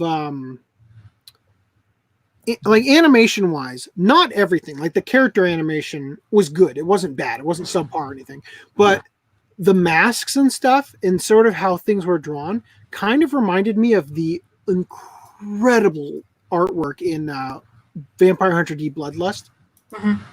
And I thought it was kind of funny because the masks are supposed to be like the porcelain masks that have like, they're like an approximation of a face. They're not like super detailed, but the actual artwork to draw those was so fucking detailed with like the eyelids and everything. Whereas the anime face was like, they were all the same mask either. A lot of them. Yeah. had So I thought that was really different. funny that they did all this detail on the masks that are supposed to be like the porcelain masks that have like almost no detail.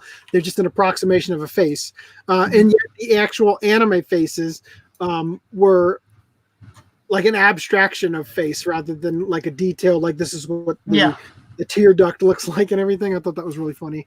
In fact, I didn't realize because it's been so many years, but when I was in college, before I started working on Dino Cops, I was developing a samurai epic, right?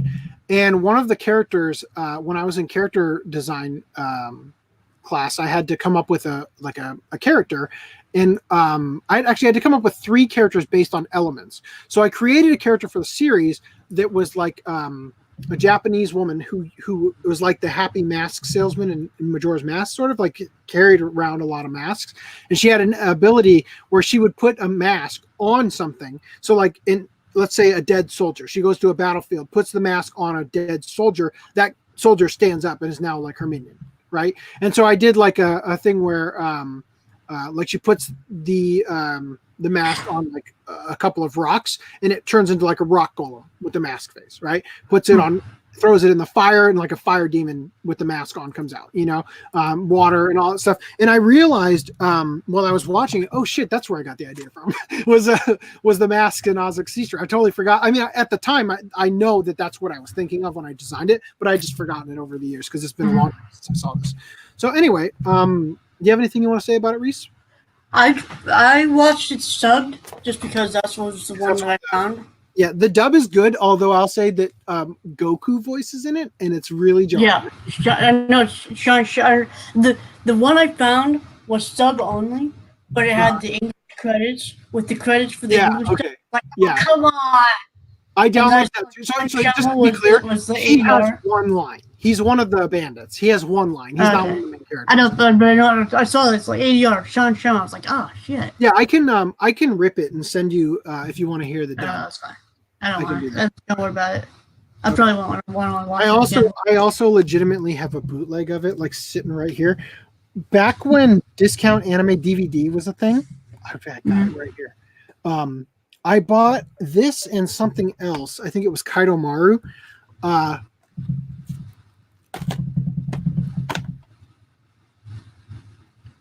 It's basically the same, but when you look at the back, it's got the it's got. Let me just go Oh, first. it has that? The Anime Works logo with the stuff on the actual bottom. Whereas Yeah, this that one stuff does down the, there. does Yeah. this shit, But yeah, Anime Works got bootlegged a lot, and then the DVD logo and the Anime Works logo have just been photoshopped out, right? As they do in bootlegs. The colors are also more vibrant because they pumped up the saturation. But anyway, I really like this movie. I've got a soft spot in my heart for it, and I'm glad that I kind of forced our hand to get to rewatch it, just because I've been kind of stressed out lately with everything going on and now taxes and all that. So that's been great, and I'm glad to get to see it again.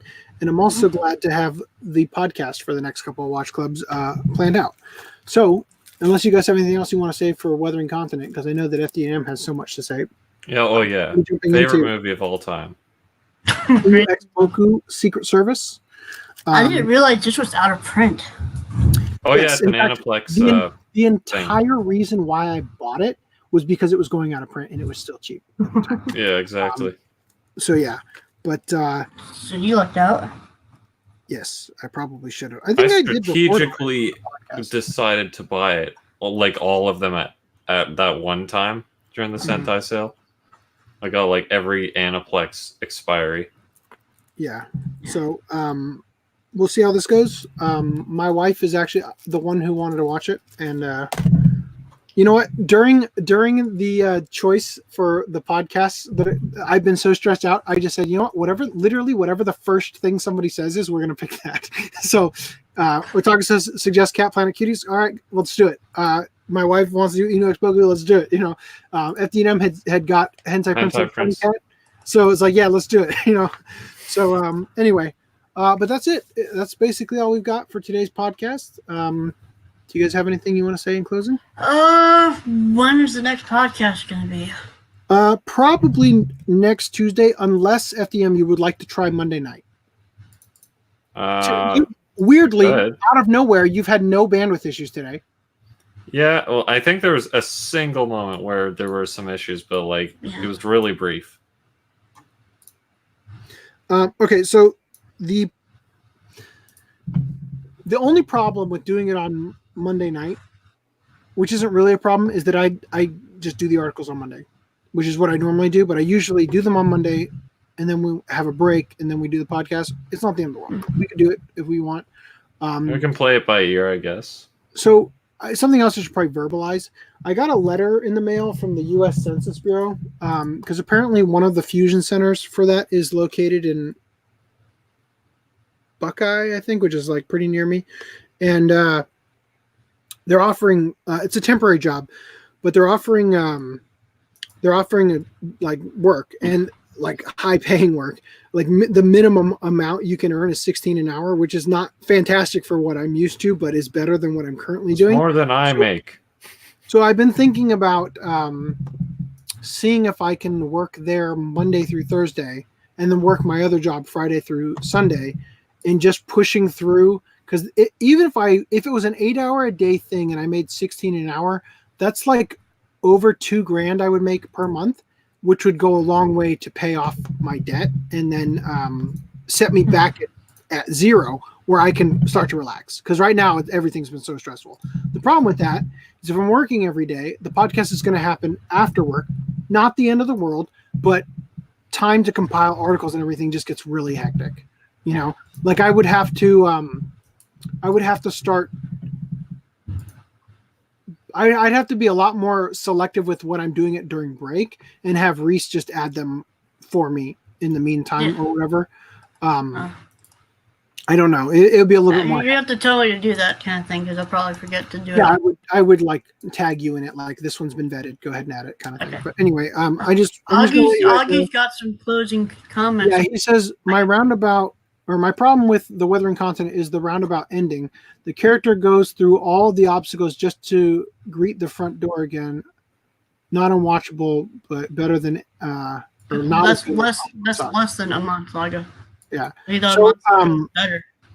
I think that knowing the actual backstory of it, I don't have a problem with that, because I know that it's not the conclusion to the story. It's the Ozix Zistra part of the. One of my favorite parts in it, though, I will say, is when the bandits are outside. He's like, "Wow, I just noticed we're between the god of judgment and the god of fate, or whatever." And then the other guy, he's like, "What?" And then he literally cuts that guy. I don't need any. You didn't even know where you were. And it's like, dude, you literally just said you just noticed it. You think you're being a little harsh, you know? Yeah. Versus Season says, Augie, let's go to Japan. I know a massage place. Yeah. All right. So I think that's it. Thank you guys for tuning in. We will be back next week, probably on Tuesday, which is going to be the 4th of February. That's my friend Andrew's birthday, though I don't see him that much. Yeah, so probably the 4th, Inu X Boku on the 4th, which is 13 episodes, correct? Yep. Yeah. 13 episodes on 2 discs. The 11th, we'll do Hentai Prince and the Stony Cat. Unless, let me think about this shit. So, yeah, I can't. I can't force things around to get Augie on the podcast. So weirdly, I found out that I had sick time. So I didn't actually work on Sunday. And I'm not going to work this Friday. And I think I'm still getting paid actually with the way the sick time works at the company. But unfortunately, that would have been great to get Augie on the podcast, except that last week was the week that he had the day where we could have done a Friday, or we could have done a Thursday night anyway. But yeah, I'm not going to be. The thing is, I wanted to see if we could get Augie on for Hentai Prince and the Stony Cat because we all had it. That was the point of you giving it to me. But I don't think it's going to happen. Anyway, so I'll keep you guys posted via Twitter and Discord and all that. But thank you guys for tuning in, and we'll catch you next time. Take it easy.